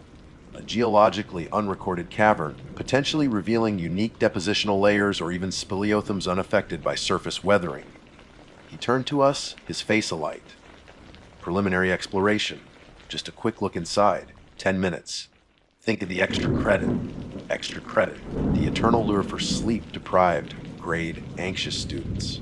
But even that wasn't enough to quell the growing dread coiling in my stomach. I don't like it, Chloe whispered, standing close to me. Her face was pale. It feels wrong. She was right. It did feel wrong. Every instinct I possessed was screaming at me to back away, to stick to the planned route, to leave this hidden place undisturbed. The darkness within the cave seemed absolute. Not just an absence of light, but something thicker, more substantial. It felt like it was watching us. Professor, maybe we should mark the location and report it. I suggested, trying to keep my voice steady. We could come back with proper equipment and permits. Dr. Albright scoffed. Permits? Harper, this is science! Opportunity, Knox! We are geologists! Think of the paper I could write! We could write even! Co-authorship for anyone who helps document the initial findings. He was already pulling a powerful flashlight from his pack. Right, who's got the guts for a little spelunking? Just a peek. 20 feet in, 20 feet out. What could possibly go wrong? Famous last words, right? The group hesitated. We looked at each other, a silent debate passing between us. Fear warred with curiosity, caution with the desire to impress the professor and snag those precious extra points. Liam looked torn, fiddling with his GPS. Chloe looked like she was about to be sick. Two other students, Mark and Sarah, shuffled nervously but seemed swayed by the professor's enthusiasm. The remaining three hung back, looking decidedly uncomfortable. All right, Dr. Albright said impatiently, switching on his flashlight. The beam cut into the oppressive darkness behind the waterfall, but seemed to be swallowed almost immediately, illuminating only a few feet of damp, slick rock floor. I'm going in for a quick look. Anyone brave enough to follow gets an automatic A on the field report. He didn't wait for an answer. He stepped carefully around the edge of the pool, pushed aside the curtain of water, wincing as it drenched him, and ducked into the cave entrance. His light flickered once, then vanished into the black. A tense silence fell over us, broken only by the roar of the waterfall. We looked at each other. Mark, perhaps emboldened or just wanting the grade, shrugged and pulled out his own headlamp. "Come on, it'll be an adventure," he said, trying for a confidence he didn't seem to feel. He followed the professor in. Sarah hesitated for another second, then took a deep breath and followed Mark. Liam sighed heavily. "Damn it, we can't just let them go in alone. What if something happens?" He switched on his own headlamp. "Harper. Chloe." Chloe shook her head violently, backing away. "No, I can't. I really can't." My heart was pounding. My gut screamed no. Every fiber of my being wanted to grab Chloe's hand and run back the way we came. But Liam was going. The professor was already in there. What if they needed help? What if it really was just a cave, and I was letting irrational fear dictate my actions, missing out on a discovery in the promised grade? "Okay." I whispered, the word feeling like ash in my mouth. I fumbled for my own headlamp, my fingers trembling slightly. "Okay, but just a quick look. 10 minutes max." Liam nodded grimly. 10 minutes. Ignoring Chloe's terrified gaze and the worried expressions of the students staying behind, Liam and I took a deep breath, stepped through the cold spray of the waterfall, and followed the others into the waiting darkness. The roar of the water instantly muffled behind us, replaced by a heavy, pressing silence and the drip, drip, drip of water somewhere deeper within. The air was cold damp and smelled faintly of wet earth and something else, something vaguely metallic and unpleasant.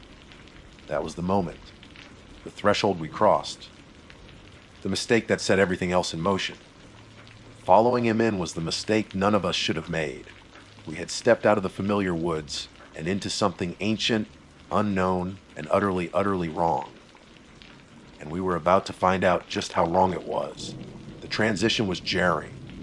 One moment, the world was the roar of the waterfall, the cool mist on my skin, the green and gold filter of the Wisconsin autumn woods. The next, it was silence. A heavy, pressing silence that felt ancient and absolute, broken only by the rhythmic plink.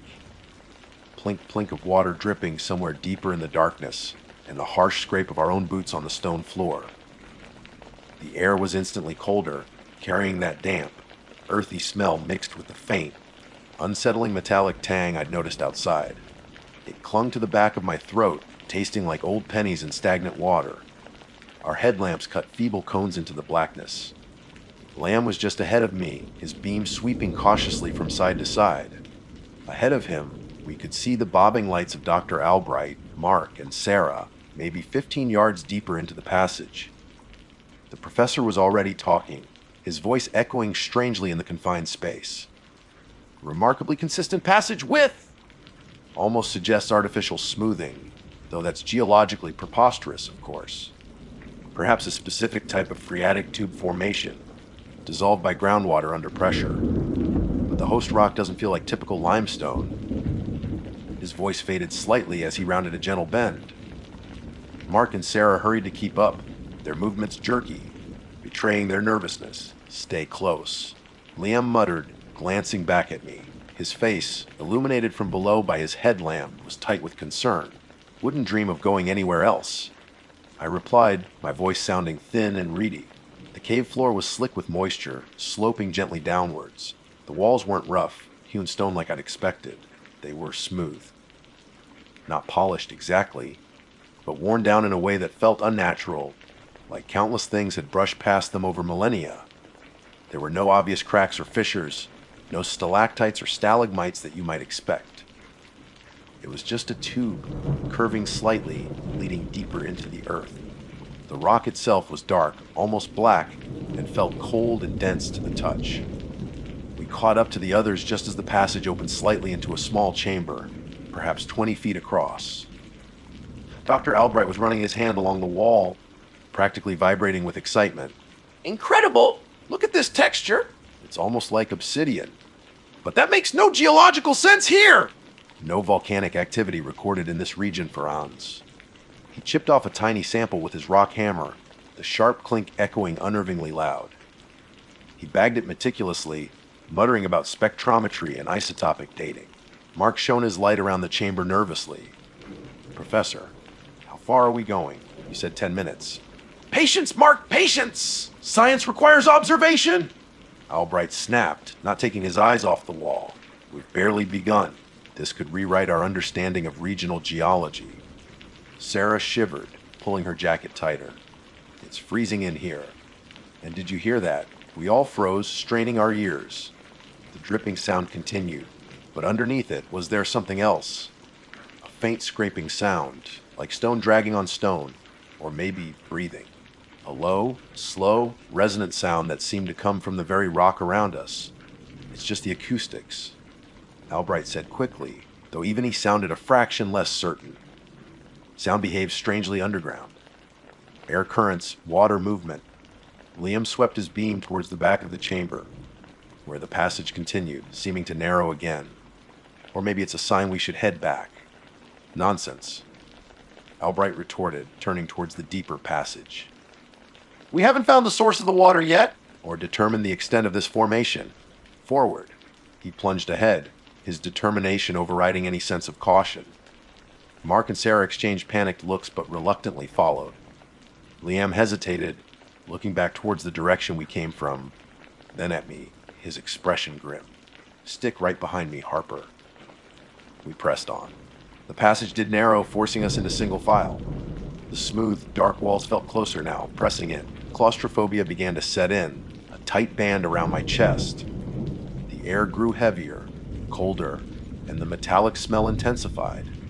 My headlamp beam seemed to penetrate less and less of the darkness ahead, swallowed by the oppressive black. It was then that I saw the markings. They started subtly at first, low down on the wall near the floor. Scratches in the smooth stone, not random gouges from erosion or animal claws. These were deliberate. Geometric patterns, spirals, intersecting lines, forms that were almost recognizable but shifted into something alien. They looked less like carvings and more like etchings made by something incredibly hard, or perhaps melted into the stone itself. Liam, I whispered, grabbing his arm, pointing my light at the wall. Look. He stopped, directing his beam where I pointed. Mark and Sarah, sensing our halt, stopped too, looking back. Even Dr. Albright paused further up the passage. Liam shone his light along the wall. The markings became more numerous as we looked, covering large sections of the passage. They weren't graffiti. They felt ancient, purposeful, and deeply unsettling. Some resembled distorted constellations. Others looked disturbingly biological, like diagrams of unknown internal organs or skeletal structures. What the hell is that? Mark breathed, his voice trembling. Dr. Albright came back towards us, his initial annoyance replaced by intense curiosity as he saw the markings. Fascinating. Prehistoric petroglyphs. But the style, it's unlike any known indigenous culture in North America. And the method of inscription. He knelt, running a gloved finger over a complex spiral. It feels almost fused into the rock. Professor. Sarah pleaded, her voice high, pitched with fear. This isn't right. We need to go. Now, the scraping sound returned, louder this time, seeming to come from deeper within the cave. It was accompanied by a low clicking, like giant insects or tapping bones. Okay, Liam said firmly, his voice cutting through Albright's excited muttering. That's it, we're leaving. Professor, with all due respect, this is beyond extra credit. We are not equipped for this. Dr. Albright stood up, his face flushed.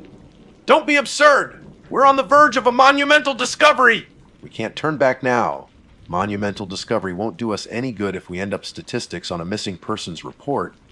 Lamb shot back, his fear making him bolder. Mark, Sarah, Harper, let's go. He turned, shining his light back the way we came. Mark and Sarah practically scrambled to follow him. I turned too, relief washing over me.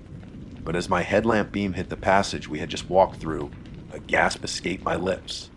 The passage looked different. It seemed narrower, the curve more pronounced. And the markings on the walls, were they closer together now? More numerous. Had that large spiral symbol been right there by the entrance to the chamber before? Disorientation washed over me. Had we somehow gotten turned around? Liam? I stammered. I see it, he said grimly. Just keep moving. Quickly, but Dr. Albright wasn't moving. He was staring deeper into the cave, his headlamp beam fixed on something we couldn't see. Wait, he whispered, his voice filled with awe and something else. Fear. Do you see it? Professor, come on! Mark yelled, his voice cracking. The scraping sound echoed again, much closer now.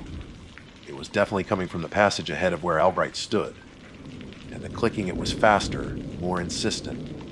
It's beautiful, Albright murmured, taking a step forward, deeper into the darkness. The structure, the symmetry. Professor, no. Sarah screamed. Suddenly, Albright's light flickered violently. Once. Twice. Then it went out, plunging his end of the passage into absolute darkness. Pure sir! Liam roared. Panic erupted. Sarah screamed again, a raw, terrified sound that echoed horribly. Mark stumbled backwards, crashing into me. My own heart hammered against my ribs so hard I thought it would break through. My light. Albert's voice came out of the blackness, tight with panic now. It just died. Battery was full. Get back here. Liam yelled, directing his beam towards where the professor's light had vanished. The beam illuminated nothing but empty, dark passage. Albright wasn't visible. I can't see. Albright cried out. It's pitch black. Something touched my leg. Then came a sound that wasn't human. A wet, guttural clicking followed by a heavy, dragging noise. And then Dr. Albright screamed. It wasn't a yell of surprise or fear.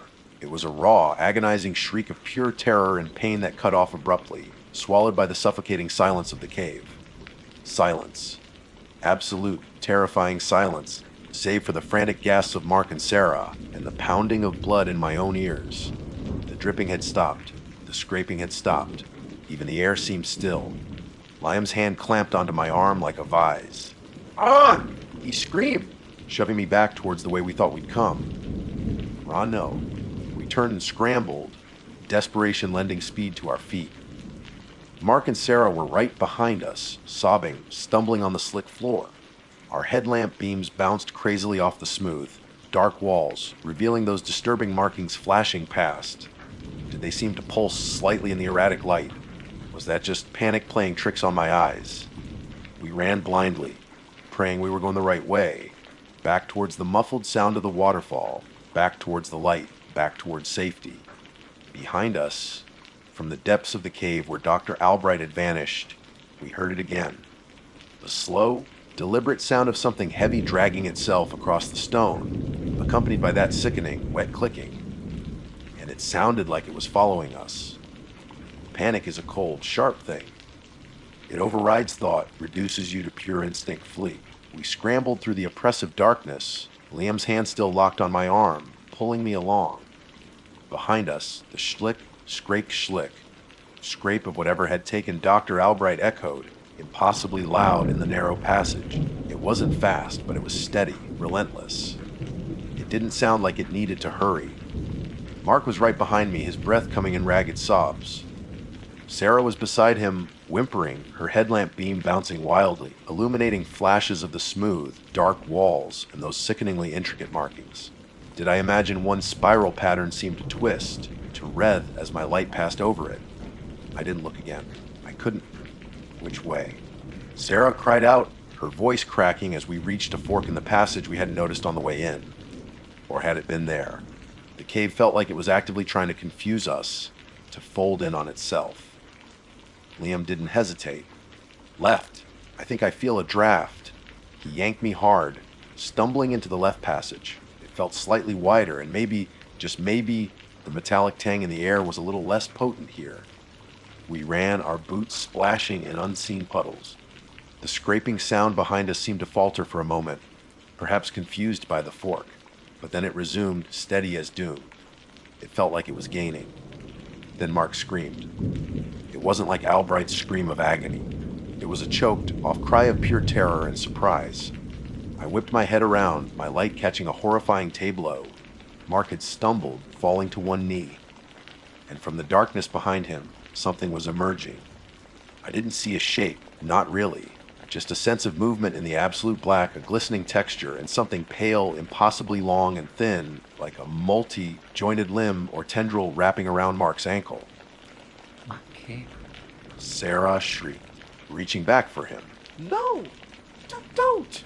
Liam roared, grabbing Sarah's arm and hauling her forward with brutal force. W? He can't. Ron? Mark's eyes met mine for a split second, wide with disbelief and a horror that transcended screaming. Then he was dragged backwards, disappearing into the darkness with barely a sound, only the renewed, slightly faster scrape indicating his passage. Sarah collapsed into hysterical sobs but kept moving, propelled forward by Liam's grip and sheer terror. My own legs felt like lead, nausea churning in my stomach. Mark was gone. Just gone. Pulled back into the hungry dark. But we couldn't stop. Stopping meant joining him and Albright in whatever fate awaited them in the belly of this cursed hill. We ran. Tears streamed down my face, blurring my vision. But I didn't dare slow down. Liam was a rock, his terror channeled into a fierce determination to get us out. He kept pulling us forward, his light fixed ahead. And then, faintly at first, but growing stronger, we heard it. The roar. The beautiful, steady, powerful roar of the waterfall. Hope, fierce and desperate, surged through me. Fear, Liam gasped, his voice raw. Ahead, the oppressive blackness began to gray, a faint luminescence. Then, a shimmering curtain of light, distorted by falling water. The entrance. We burst through the waterfall like specters fleeing hell, gasping, collapsing onto the mossy rocks of the glen. The fading afternoon light felt blindingly bright after the absolute darkness. The air, cool and smelling of pine and damp earth, felt incredibly fresh, untainted. Chloe and the other 3 students who had stayed behind rushed towards us, their faces etched with worry that morphed into shock and horror as they saw our state. We were soaked, muddy, scratched, and utterly broken. Sarah was incoherent, sobbing uncontrollably. Liam was breathing heavily, scanning the cave entrance behind the waterfall with wide, terrified eyes. I just knelt there, shaking, trying to process the fact that we were out. Harper. Liam. What happened? Where are Dr. Albright and Mark? Chloe asked urgently, her eyes darting between the 3 of us in the dark opening behind the water. Gone? Liam choked out, his voice hoarse. Something in there took them. Trying to explain was impossible. How do you describe sentient darkness, impossible geometry etched into stone, a dragging sound, and limbs made of shadow?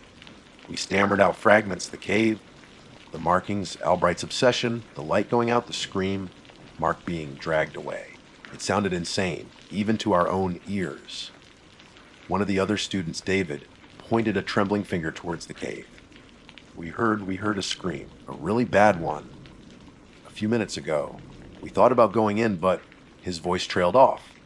Chloe nodded, her face pale. I told them not to. I felt it, something awful in there. There was no question of going back in. Even if we'd had the courage, which we absolutely didn't, looking at that dark opening now felt physically painful.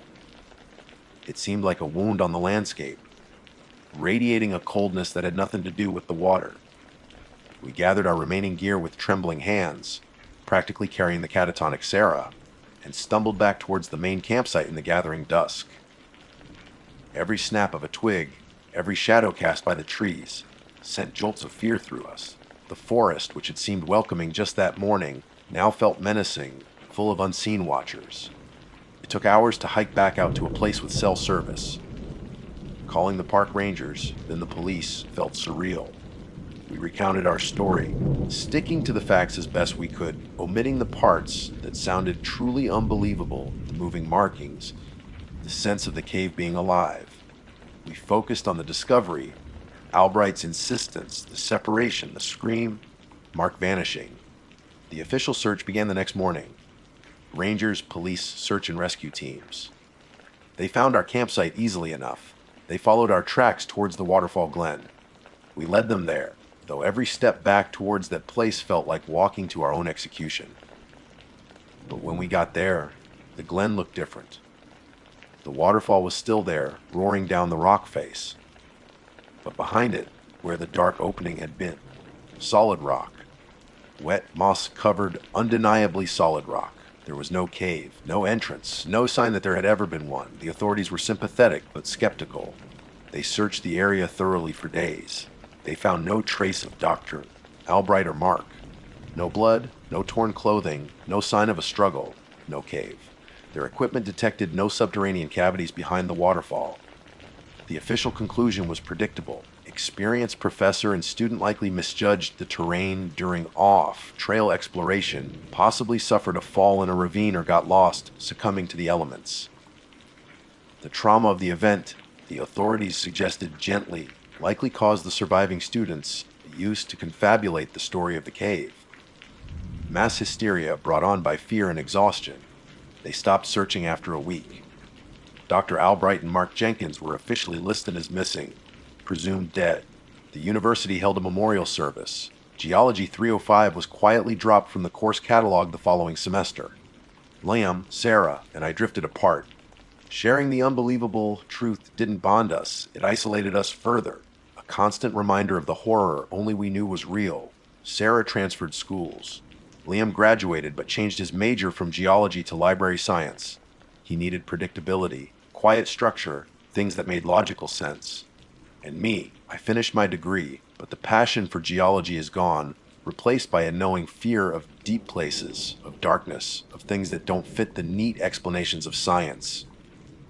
I still live in Wisconsin, but I avoid the state forests now. I can't stand the smell of damp earth after rain. Sometimes late at night, when the house is quiet, I think I can faintly smell that cold, metallic tang in the air. I haven't slept properly in months. Nightmares plague me, smooth dark walls rushing past, the schlick scrape sound echoing in my ears, Mark's eyes wide with terror as he's pulled away. I know what we saw. I know what we heard. The cave was real. Whatever was inside it was real, and it took them. Maybe the cave only appears sometimes. Maybe it sealed itself. Or maybe whatever was inside didn't want to be found by search parties.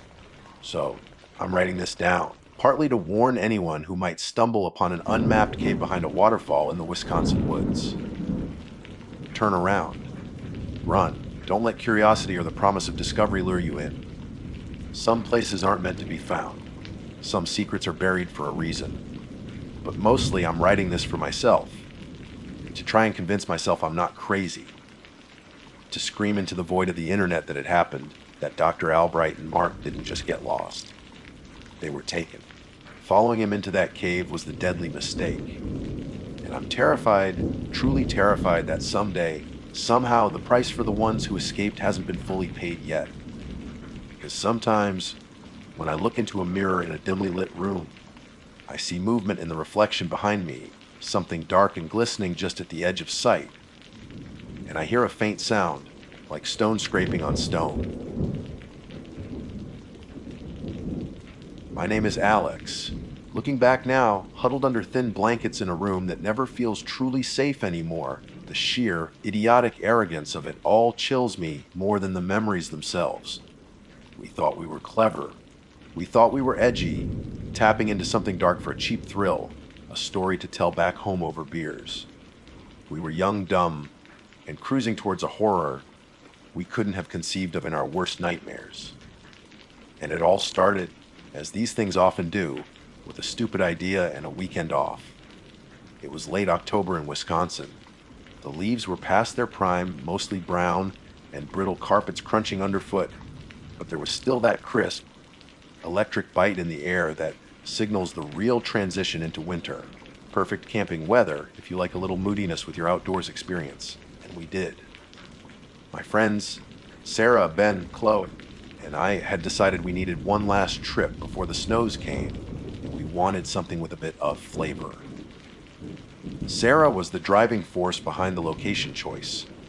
She's always been the one obsessed with ghost stories, cryptids, true crime, anything that lurked in the shadows.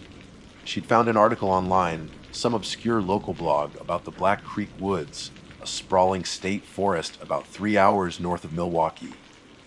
The blog post was vague, full of whispers and hand accounts hikers vanishing without a trace decades ago, strange lights seen flickering between the dense pines, unsettling animal sounds that weren't quite right, and the obligatory mentions of Native American burial grounds disturbed by logging companies long since bankrupt. Standard spooky fare, really. Enough to give the place a reputation, but nothing concrete. Perfect, Sarah had declared, for a Halloween-adjacent camping trip. Ben, ever the skeptic and resident comedian, was immediately on board, mostly, I suspect, for the chance to mock Sarah's ghost hunting enthusiasm. Chloe was hesitant. She's always been the most sensitive of our group, easily spooked, but the promise of s'mores and escaping the city grind eventually won her over. As for me, I landed somewhere in the middle. I didn't really believe in ghosts or haunted forests, but I appreciated a good atmosphere.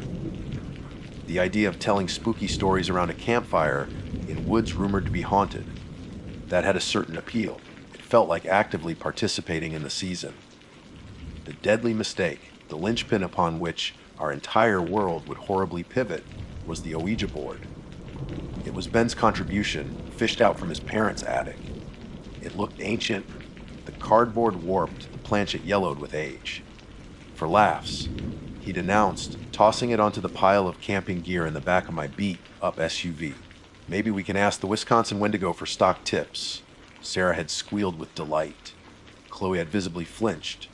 I just shrugged, figuring it was harmless fun, a prop to enhance the spooky vibe. Harmless. God, what a fool I was. The drive up was uneventful, filled with Bad singing along to the radio and arguments about the best gas station snacks. As we got closer to Black Creek Woods, though, the landscape shifted. Towns became smaller, sparser. The woods lining the highway grew thicker, darker, the trees taller and closer together, their branches like skeletal fingers scratching at the overcast sky. There was a palpable sense of isolation settling in, even before we turned off the main road onto the gravel track leading to the designated primitive campsites. The campsite itself was okay. Just a clearing, really, marked by a rusted metal fire pit and a rough, hewn picnic table covered in graffiti and bird droppings. Critically, there were no other campers in sight. The nearest site was supposed to be half a mile down the track, but we saw no signs of life. We were utterly alone, enveloped by the towering pines and oaks, the silence broken only by the wind sighing through the upper branches and the distant call of a crow. We set up our tents 2-2, person-dumbs gathered firewood, and cracked open a few beers as dusk began to bleed through the trees, painting the sky in bruised shades of purple and gray. The temperature dropped noticeably. Ben got a fire going, its cheerful crackle a welcome contrast to the deepening gloom. We cooked hot dogs on sticks, burned marshmallows for s'mores, and settled into the familiar rhythm of campfire conversation. Naturally, the talk turned to the woods and its alleged hauntings. Sarah recounted the stories from the blog post with dramatic flair. Ben countered with logical explanations disappearances were likely due to people getting lost or animal attacks. Strange lights were swamp gas or distant headlights. Weird noises were just owls or foxes. Chloe huddled closer to the fire, pulling her beanie down over her ears. I mostly listened, enjoying the fire's warmth, the beer, the company. But even then, I felt something. A prickle on the back of my neck. The sensation of being watched, not by an animal, but by something else. I dismissed it as my imagination getting carried away by the setting and the conversation. It was probably around 10 p.m. after the second round of beers, when Ben, with a theatrical flourish, retrieved the ouija board from his tent.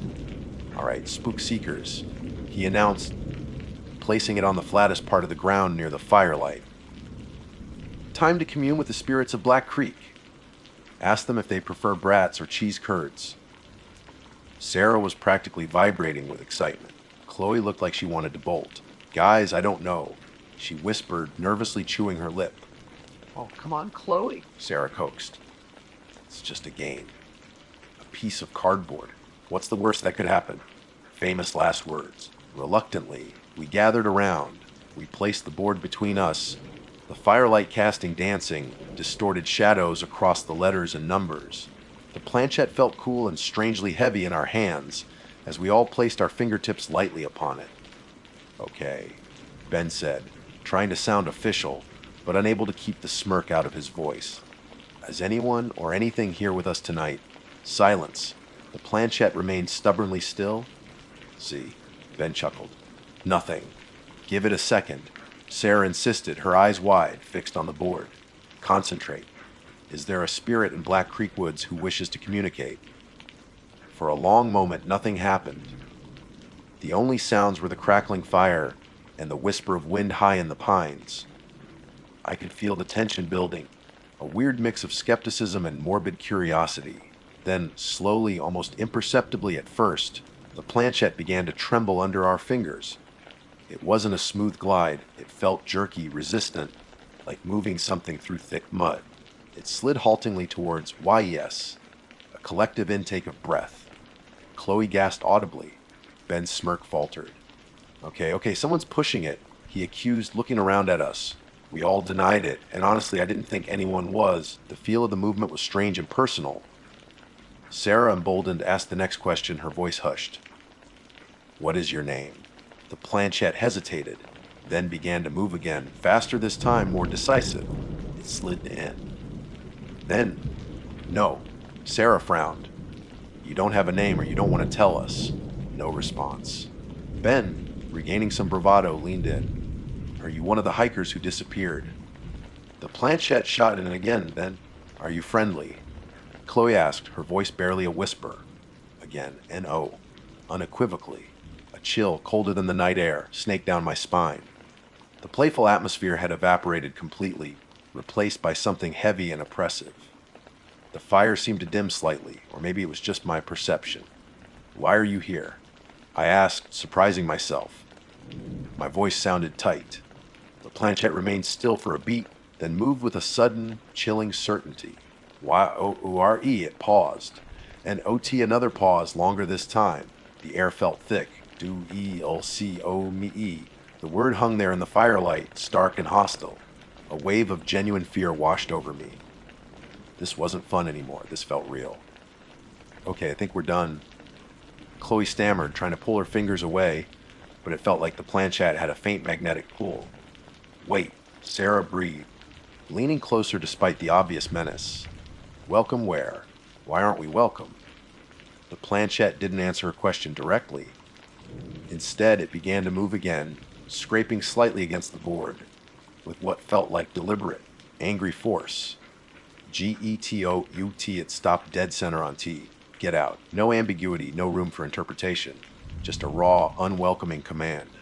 In that precise moment, a powerful gust of wind ripped through the campsite, seemingly out of nowhere. It swirled leaves and embers around us, making the fire roar and spit violently. One of the tent flaps whipped open and shut with a loud crack. Somewhere deeper in the woods, a heavy branch snapped with a sound like a gunshot, echoing through the trees. Chloe screamed and scrambled backwards, finally yanking her hands free. Ben swore, stumbling back as well. Sarah looked stunned, her face pale in the flickering light. I ripped my own fingers off the planchette as if it had burned me. The plastic felt unnaturally cold. We stared at the board, then at each other, wide-eyed. The wind died down as abruptly as it had started, leaving an unnerving silence in its wake. The woods felt different now, watchful, malevolent. Okay. Ben said, his voice shaky, all traces of humor gone. Okay, joke's over. Let's put this thing away. Nobody argued. He hastily slid the planchette back into the box and shoved the board itself underneath, burying it quickly. But we couldn't bury the feeling. The warning lingered in the air, heavy and suffocating. You're not welcome. Get out, we should have listened. We should have packed our gear right then and there, driven through the night, and never looked back. But we didn't. We told ourselves it was the wind, nerves, Ben subconsciously pushing the planchette. We tried to rationalize it, clinging to logic like a life raft. We finished our beers in near silence, cleaned up the campsite mechanically, and retreated to our tents, zipping them up tight against the oppressive darkness. Lying there in my sleeping bag, listening to Chloe's quiet, nervous breathing in the small tent, I couldn't shake the ouija board's final message. Every rustle of leaves, every snap of a twig outside sounded amplified, sinister. The feeling of being watched intensified tenfold. Sleep felt impossible. The words echoed in my mind, a chilling premonition: get out. We had dismissed a warning from something dwelling in those ancient woods, and in doing so, we had sealed our fate. That night, huddled in our tents, trying to ignore the growing dread, was the beginning of our deadly mistake. The real horror hadn't even started yet. Sleep was a forgotten luxury. Every time I started to drift, some sound would jerk me back to high alert, the zip, zip, zip of wind against the tent fabric sounding unnervingly like claws, the rustle of leaves that seemed to mimic footsteps circling just beyond the thin nylon walls, the unnerving snap of a twig that sounded too close, too deliberate. At one point, I swore I saw a shadow fall over the tent door, darker than the surrounding night, lingering for a heartbeat before vanishing. I strained my ears, listening for Chloe's breathing beside me, needing the anchor of another living person. It was shallow, rapid. She wasn't sleeping either. Neither of us spoke, locked in our own private terrors, the silence amplifying the imagined horrors outside. The warning from the Ouija board, "Get OT," wasn't just echoing in my mind anymore. It felt like it was being whispered on the wind, a sibilant threat carried through the trees. When dawn finally broke, it wasn't the cheerful, refreshing light I usually associated with camping mornings. It was a reluctant, gray illumination filtering through the dense canopy, making the woods look washed out and skeletal. The air was damp, chilling us to the bone the moment we emerged from our tents. A heavy dew coated everything, clinging to the tent flies and picnic table like a layer of liquid dread. The campsite felt off. Nothing was overtly disturbed, yet there was a subtle wrongness. The fire pit ashes looked stirred, though the wind from last night could account for that. But near the edge of the clearing, close to where Sarah and Ben's tent was pitched, I saw faint impressions in the damp earth. Not distinct footprints, more like scuffs, disturbances, as if something heavy had shuffled or dragged itself just beyond the firelight's reach during the night. Ben noticed them too, kicking at one dismissively. "Dear," he mumbled, but his voice lacked conviction. He didn't meet my eyes. Breakfast was a tense affair.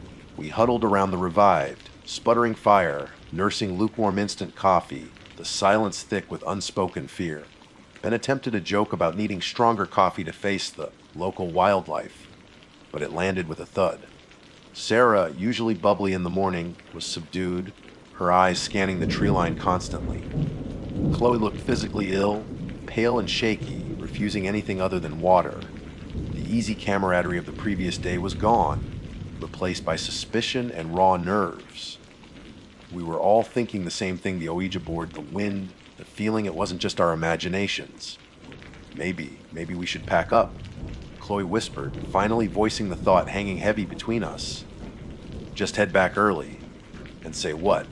Ben scoffed, though the bravado felt paper thin now. That we got spooked by a board game and some wind. Come on, it's broad daylight. Everything looks different now. Ben's right. Sarah said, surprising me. There was a strange, almost feverish look in her eyes, a mixture of fear and something else, morbid curiosity. Let's not overact. Maybe we just hike one of the trails. Clear our heads. See the woods in the light. It'll probably seem stupid later. I hesitated. Part of me screamed to agree with Chloe, to throw everything in the car and get the hell out of Black Creek Woods. But another part, the rational part Ben was appealing to, felt foolish admitting defeat based on shadows in a game. Plus, the thought of immediately packing felt like conceding that it had won, that the warning was real. Okay, I said slowly, hating the way my voice sounded uncertain. A short hike. Then we decide. Chloe looked betrayed, but didn't argue further. We chose the easiest marked trail, a loop supposedly only a couple of miles long, leading towards the creek the woods were named after. We left our main gear at the campsite, taking only water bottles and a basic first aid kit. As we walked, the woods felt unnervingly silent. No birdsong, no chattering squirrels, just the crunch of our boots on the leaf litter and the occasional sigh of the wind. The trees pressed close, their bark dark and rough, the canopy overhead so thick it kept the forest floor in perpetual twilight, even at mid-morning. It didn't feel peaceful, it felt watchful, suffocating. We'd been walking for maybe 20 minutes, following the faded blue trail markers painted on trees, when Sarah, who was slightly ahead, stopped abruptly. Geez, look at this. She was pointing off the path towards a small, unnatural clearing maybe 30 feet into the trees. It wasn't large, just a roughly circular patch where the undergrowth seemed sparser, and in the center were 3 small cairns. Piles of stones, stacked perhaps 5 or 6 high, arranged in a rough triangle. They looked deliberate, ritualistic. Okay, that's weird. Ben muttered, peering into the clearing. Hikers messing around, maybe. I said, but a knot of ice was forming in my stomach. It felt too purposeful. Chloe whimpered softly. Let's just go back. But Sarah, drawn by that morbid curiosity, stepped off the path towards the cairns. Just want a closer look. She reached the nearest pile of stones. It looked recently assembled. She nudged the top stone slightly with her boot. Then she gasped, stumbling back, her face draining of color. What? What is it? Ben demanded, moving towards her.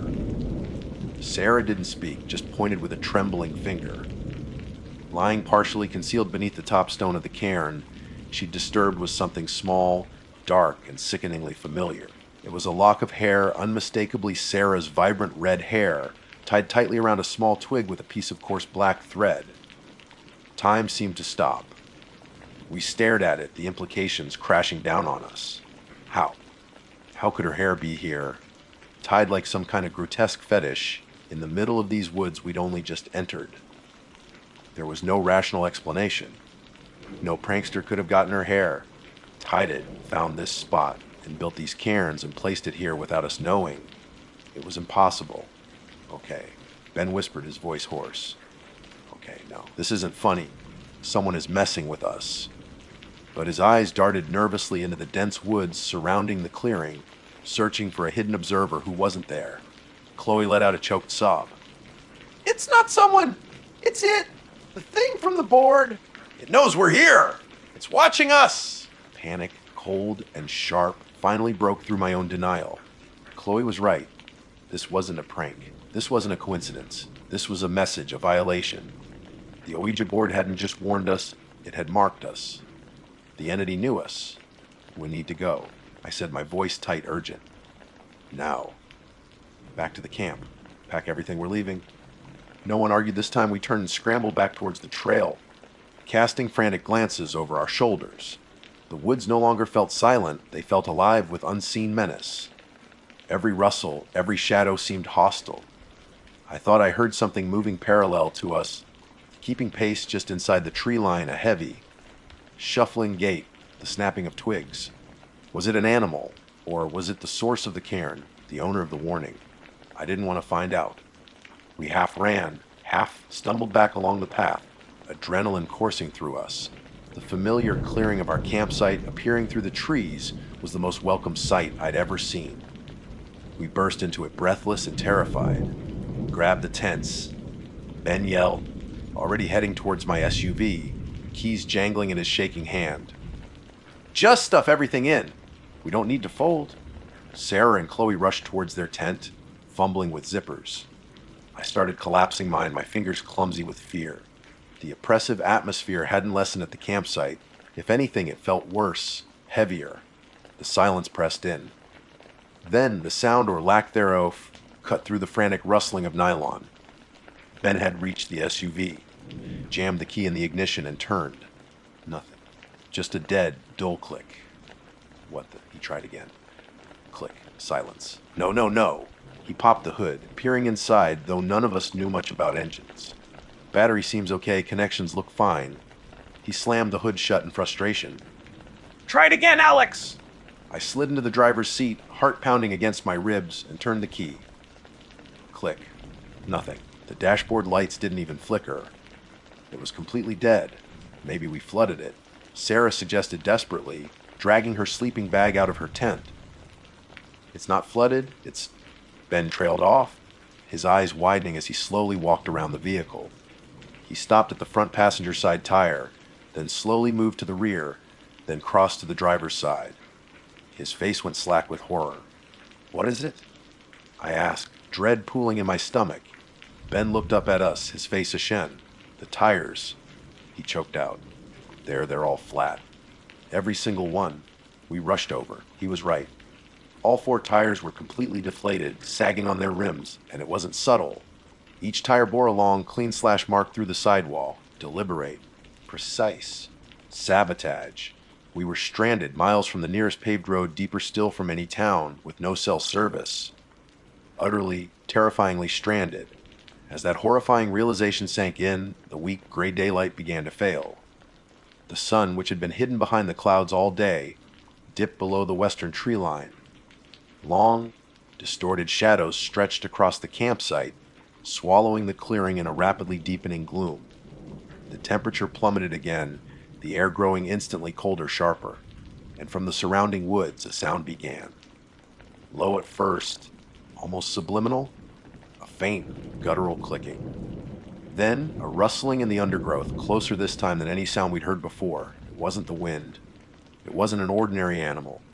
Night was falling on Black Creek woods. We were trapped, and we were no longer alone. The thing we had angered, the entity that told us to get out, was done playing games. It was coming for us. The clicking intensified. It wasn't just one source. It seemed to echo from the impenetrable wall of trees surrounding our tiny, failing island of firelight, a chittering, scraping sound like giant insects gnawing on bone.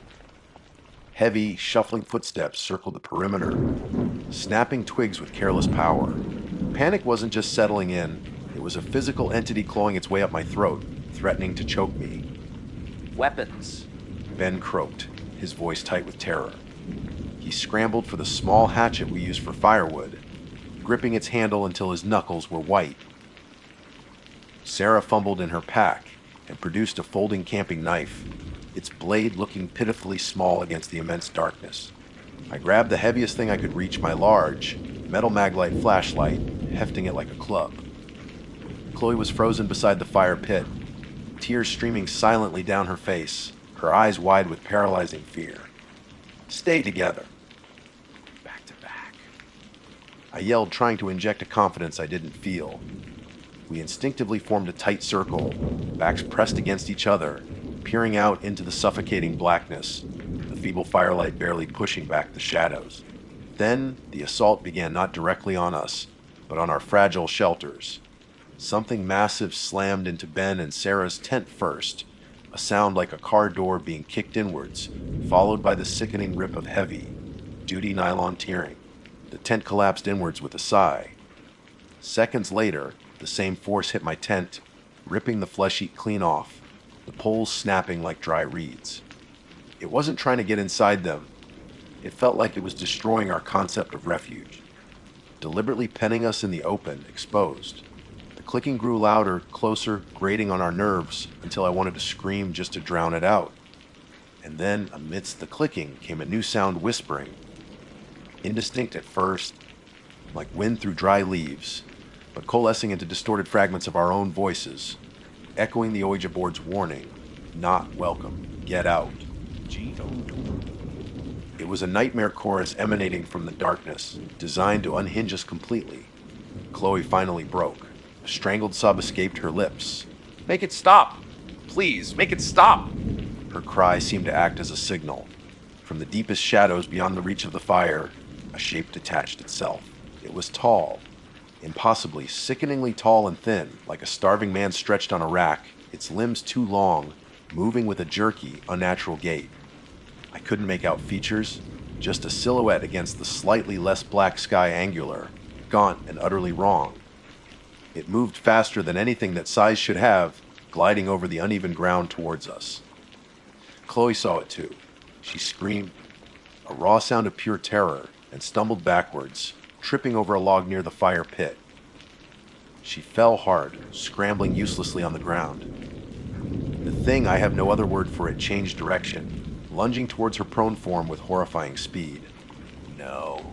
Ben roared, driven by some primal instinct. He charged forward, swinging the hatchet wildly.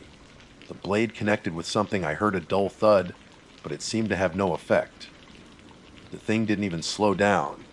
In one fluid, horrifying motion, an impossibly long arm snaked out, faster than sight, and closed around Chloe's torso. Her scream was cut off instantly as she was lifted effortlessly off the ground. For one heart-stopping second, she was silhouetted against the trees, limbs flailing uselessly. Then she was gone, dragged into the impenetrable darkness with terrifying silence. The clicking and shuffling receded slightly, as if the creature was retreating with its prize. We stood there, stunned, horrified, the empty space where Chloe had been screaming silently at us. Ben dropped the hatchet, his face a mask of disbelief and horror. Sarah let out a low, guttural moan. The moment shattered. Survival instinct, raw and blinding, surged through me. Run! I screamed, grabbing Sarah's arm, yanking her from her stupor. Run for the track! Now, I didn't wait to see if Ben followed. I didn't know if he was injured or simply broken by what he'd just witnessed. All I knew was that staying meant dying. Sarah stumbled beside me, propelled by sheer terror. We plunged off the edge of the campsite clearing, away from the dying fire, away from the disabled SUV, away from the spot where Chloe vanished, and into the pitch black, unforgiving woods. Running blindly through the forest at night is a special kind of hell. Roots snagged our feet. Unseen branches whipped at our faces and tore at our clothes. We crashed through undergrowth, lungs burning, hearts pounding like trip hammers. Behind us, the sound started again, the heavy, rhythmic shuffling, the clicking, closer now, pacing us. It was hunting us. Don't look back! I gasped, pulling Sarah along when she stumbled. Panic threatened to overwhelm reason. Every shadow seemed to hold the tall, gaunt shape. Every noise sounded like its approach. We didn't dare use the flashlight for more than a split second at a time, the brief beam only serving to highlight the terrifying density of the trees before plunging us back into disorienting blackness. We ran without direction, relying on sheer adrenaline and the desperate hope that we were heading vaguely towards the gravel track we'd driven in on. It felt like hours. My legs burned, my throat was raw. Sarah was sobbing breathlessly beside me. Once she cried out, ripping her arm from my grasp. I turned back, heart leaping into my throat, to see a torn piece of her jacket snagged on a low, thorny branch. Something had grabbed at her. She scrambled free, and we ran harder, fueled by fresh terror. Just when I thought my legs would give out, that we'd collapse and be taken like Chloe, my foot hit something flat and hard under the leaf-littered gravel. The track?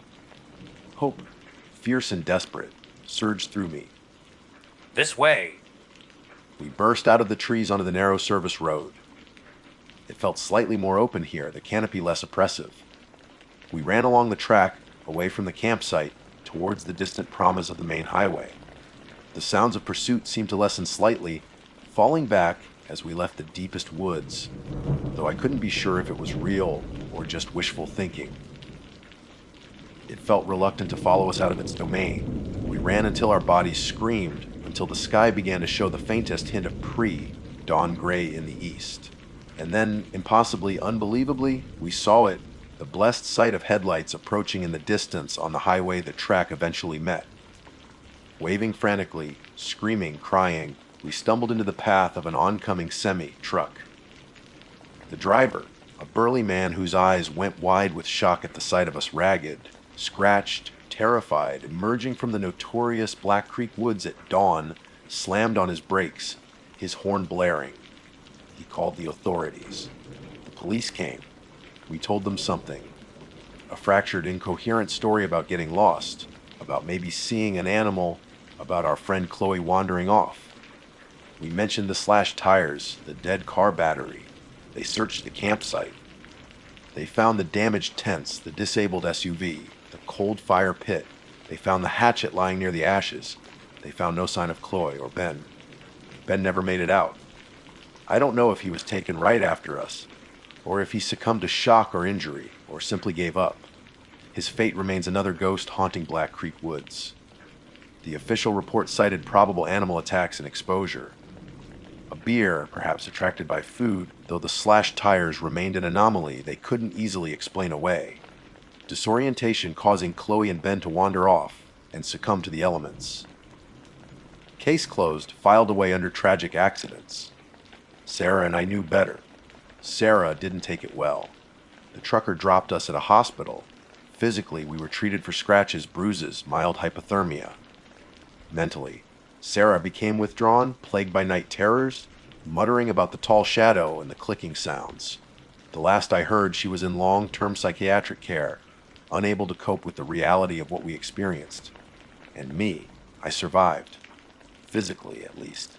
But a part of me died in those woods. I live with the crushing guilt, the replays of Chloe being snatched away, of leaving Ben behind. I live with the constant, knowing fear. I avoid woods, camping, even the dark sometimes. That feeling of being watched never truly left me. Sometimes, late at night, when the wind rustles the leaves outside my window, I hear it. Faintly.